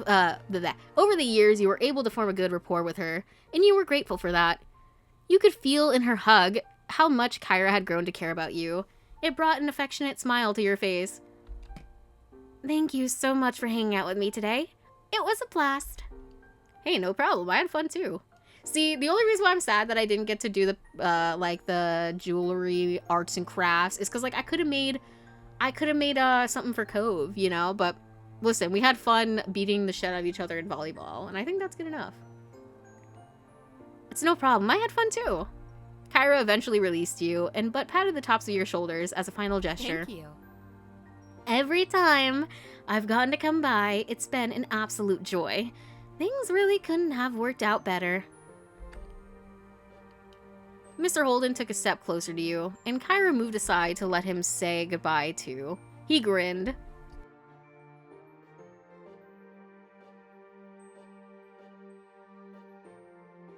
Thanks for always oh, sorry, I didn't even read that in Mr. Holden voice. I started reading that in my own voice. Thanks for always being such a friendly neighbor. And not just right now, but for as long as I've known you. I didn't always make it easy, but you and your family are good people. Thank you. Oh my gosh. Ow. I really, truly appreciate it. Thanks, Mr. Holden. After 10 years, I will not call you by your first name. You're just Mr. Holden forever. Forever and ever. Amen. With his titties out. I really, truly appreciate it. Thanks again, Luna, so much. Listen, man, remember when we met all those years ago, Mr. Holden, and you gave me $20 to be friends with your kid? Do you remember that? Good times. I still have that $20. Trust if they don't let me bring that out at the wedding, I'd be so mad. Not the first time I've seen a word I fully know written down for the first time and have no idea what the fuck it is. Amen. Listen, I will always bring up the epitome example. Me thinking that epitome was one word, when, you know, the one that you say out loud. And then when I saw how it was spelled and I read it as like epitome or something, I thought they were two different words for the longest time of my life. It's just like that. I'm just like, wait, what the fuck? It's kind of crazy. Like, it does remind you that, like, there's so many words out there, and no matter how many of them that you know, like, you might not have seen them, or if you've seen them, you might not have ever heard anybody say them. And that's so fucking weird. Languages are goofy. So wacky. Thanks again, Luna. So much. At that, Mr. Holden reached over and gave you a soft pat on the top of your head. I'm really glad that you're my neighbor. You're good people too. You hugged him. Goodbye, Mr. Holden. Damn, goodbye! I was like, alright, see ya. Listen, I don't know if I can hug. I don't want my face right in his titties. I mean, I do, but like, I don't think Cove would appreciate that. I would so read it as epitome, right? Like, why is it spelt like that? Oh my goodness. You eloping with Cove. Peace, Mr. Holden. Literally, just like, alright, see you later. Listen, I'm gonna say you're good people too. I don't know if I want to hug. I do want to see what happens though. What happens? Is he shocked? Depending on the reaction, I might go with it. But I don't know. Is that awkward? Is it awkward, bro? Like, listen, I hugged Kyra. Like, is it evensies? I just want to know what he would react like. Taking him by surprise. You listen. All the Holdens getting hugs for real. Actually, I don't. Considering you've known him for so long, I don't think it's weird. Exactly. And I feel like, you know, I hugged Kyra. I hugged Cove. Like, everybody deserves a hug. I actually don't know what Kyra's last name is, because I'm assuming it's not Holden, considering they got a divorce. Taking him by surprise, you latch your arms around Mr. Holden. He let out a small squeak and went rigid. Dude, that's where Cove gets it from. Because tell me not, Cove's giving me that same exact reaction before. After a moment, he relaxed and began to lightly pat your back before shifting into a full hug. You held on firmly. Thank you for being a good neighbor. As you let go, he sniffled. He's like, damn, this is also where Cove got it from. I think it is interesting. If you look at Cove, you realize he's got so many traits from his mom, but also so many traits from his dad. Like, he really is a mix of them. They're cute. As you let go, he sniffled, but when he met your gaze once more, his mouth pulled into a wide, happy grin. Mr. Holden was staring at you, but his his gaze seemed far away. Maybe he was looking back on who you used to be. The 8-year-old who he asked to be his son's new friend. See you. Bye, Luna. You smile softly. Now, where's my man? Then Cove took a step forward. He gestured to his pile of things he had carried into the house. Don't worry about it. Don't worry about all that. I'll put the stuff away in a few minutes. Right, I need to do the same with my family. I figured. Dude, sorry, I'm thinking back to the Marvel Rivals thing. Because we were jokingly saying, like, oh, who would Cove main in Marvel Rivals? Because he was like, man, I'm gonna miss you, blah, blah, blah, blah. And I was like, girl, just hop on Discord and we'll play Marvel Rivals. And then we were like, oh, who would Cove's main be? And then we were saying how he should play Namor, and then I could be Luna Snow.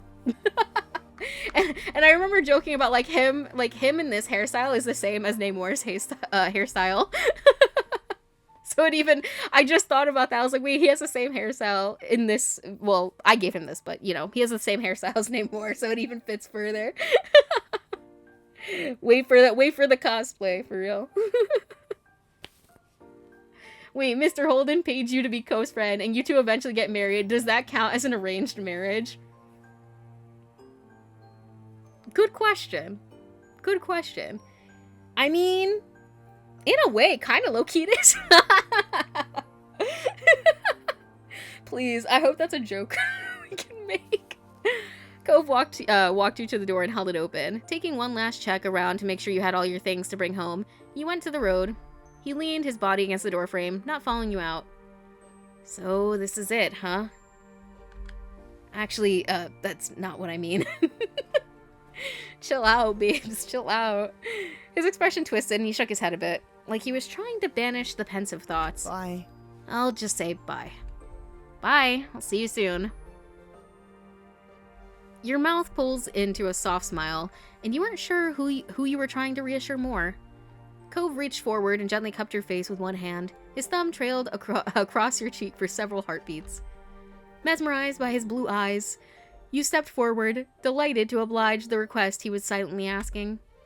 He met you halfway, and you smiled into the kiss. It was soft and longing, and your chest ached knowing there couldn't be anything more than this, at least for now. One of his hands grabbed onto the door handle and firmly held it.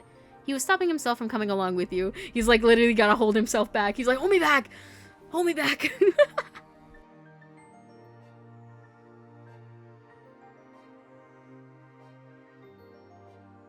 As you walked over to your own front door, you stopped. Turning around, you spotted Cove right where you left him. You laughed quietly to yourself. For a small pause, you both stared at each other from across the street. Blowing him a kiss. Oh. Ran back and gave him a hug goodbye. Well, if I hugged, I said, I hugged mom, hugged dad, gotta hug them all. You put the remaining stuff from the beach down on the step and almost tripped bolting across the street. Average moment. The next thing you knew, you were diving into Cove's arms, wrapping your arms around his middle. The force of it knocked you both loudly into the doorway, but neither of you cared. You both held onto each other tightly, and you could feel Cove resting his cheek on the top of your head. Night. Night, Luna. He smelled like salt water, and sunscreen, and like home. It was a while until either of you thought to separate. Bro, I know our parents are tired of our asses. They're like, oh my god, bro, it's not that big of a deal. My apple juice. Slowly you made the trek home and collected what you left on that top. Sorry. I dropped the whole container of apple juice. Mind you, there's like not that much in it. Which is why I have the whole container, because there was like not that much, and yet I still was sipping mad slow on it.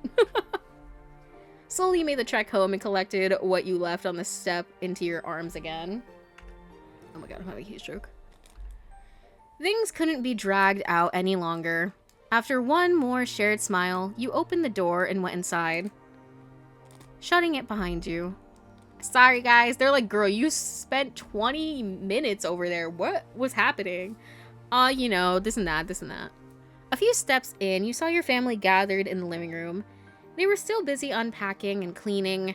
You added the things you brought to the pile on the kitchen counter. Mom stood up, rubbing her eyes a bit. She yawned loudly. We could do this tomorrow, right guys? I'm bushed. How about we finish the rest of the chores tomorrow? Amen, Mom. Amen. She knows.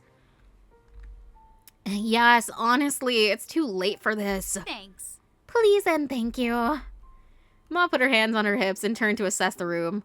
Ma was not one who liked to leave a mess about, but she sighed. All right. I suppose we can make an exception to the usual rule. It has been a really long day. Liz grinned contently. Lee wasted no time in skipping over to you and hooked you in a side hug. Good night. I hope you have the loveliest dreams of you-know-who. Lee ended that sentence with a wink and a hearty laugh. She let you go. Oh my gosh. Oh my gosh. My cousin, she's so silly. I hope you have good dreams too. You hugged her back, you shook your head, you blushed. I hope you have good dreams too. Lee's smiled widened till it went from ear to ear. And that would be a fantastic way to cap off today and start tomorrow. Here's to us, Luna. Tonight, tomorrow, and forever. Yeah, family forever. Lee leaned in close to whisper in your ear. You didn't fail to catch the teasing look on her face. Aww. Exactly. There's no escape. That got a laugh out of you. You lightly pushed her shoulder. Lee stretched her arms high over her head. She yawned loudly and looked at you with tired eyes. I think that's my cue to head to bed. Bye. I think so too. Have fun sharing the room with Liz. She laughed at that and Lee shuffled off towards the guest bedroom. Before you had a chance to do anything else, you could feel the top of your head being tapped. Fuck you. You spun around to see Liz smirking. Nighty-night. I'm heading to bed too. It's been a long day, and I have a lot to prepare for tomorrow. Do we know if Lee has a significant other, or at least a crush? Not that I know of. I don't think she's ever mentioned anything like that. I think she's too focused on her own life. She's out here going to college. She's like serving. She's like, I have nothing to do with men. I'm living vicariously through my cousin and her relationship with Cove. that's what Lee's saying. I'm heading to bed too. Oh no, I read that shit. Sorry, Liz. Oh my god, bro. Exhaling, you automatically started fixing the back of your hair. When Liz didn't immediately walk away, you smiled softly at her. Everything okay? Your gaze moved away, and you knew she had more to say. You waited patiently for Liz to compose her thoughts. It's been a good summer.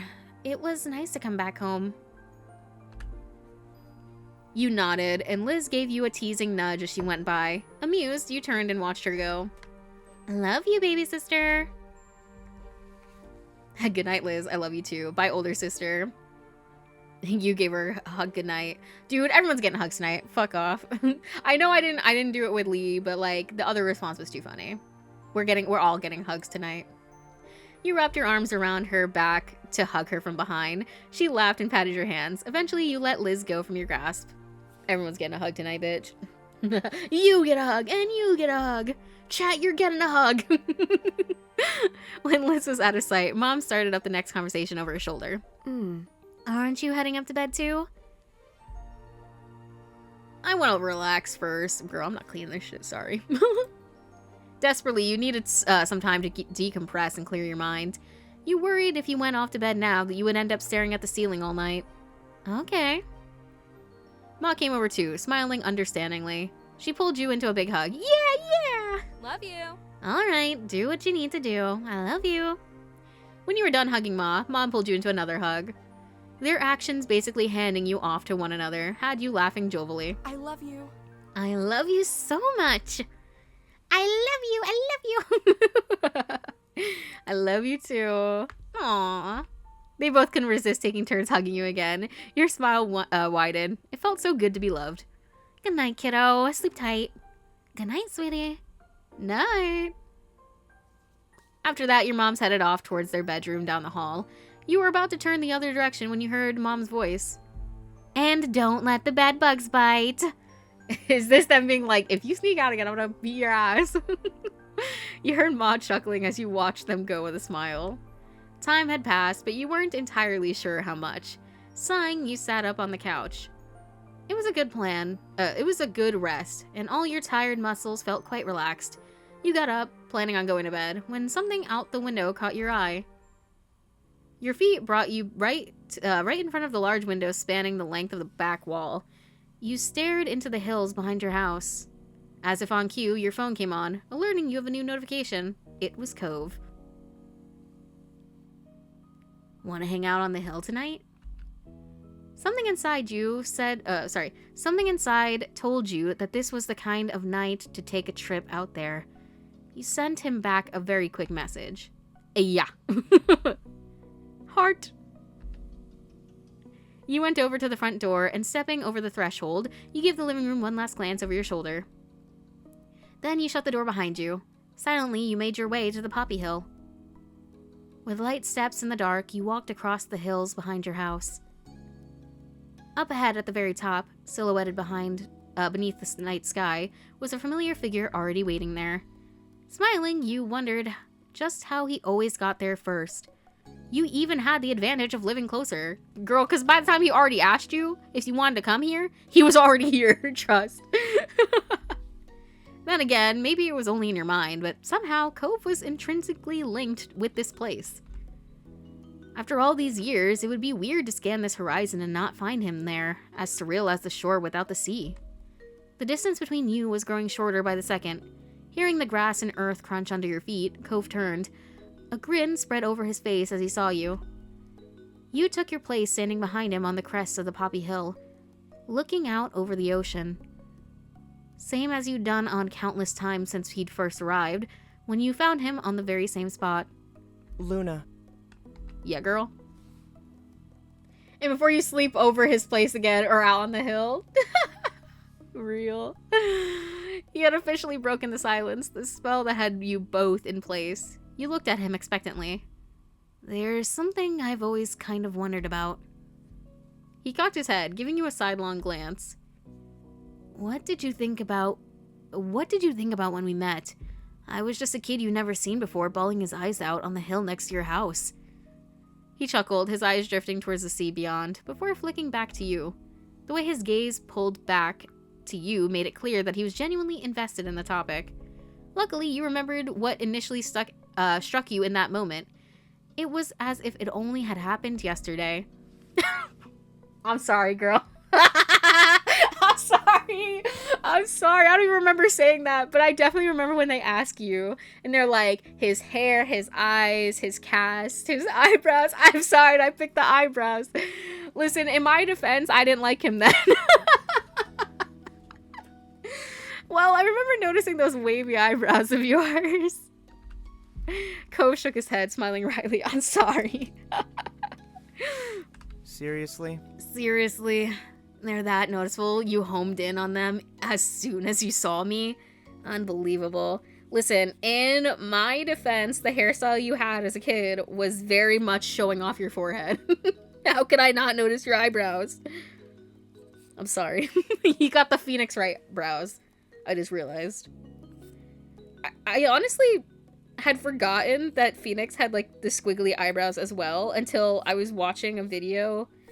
Because you don't normally, like, you only see him during the trials, and we haven't had a trial in a hot minute. So I forgot that he had them until I was watching a video of like actual lawyers reacting to like in the first game when a certain thing happens.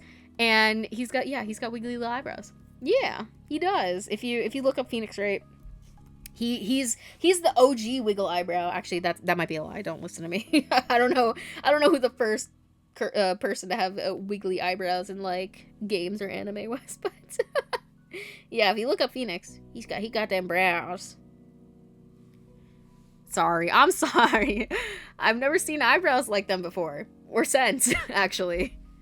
Sighing a bit, you continue to reminisce about the first meeting. I also remember feeling bad about what was happening. I remember that too. His I don't think are as dramatic as Cove, because I think Cove's are wiggle at the front, where I think Phoenix's wiggle at the end. I think. So it's like, it's less, I feel like it looks less wild, because like at the end, and you might not notice it. Unfortunately, I can't really see Cove's eyebrows because I gave him the hair that blocks them, so. You knew his line of questioning wasn't at an end, even before he spoke again. I mean... Do you remember what you thought of me? You know, as a person? Was I annoying or mean, or... I thought you were kind of a tsundere, I'm not gonna lie. Which I was not mad about. You were kind of a grumpy, and I thought that was cute. That actually made me like you more.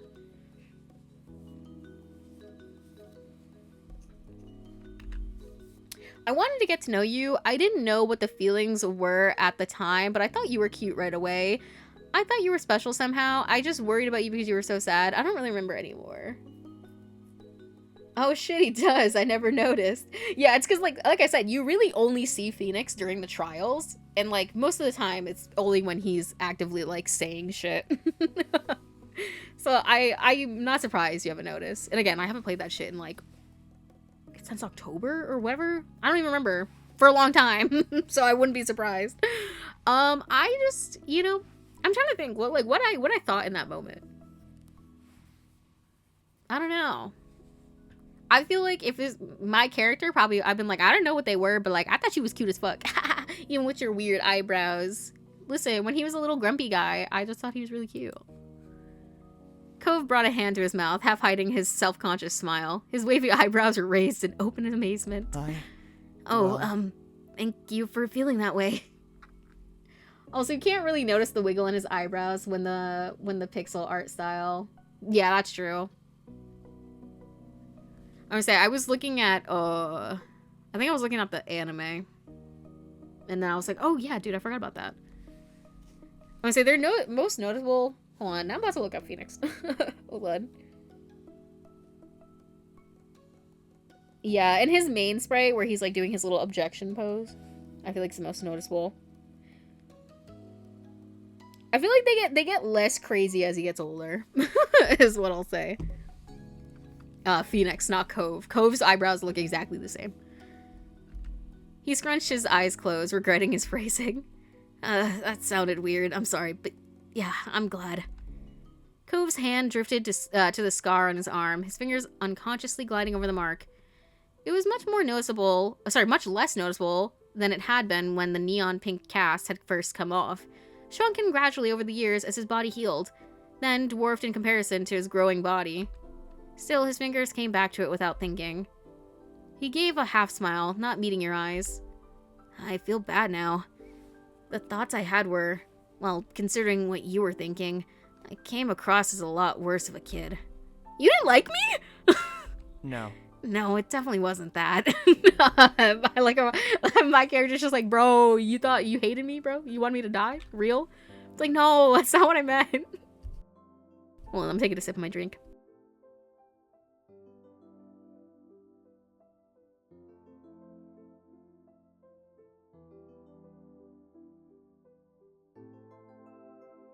Cove lifted his head up, finally committing to meet your eyes fully once more.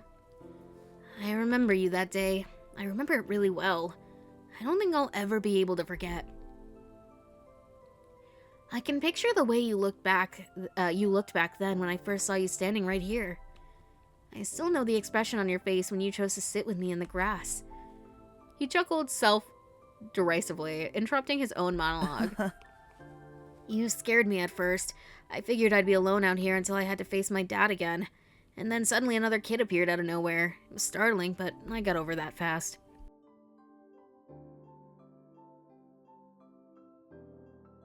You were a strange person in a strange place, but in that moment, you were exactly what I needed. Someone I could talk to freely about what was happening and how it made me feel. And you listened to me. You stayed with me. He sighed, then bit his lip and gave a small smile. I was a bit spoiled growing up. Yeah, I could see that. You definitely had that little attitude when you were a kid, and your daddy was handing out money. But listen, I can't blame you. You let him continue. I'm just gonna let him speak. Let him speak his truth.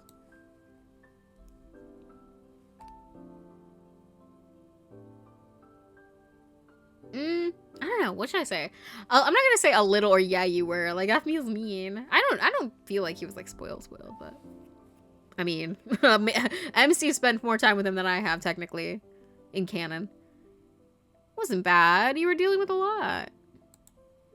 Cove tilted his head to the side, smiling softly at your defense of his smaller self. Lucy, you're just a little guy going through it.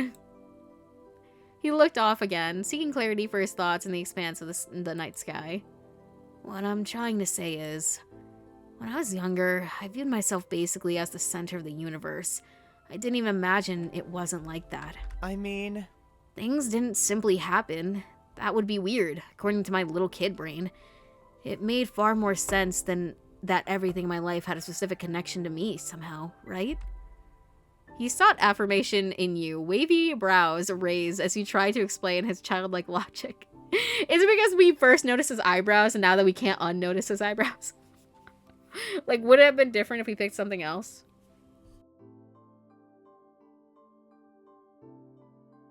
Yeah, I feel like all kids think that way. Like, I feel like they all, like, until you grow up more and realize, you just assume that, like, what do you mean you're not the most important person in the world? I feel like that's okay. I mean, as long as you grow out of that mindset and you learn, you know? He tried to explain his childlike logic. So at the time, you felt almost unreal. Like you weren't just anyone. Some other kid who happened to live in that neighborhood with your own whole life that wasn't connected to COVE HOLDEN. No, to me, you were there so that you could find me when I was lost. Though it turns out you were there for that. You were trying to find me because something had sent you specifically to do that. I just didn't expect it to be my dad. I guess he knew more about what I needed than I thought. He chuckled, shaking his head as he shook off the thought. I kind of expected it all to vanish like a dream when that night was over. I would wake up and everything would be the same again. I'd be back in my bed at home, my real home, with both my parents. The future was something I couldn't picture anymore. I just didn't know what school would be like when I went back, or the table where I'd eat breakfast the next morning or anything. And if I couldn't imagine it, how could I think it was something actually happening? I couldn't grasp my new reality. It was too big for me to hold all at once. So I never thought I'd see you again. Then Cove beamed at you, his eyes shining bright. And I never, ever would have been able to guess that 10 years later, when I was a grown-up, the two of us would still be together. I'm so glad I met you. It's hard to believe it's been so long. Guess that makes me your dream come true. I'm saying that. I'm saying that I have to. That's funny. You'd been joking, but Cove nodded in agreement. You are. You exactly are. But the smile faded from his face and his eyebrows drew together. That was the worst day of my life at the time. The day my family broke apart. It was too heavy for me to even think about. I felt that way for I don't know how long. He held a hand over his heart, connecting with the pain he felt as a child, and looked at you earnestly. It's okay. But that was never really true. Things have only gotten better with me and with Mom and Dad. It was the change we all needed. His eyes were growing misty. So, when I remember that time now, it's not the point that my life was over. It was only the moment that I met the woman I love. Dies. When I was crying to a stranger over what I thought I'd lost, I didn't have any idea that she would be the one in the world that I actually wouldn't be able to live without. I love you. I never want to lose you. You're wonderful. Thank you for all this. You couldn't reply to that. What's the, I don't even know. What's the move here? What should I say? Like, I need a bundle. I need to bundle these.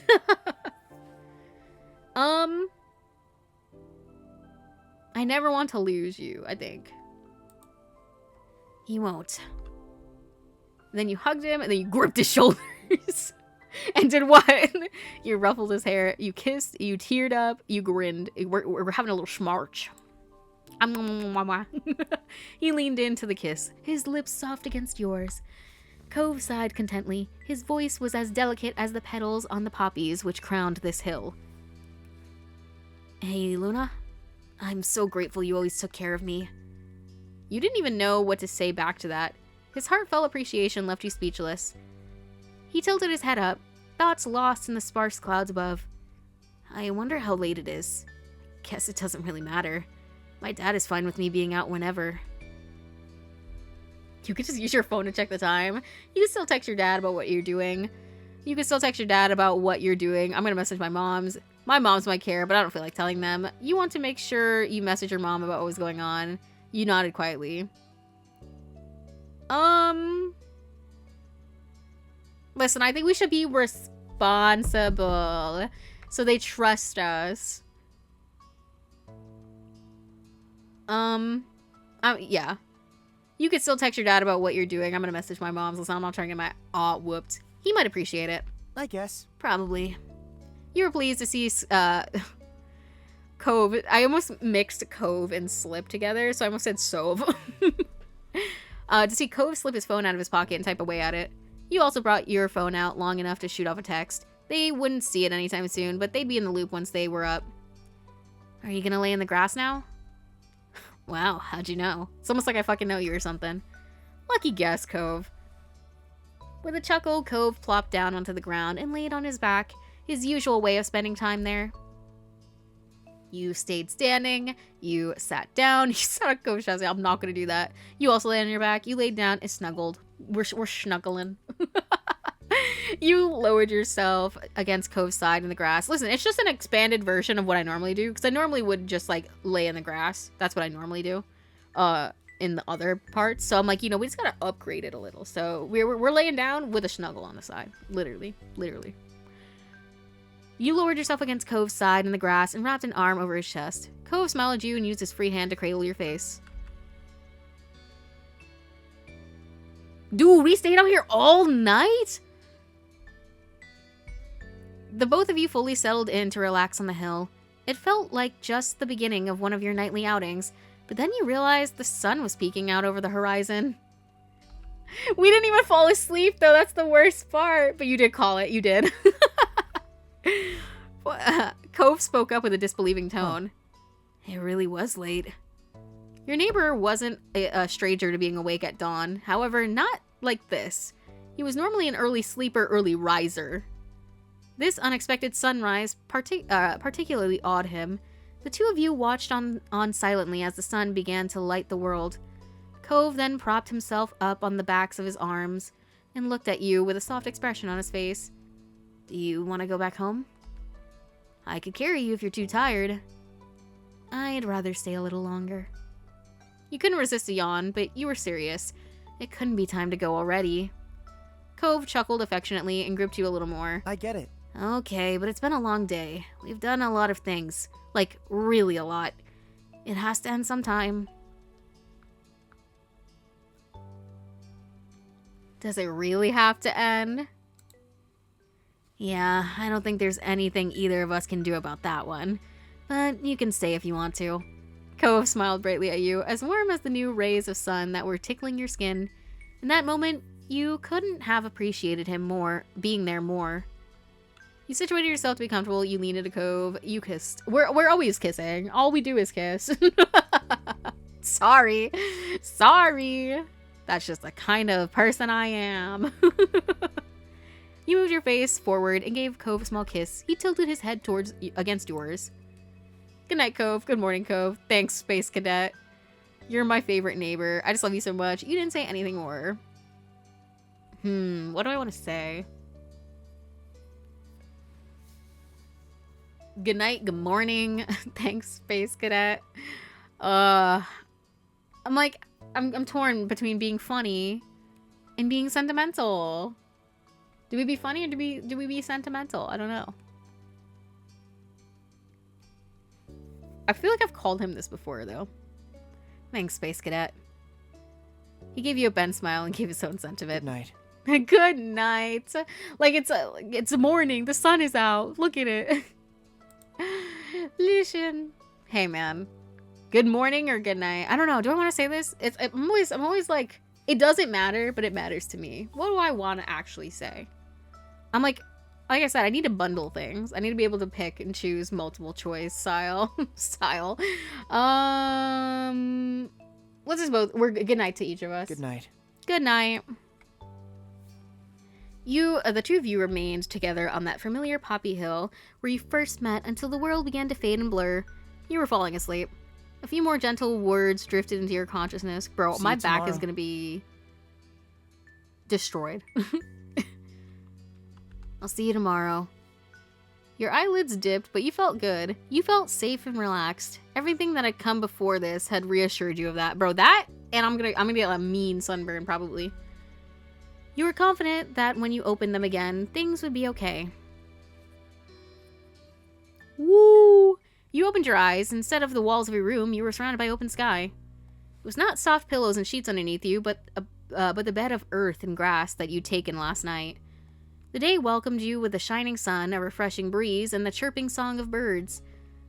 You cupped your face with your hands as you sat up, feeling the imprint of the blades of grass leaving lines on your cheeks. Luna. Oh, hey, girl. Hearing your name, you lowered your hands and looked around. There he was, your most influential neighbor, COVE HOLDEN.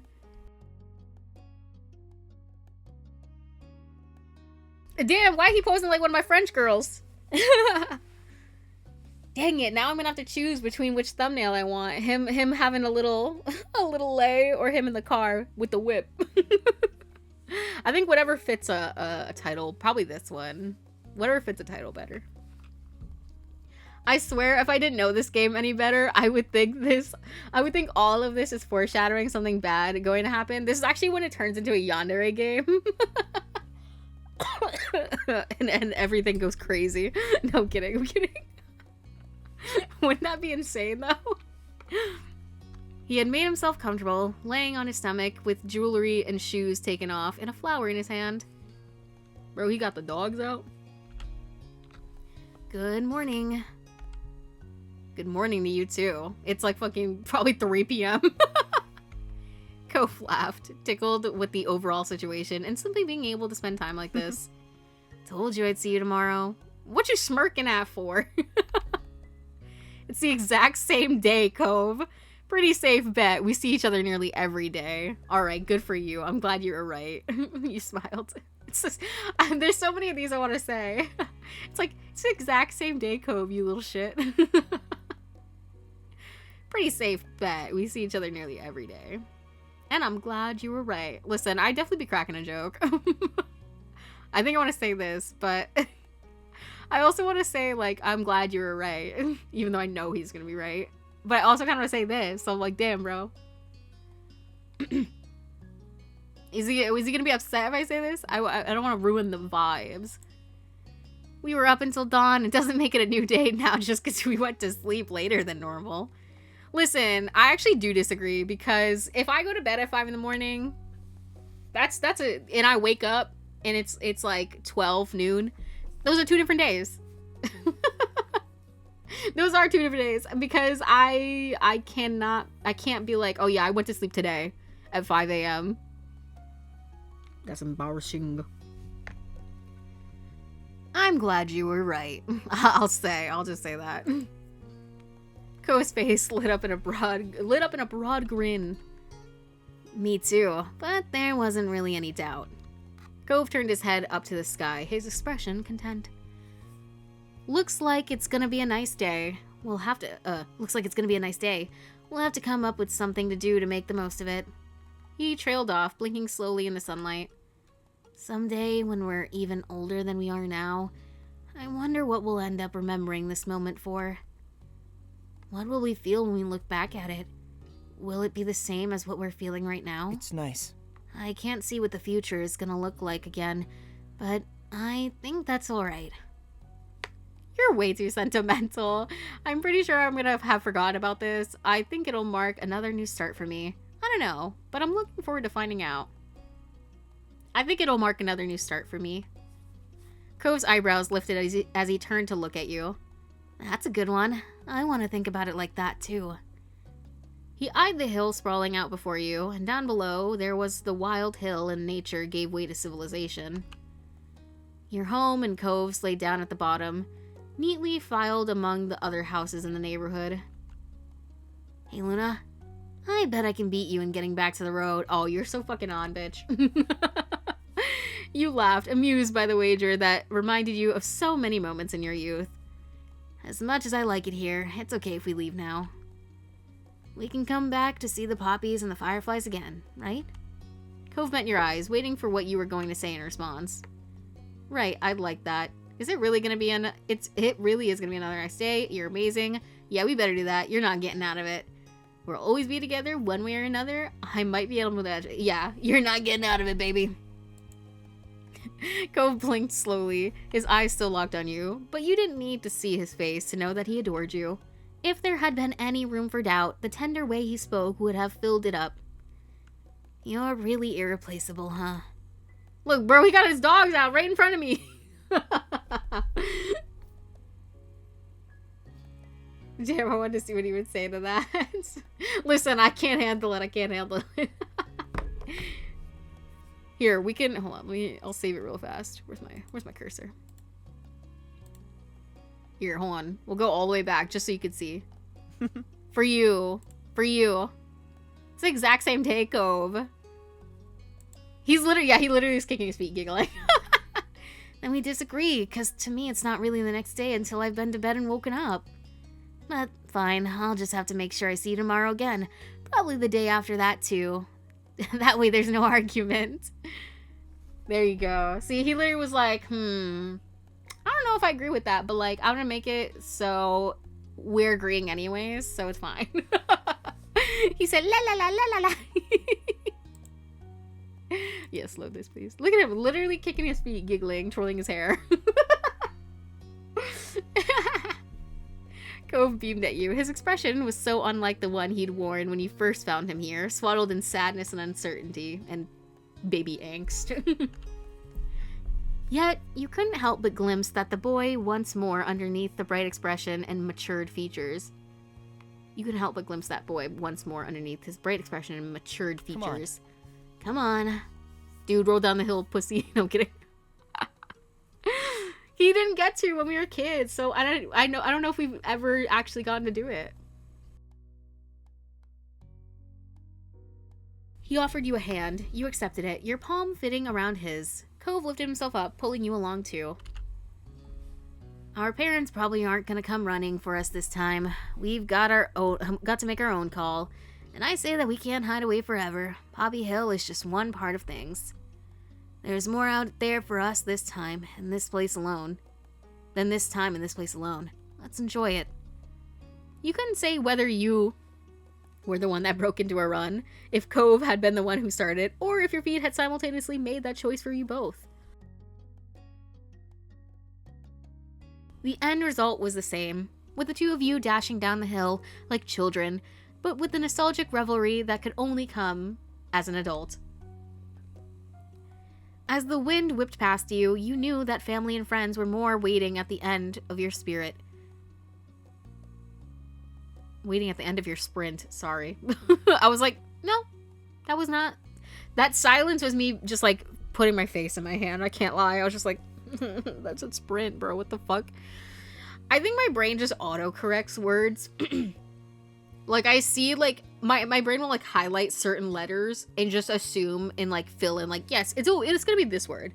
And most of the time it's right. But then there's shit like that where it's no. That's not what that says. There were more memories to make after all. Life takes another step forward. Oh! Wait! Oh my god, this is the end of the game. Oh, sheesh!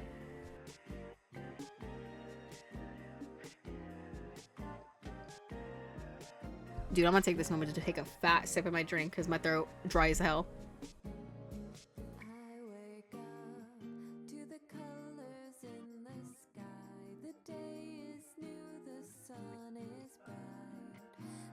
Gentle breeze, I feel at peace, I feel at ease, and I hear the birds all sing their songs.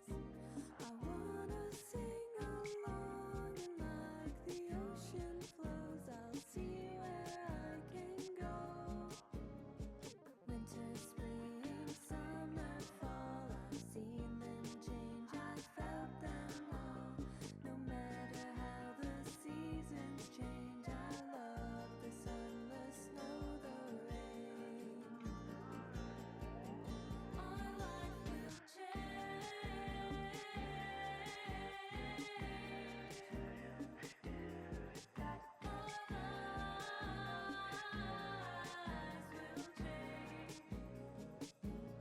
And the sun shines brightly in the sky, in technicolor glowing bright.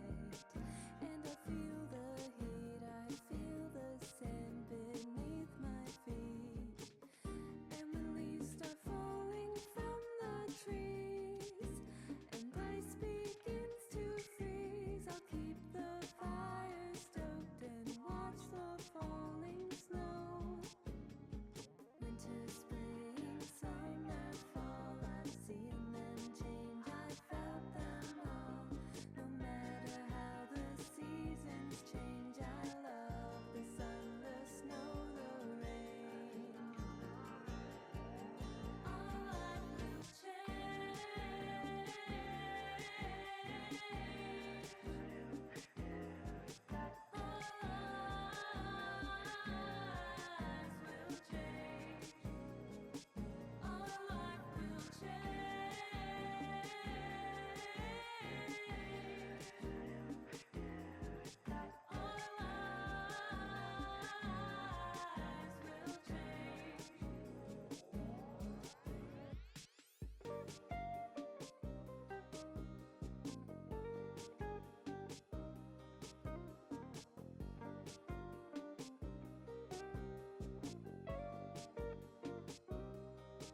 No matter the weather, we'll always shine through. The seasons keep changing, and I wanna change with you. Our life will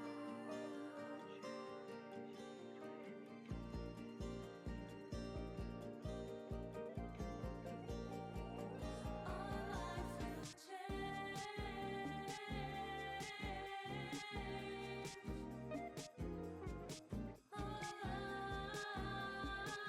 Shout out Kermit the Frog. Our life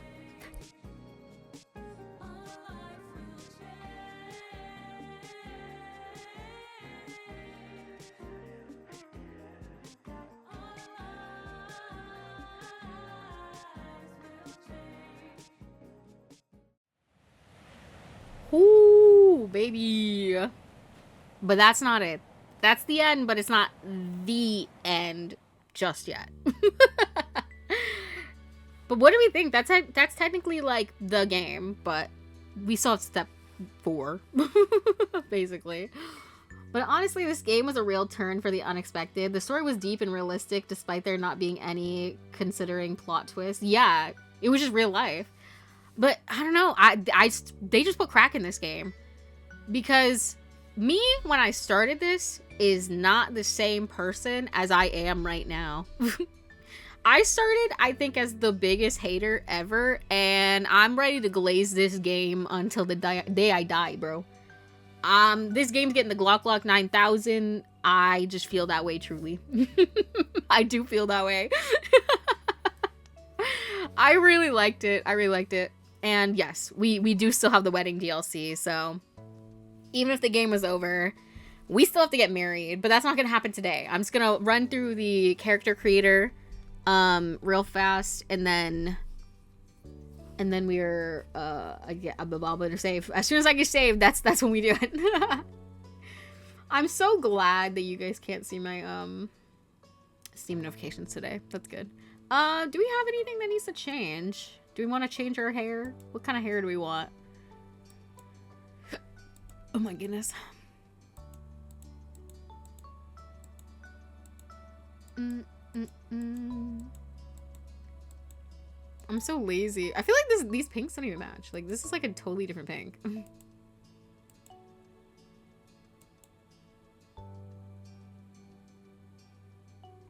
I haven't changed my thing in so long. Here, I want to go bald real fast. I need to go bald really quickly so I can like see the back of the hair. I think there is a bald one. I just think I went in the wrong direction like an idiot. Oh wait, here we go. Bald. Okay, what kind of hair do we want back here? This is cute. The buns. We can go from singular bun to double bun. That could be nice. There was this one hairstyle that I kind of like.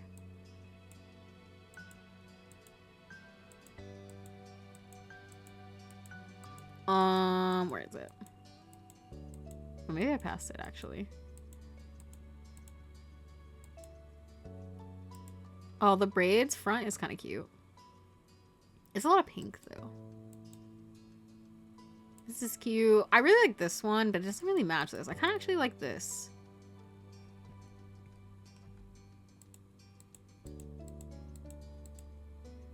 Here, let's do that. I think that's nice. Or should we do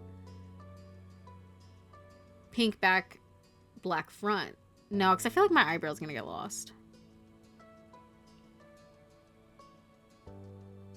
Does your avatar ever show up in the game? No. It's just to, so when they mention things about like what you look like, it's accurate. So it's more like for the text stuff, but you know, the little doll is just to know what the fuck you're actually doing. All right, I think we're gonna go with this for the hairstyle. I think this is cute. I think this is all good. Oh, I want to. We'll put on earrings even though you can't see them. Can I do? Is there ones that do like top? I see one a little.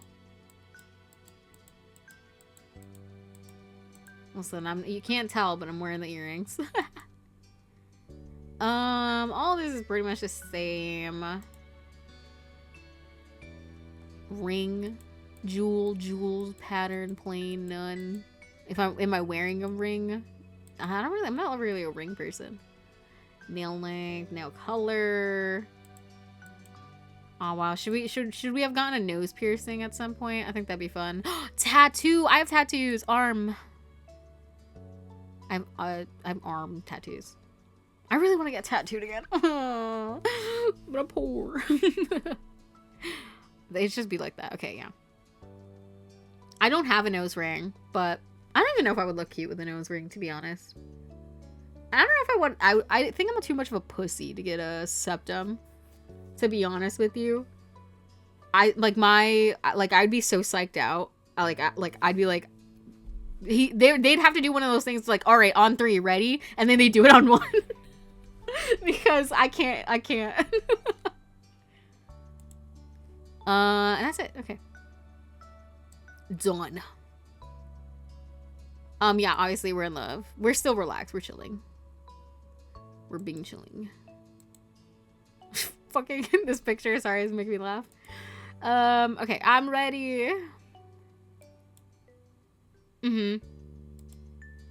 Yes, obviously I'm doing both. Oh shit! Now wait a minute. Hold on now.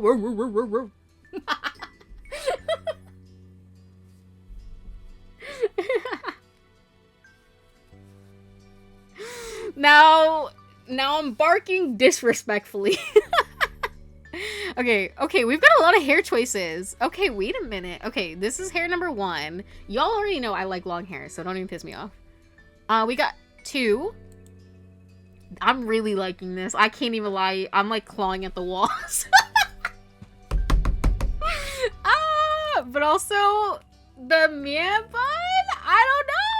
Like, how am I supposed to choose? I'm barking, snarling, clawing at the walls, like dry heaving, dying. All of these things. Obviously, he's gotta have the glasses. He's gotta have stinky little glasses on. Oh, we could go red old school, like his OG glasses. We have these ones, and then the really thin ones. I don't know. Did he outgrow the... I still need the earring, though. That's facts. That's facts. I don't know what I want. Here, put on your Nike hair. See? This... It's hard. It's hard. I don't know what I want. I'm indecisive. I can't decide. Oh, if I can have all 3, yeah. Yeah! I'm actually gonna die. Like, I'm actually gonna die. You guys are about to see me forming my type. Ooh, which one? I kind of like this first one. I love a tattoo. I'm dead. Marry me right now or I'm dying.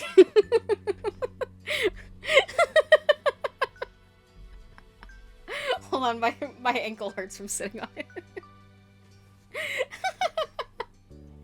Can't sleep, so back to drool. Listen, we're making the new Cove, and I'm literally like barking, screaming, growling, dry heaving. Listen, we going buff, obviously. Okay, what shirts do we want? No, I need to see the titties, like, absolutely. Sorry, I need to see the kitties, the Cove titties. Pants. Do we have black pants? Yes, you guys know I like black pants more. Yes, queen. Slay. I like the simple, just the black one. Right wrist. What do we got here? Gold watch. I like this one. Necklace. He's got his fruity little necklace on. I think I like this one more. This one's giving like... I don't know, it's like not matching with the vibe. Did we get shirtless Cove? No, he did not take his shirt off, unfortunately. Better look next time, innit?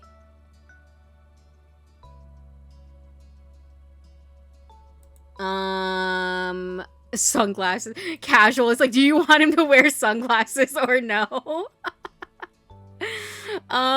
Dude, not the shades, bro. He just looks like a douche with the shades on. No shades, Cove. No shades, please.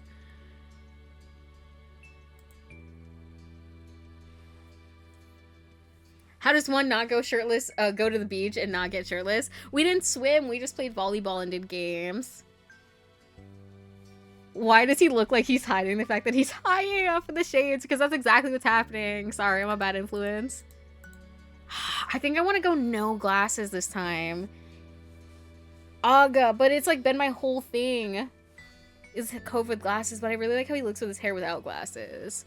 If I did this hair, maybe the glasses would fit. Yeah, I think maybe these ones, if I went with this.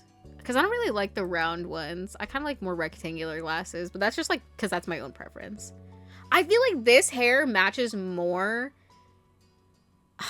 I'm like so conflicted right now. Because this hair matches more with my Cove from the last step. But like, oh my god, bro, this hair is so good. This hair is too good. I'm like, I like both. It's so hard. I want both of them. I don't know. I just find it was so weird that they didn't have like a messy option that was long for the last step. Which is why I went with the ponytail, just because I wanted him to have long hair. The man bun makes him look too much like his dad. Listen, man, where do you think he got it from? Listen, I'm telling you, because he had the pony just like his dad had the pony. Now next step is the bun like his dad had the bun last time. It's COVE, Holden, and Cliff Holden. Oh my god, it's really... Their names will start with C. Oh my god. They're as bad as me and Liz. New COVE, we're on the next step. So I'm just designing him, and then I think I might end stream for today. I really like the previous hair. I feel like the previous hair is a good middle ground. Also, fuck my Wi-Fi. No, that's so real. Listen, I have to have him in the glasses just for consistency's sake. I'm so sorry. If you hate it, I won't have him in glasses when we go do the DLC run. I'm saying this is glasses COVE run, basically. Okay? The glasses are a necessity because they've stuck around all this time. I can't see him getting rid of them now. Next time when we do the DLC run, we'll do no glasses. He gets rid of them immediately. He says, fuck the glasses. And then this is his twink persona, if you wanted to know. Alright, done. No, our COVE is very warm and he's mixed. Well, I'm doing a little bit more sporty because he's buff. So, like, he studies a bit, but, like, he is sporty. He's gotten sportier, I guess, You could be a buff nerd, though, right? I don't know. I'm gonna go middle. I'm gonna keep him basically the same, because this is what we've done before. He's always been warm and then mixed. So I'm gonna keep it that way, because that's, you know what? It's my love journey, and that's what I want. Okay, which initiative level would you like COVE to have? He can have high initiative. That's what he had last time. Okay, I'm gonna go through this intro because I'm curious, and then we'll end it, I promise.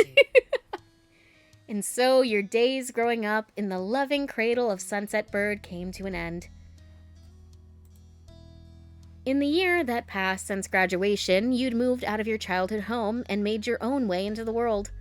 You lived alone, lived with a pet, lived with pets, lived with COVE and his fish, lived with COVE, his fish, and the pet you picked, lived with COVE, his fish, and the pets you picked. I mean... Obviously, I'm gonna live with him. What?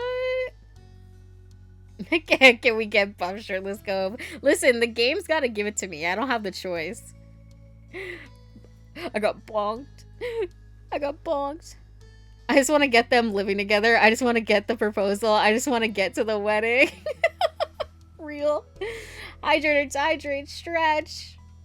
I will hydrate. And specifically, I'll drink the water and not my other drink. We're living with one pet. If he has his fish and I get to pick a cat, at least. 2 cats. What if we had 2 cats? What do we think? 1 cat or 2 cats? If we get to pick the pet, they're cats. But you get to decide 1 or 2.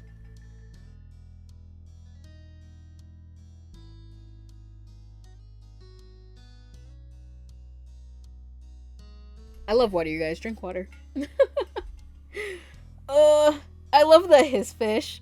Listen, I hope it better be Big Man. Big Man and Co. Can it be 1 cat and 1 dog? Depending on the type of dogs we get to pick. No kidding. We can have 1 cat, 1 dog, sure. 1 for each of us. We'll have a fish, cat, dog. Not together, not a fish, cat, dog. Like the Cat Dog show. But all of those commas. And you worked at a fine company, had a business of your own, co-owned a business with COVE, had multiple ways of earning income. We're still focused on pursuing education. All right, what life do we want to live? Yeah, I mean, if we're going to have 1, I might as well have 2. That is true. That is true. Besides, like, they need to get friends. They need to have friends with each other, and, they can't play with the fish. What future do you want? Neither of you look like office types. Yeah, I mean, especially with our tattoos. Listen, I feel like we could co-own a business, but what business would we even have? You know what I mean? Like, or did we start like a tattoo parlor shop or something? I mean, I think I established my character like did drawing or whatever, so. Oh, a surfer shop. Yo, we want to sell boards? We could do that. So let's go into business. Let's be silly and let's be goofy, bro. Why not? I think co-own isn't a good idea. Mixing work and love never ends well. I mean, that's true sometimes, but I feel like I've seen it work out fine. I mean, especially because like a lot of family businesses, obviously, like they're together. So, and they last for ages. So I don't think it's too bad. It just depends like how you set up. Like you have to have like conversations beforehand. Like, okay, if this happens, what do we do? You know, I feel like you just have to like lay it all out in the open if you are going to mix business with pleasure, to say the least. I think if you do it that way, it's not too bad. Maybe you both own the surfer shop, but Cove runs it while you do custom art on the boards. Ooh, that's fun. Had multiple ways, bro. Bro said, I'm rich, girl. Don't even worry about it. We co-own a business. I don't know, for funsies. In the music industry, art industry, fashion industry, writing industry, TV and movie industry, sporting industry, gaming. Dude, we could be gamers. Hospitality industry, health industry, education field, STEM field. Married streamers. Guys, that's actually just that's the canon ending I want, please. Like, listen, just me and my boyfriend were gamers. Yeah, sure, gaming industry. Listen, it fits the vibe. It's funny. Your family members went through the same kinds of leaps into independence. Liz and Lee both eventually earned degrees and started fantastic careers in new towns. But your mom's and Cove's father still lived on the same street as they had for all those years before. It was comforting to you that there were some things that remained in the old neighborhood. And despite the ever-changing reality of your adult life, your friends were still your friends, though, of course, things weren't exactly the same for them either. Very recently, Terry publicly came out as a man and switched the spelling of his name to a Y instead of an I. Oh, dude, congrats. Okay, period. He also confessed his love for Miranda. Listen, I was shipping you guys from day fucking one. You couldn't hide it from me. You couldn't hide it from me. I was sensing it, bro. I was sensing it. Oh my god. I can tell. I can tell, bro. I was shipping them from the second I saw them. Period. You know, it's nice to be correct. I could tell they liked each other. There's no way they couldn't have. He also confessed his love for Miranda, which she excitedly reciprocated. They moved in together recently in the city out past Sunset Bird. Is it far or not far? Derek was as busy as always, but doing well. He always made an effort to keep in touch, and you even saw each other in person occasionally. One person who did disappear into the shuffle of memories inside your mind was Baxter. After his vacation in Sunset Bird one year, he was just gone because nobody gave a shit, apparently. I'm sorry, Baxter. I'm sorry I didn't get to be your friend. Maybe if I had said, you know what, I feel like we became friends, like maybe we would have, you know, he would have stuck around, but I didn't say that. Sorry, Pookie. I'm sorry. I didn't realize that was a choice. That was a loss you felt. You had become someone you'd considered a friend during those days. Then, well, I don't think I gave him my number either, so maybe that's kind of my fault. And then there's what became of the sad little boy you grew up with, Cove Holden. Your deep affection for him was something that continued to last unabated over the years. But hopefully you would commit to each other even more someday. You didn't want your relationship to change from what it was. The two of you got engaged. He was your fiance. We're getting engaged. Fuck you. The past years were certainly busy. You'll never forget the moment the love you had for one another was let out in the open. Why, sad little boy? You missed it. We had a whole, like, heart-to-heart remembering, like, the day we met each other and he was crying in the poppy field. Or the poppy hill field thing. And so it was relevant. I promise. And he was a sad little boy back then. The past years were certainly busy. You'll never forget the moment the love you had for one another was let out into the open. Cove and you wore rings to signify a relationship. Cove wore an engagement ring to signify a relationship. You wore an engagement ring. However, you decided against ring. No, we both were getting rings. The ring Cove wore looked like... Oh my god! Wedding ring designer, let's go! Okay, I hate gold, to be honest with you. I am not a goldy kind of person, but that's okay. And I'm not a pearl. These are kind of ugly. I just kind of like the simple band, to be honest with you. I don't really like any of these. The last one looks cute. This one? I feel like I need to see it on somebody's finger. What does change color do? Oh, silver. Okay. Platinum. Silver.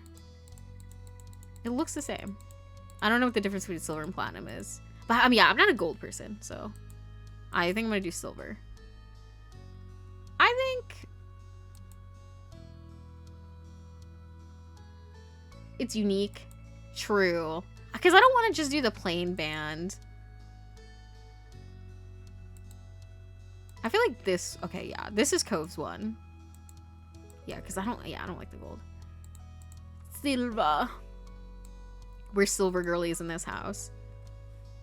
He truly thrived in his continued efforts of cultivating loving and supportive relationships with his family and friends. You couldn't say his personality had changed exactly. Instead, it became more refined. Cove was a warm, inviting, considerate man who took the lessons he'd learned over the years to treat the people around him with patience and understanding. When Cove eventually developed a picture of the future he wanted to have as an adult, it made perfect sense to you based on his interests. Cove got a 2-year degree. He worked with you in your shared business, naturally, and worked part-time at Orca, helping educate the public on ocean conservation and participating in shore restoration efforts. As an adult, Cove also was able to recognize and have diagnosed that he was on the autism spectrum. Who's surprised? Who said that? Who said that? Anyways, Cove is literally living my dream. That's actually real. I think 5 is good. Like, I don't know, I'm a minimalist kind of person. No, that's so real. So I think I was either going to choose that one or that one. But I just felt bad because I'm like, if I get myself, like, the nice sparkly one and then I give him, like, a plain one, I don't know. But there's nothing wrong with plain. Cove is literally my dream BF. It was something that hadn't been noticed by his doctors as a child, but had been noticed by his childhood best friend. But he was still the same Cove he always was to you, and he was just glad to understand himself better. It thrilled you to see how happy and successful he'd grown up to be. On the whole, life continued its steady beat forward, and you went with it down the paths you chose. It was strange and wonderful. But no matter how old you got, how far you roamed, or how long you were away, the home you had in Sunset Bird still called you back eventually. Woo! And that is where we're gonna save for today. We're about to head back to Sunset Bird, but we're pausing for now. We've made a lot of progress, and technically we beat the game, but of course we gotta do our epilogue and our wedding. Don't piss me off. I'm so eepy. It's 11 p.m. for me. I don't know what's wrong with me. Well, not wrong, but like, I feel like I've been doing such long streams recently. I don't know, the games just be sucking me in, bro. I can't help it. I can't help it. I keep being like, all right, I'm gonna stop here, don't worry. And then I'm like, oh, wait, but I gotta see this. I gotta see this. So the last step is DLC. No, I think, let me see. Ooh, not config. I'm pretty sure, step 4 is just like the epilogue. Step 4 is part of the regular game, so you're so good. The wedding is DLC though. So the wedding is DLC, but what we're about to do is not DLC, I'm pretty sure. Okay, period. Period. Material girl. Look at him. He's just a little guy. Hold on, I gotta get my thumbnail shot. I think I'm gonna pick this one. There we go. There we go. Gotta get my thumbnail for when I'm making it later. Why are you okay, I was like, why does he have his thing? I'm just gonna take this one just in case I end up wanting it. But I think I like the one on the field because, you know, paralleling and whatever the fuck. Okay, return to the main menu. Close the game. Let me switch you guys over to the ending soon screen. Yippee! He is so cute. And then a second run, and a third, and a 10th, and a 45th. Please, please. Let me give you guys some lo-fi beats. I don't think I'm gonna raid anybody unless somebody has somebody they want me to raid. Then by all means. But I think I'm gonna let you guys dissolve into the void because Mimi CP. It's as simple as that. Next stream tomorrow with whatever I decide to play. I don't actually know yet, but you know, I would say when do I ever, but actually I have been knowing because I put out that poll and then I just followed the things that got voted. We played Our Life today because one person voted for it. Shout out to that one person. I don't remember who it was, but shout out to you. Until next time, take care of yourselves and hit that follow button. Oshia, goodbye,